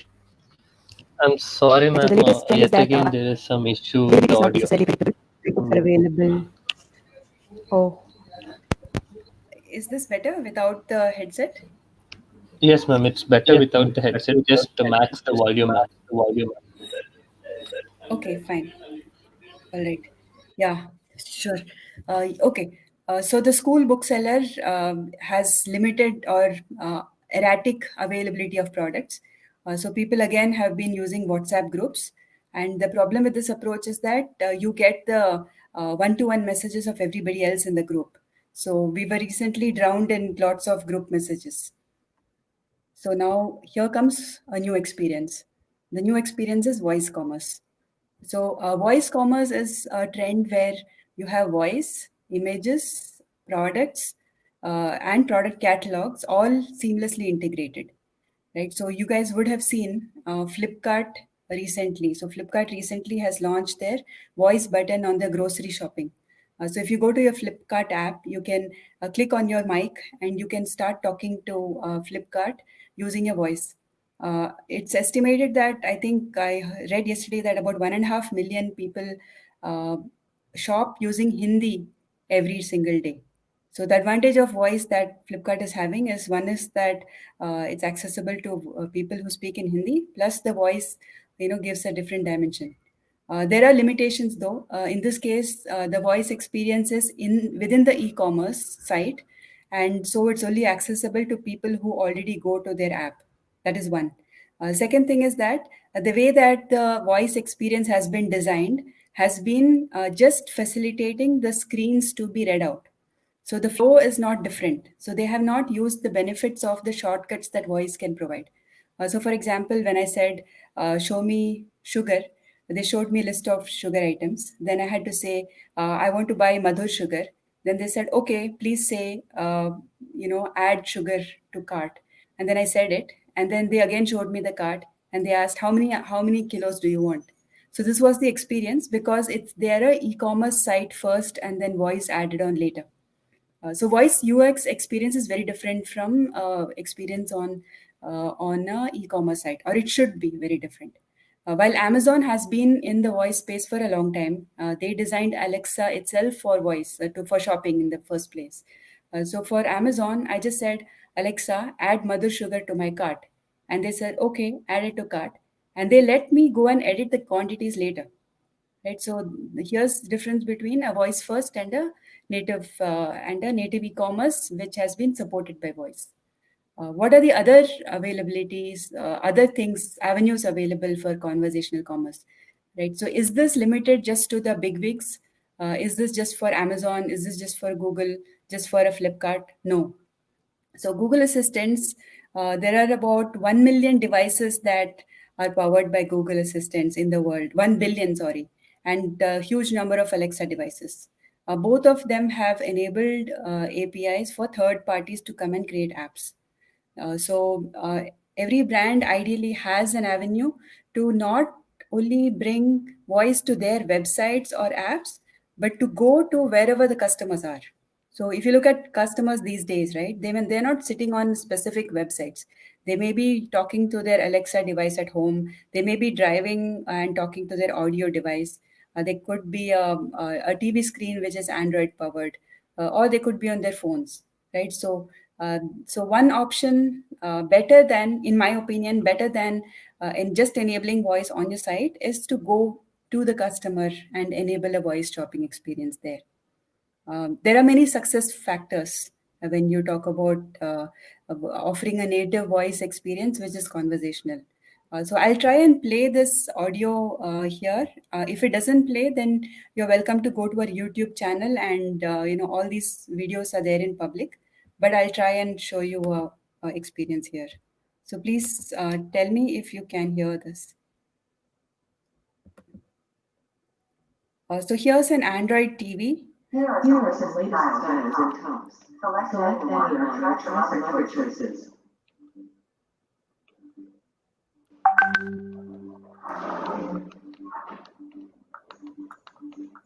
So I'm browsing for products sitting on my couch on TV.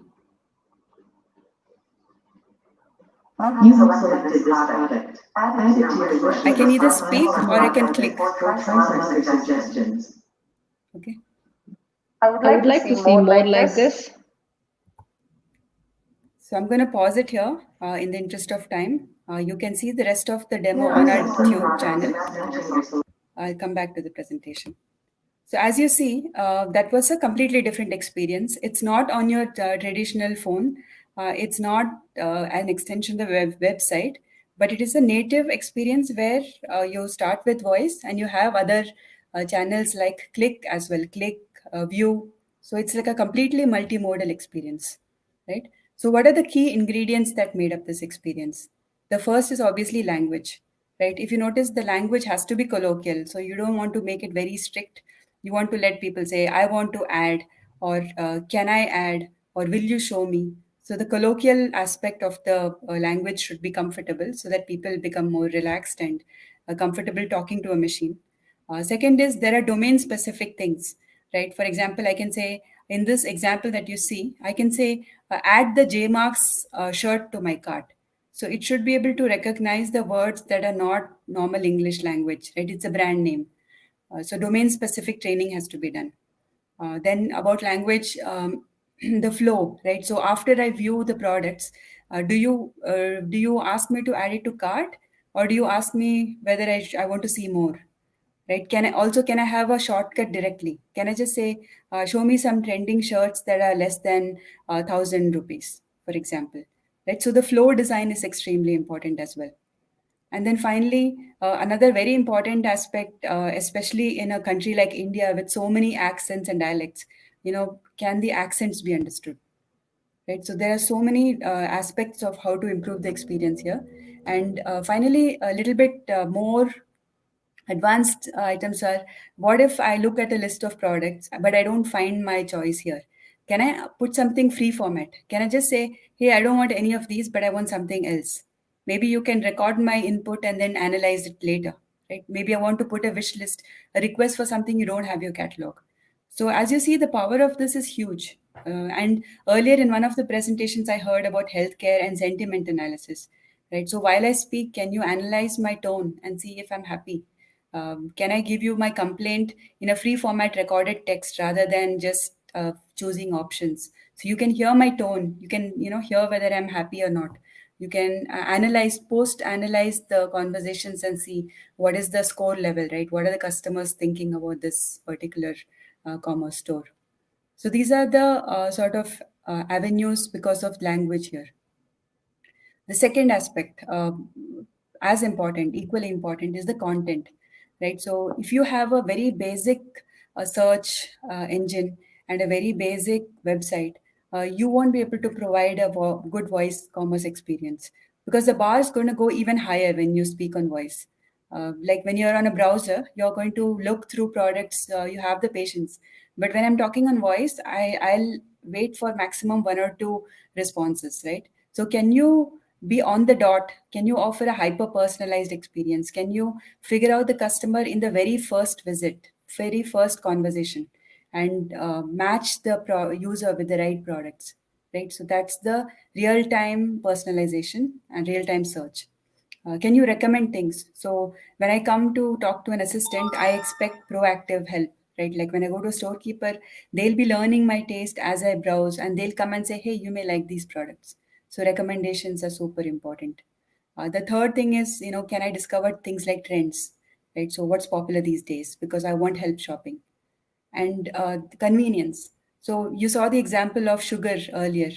In this case, in Big Basket, for example, right? There's a smart shopping, smart grocery, smart basket. So similarly, can I just say, add sugar, wheat, and bread to my cart? And since I have ordered before, at least by default, you can just pick up the products that I have usually order and put them in my cart. So I don't have to go through, talking about which brand, which quantity and stuff.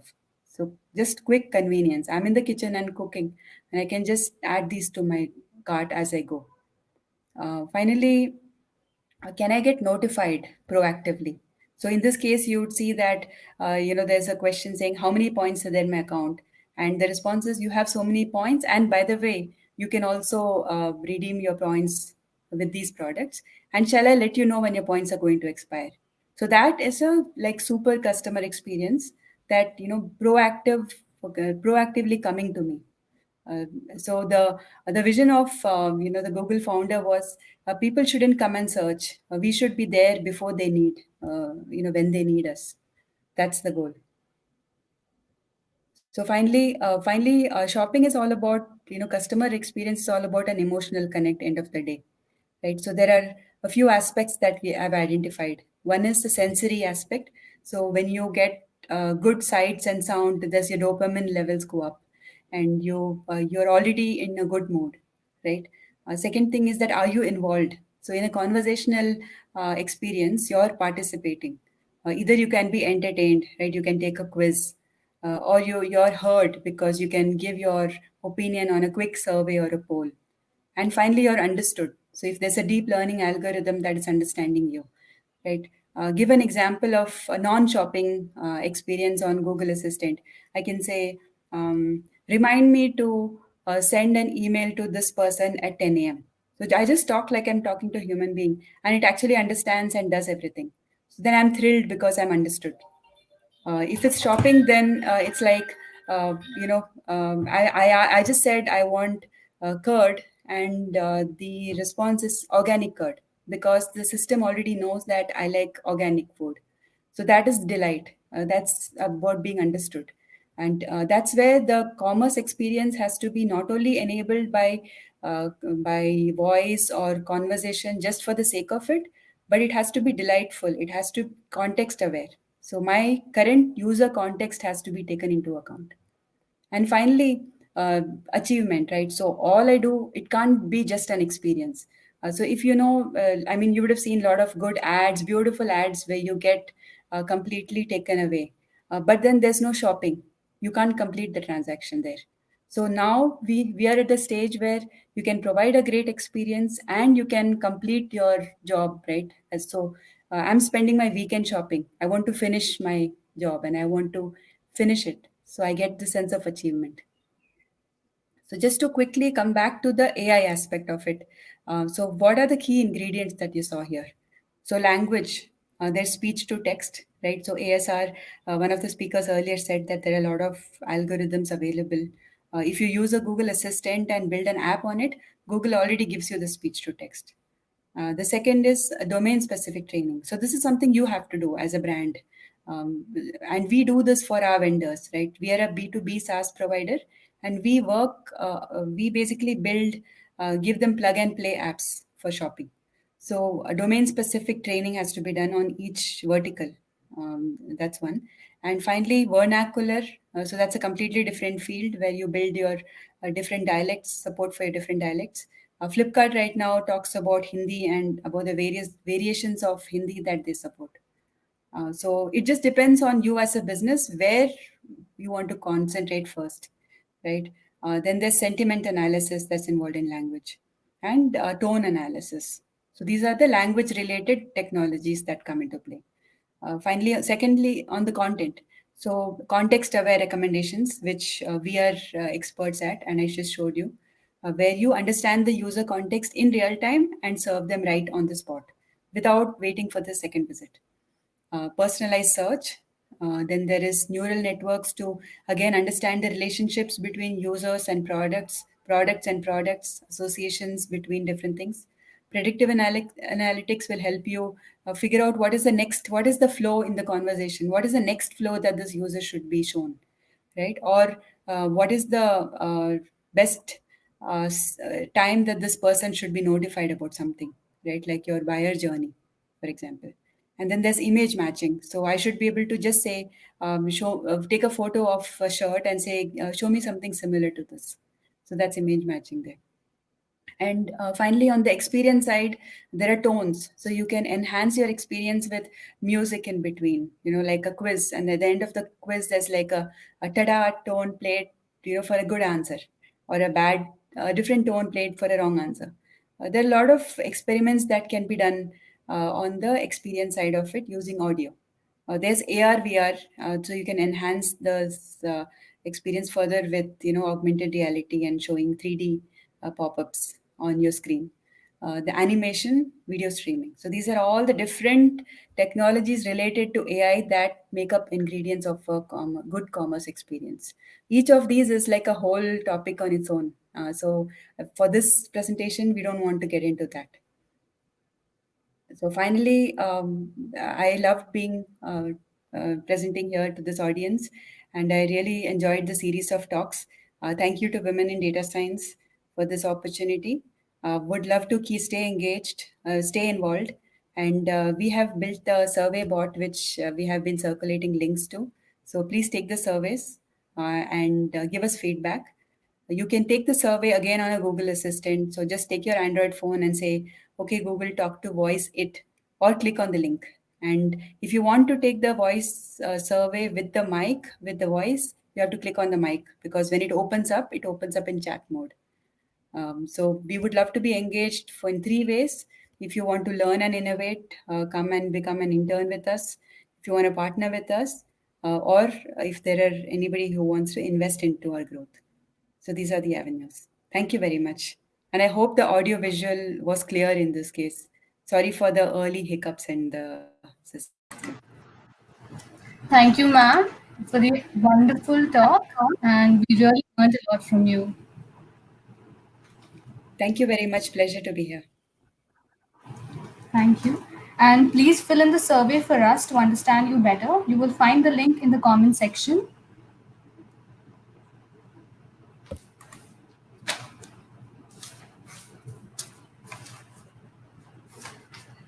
Okay, so our last speaker for the day is Miss Narmada Sambaturu, and she works at IISc Bangalore. And her topic for the day is data science in bioinformatics. Good morning. I am Narmada Sambaturu, a PhD student in the Indian Institute of Science. I work in Professor Nagasuma Chandra's lab, and my primary focus is in computational biology and bioinformatics. My interest in biotechnology and bioinformatics began after 10th standard itself, when I did a summer camp in the MS Swaminathan Research Foundation. They allowed us to actually isolate DNA, write project proposals, and got our interest in research really active. After this, I did my BE in computer science in the MS Ramaya Institute of Technology in Bangalore. Since I was already interested in research, I worked on two projects, one related to biology and one about mobile ad hoc networks. And both of these got published in really good international journals. I'm giving particular emphasis on this because I know that a large percentage of the audience is undergrad students. And I'd like to tell you that if you are passionate about research, no matter which stage of your career you are in, it's totally worth pursuing because it's possible to get excellent publications if you have the work to back that up. Once I was done with my BE, I did what most of my colleagues did, which is join data consultancy services. But I wasn't able to resist the siren call of bioinformatics, and I went on to the National University of Singapore, where I did an MSc studying genome assembly. I'm currently doing my PhD in the Indian Institute of Science, and one of the projects I worked on, called EpiTracer, which was an algorithm to identify epicenters in biological networks, was published in an IEEE conference where it won the Best Student Paper Award. I'll mention an application of this work later on. More recently, we have worked on studying how genetic diversity can impact the spread of infectious diseases. This work was featured in the Hindu, and this is the work that I'll focus on more in this particular talk. But before I begin, I'd like to mention a point about biological systems which I find really exciting. This is that biological systems are the outcome of a random tinkering process, which is evolution.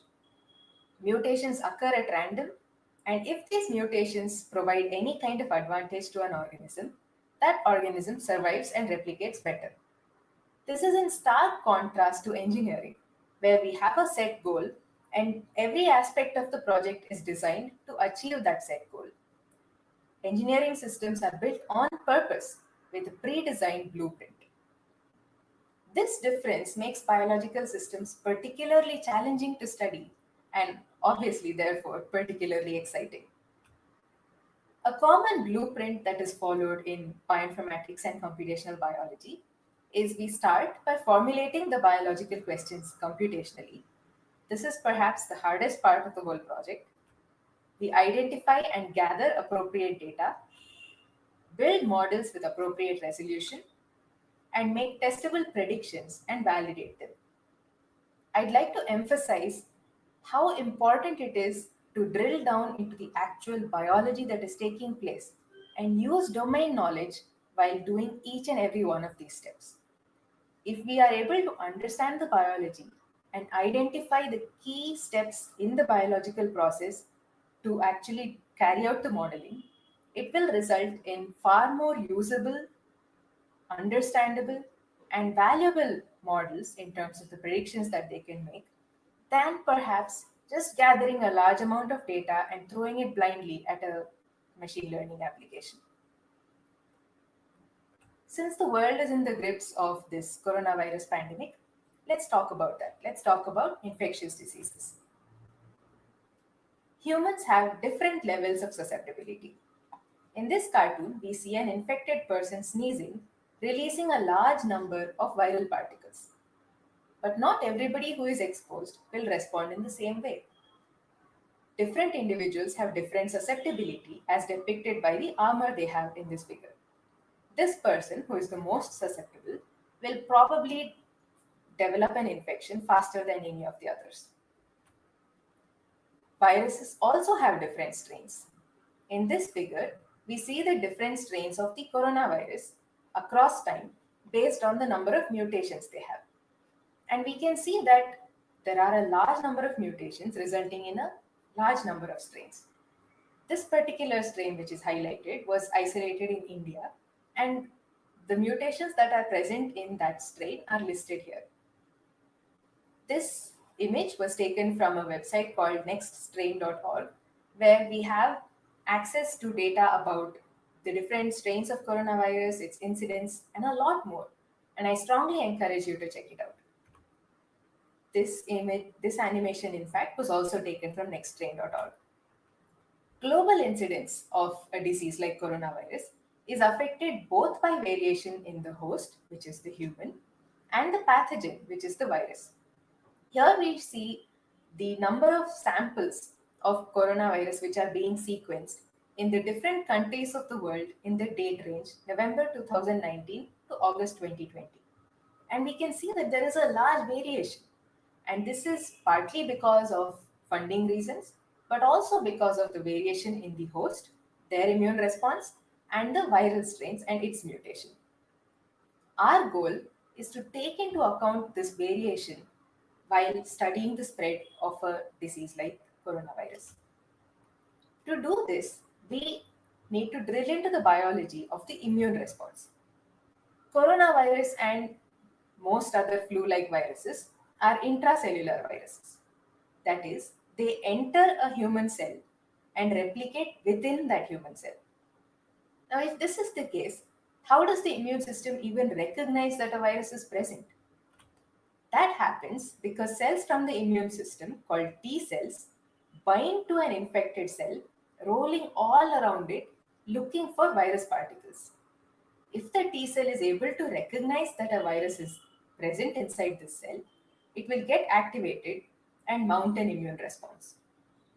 Now, this recognition can happen only if the infected cell presents parts of the virus called epitopes on its surface. The molecule on the immune cell's surface, the infected cell's surface, is called the HLA class 1. Only if viral molecules called epitopes are presented on human molecules called HLA class 1, an immune cell like the T cell can bind to it and recognize the presence of a virus. I'd like to emphasize this point. This binding of viral molecule to immune molecule is a key step which cannot be avoided, which must be satisfied before a T cell response can be mounted. If the presence of a virus is detected, the T cell gets activated and secretes poisonous molecules called perforins and granzymes, which punch holes in the infected cell, causing its contents to leak out and causing the infected cell to die. Now that we've identified this key interaction between the immune molecule HLA and the viral molecules epitopes, let us use this to link biology and computation. Different humans have different immune molecules, that is, different HLA molecules, and different viral strains have different viral molecules. If a person's HLA molecules are able to bind to a large number of viral molecules, they are likely to have a strong immune response and therefore be less susceptible. On the other hand, if a human has HLA which can bind to only a small number of viral molecules, their immune reaction will be poor and therefore they will be highly susceptible. Using this, we can formulate this relationship that susceptibility is inversely proportional to the number of epitopes. Now that we've been able to formulate the question in terms of numbers, we've been able to make it amenable for computational study. The next step is to gather data. We need data for HLA class 1, that is the immune molecules from humans, and epitopes, that is the viral molecules from the viruses. So that is exactly what we went ahead and gathered. We gathered HLA allele frequencies for 61 ethnicities, and in this project we worked on swine flu. So we gathered data for 166 strains of swine flu. Given this data, we run prediction tools to predict the number of epitopes that each person can present, which then gives us an estimate of how susceptible the person is to the virus. Now that their susceptibility has been estimated, individuals can be grouped based on their susceptibility. People who have the same kind of susceptibility will get infected at the same rate, but different individuals, different susceptibility subgroups, get infected with different rates. Once they are infected, they recover at the same rate. Given this computational model, we are able to simulate the spread of an infection and come up with the final predicted value for the epidemic size.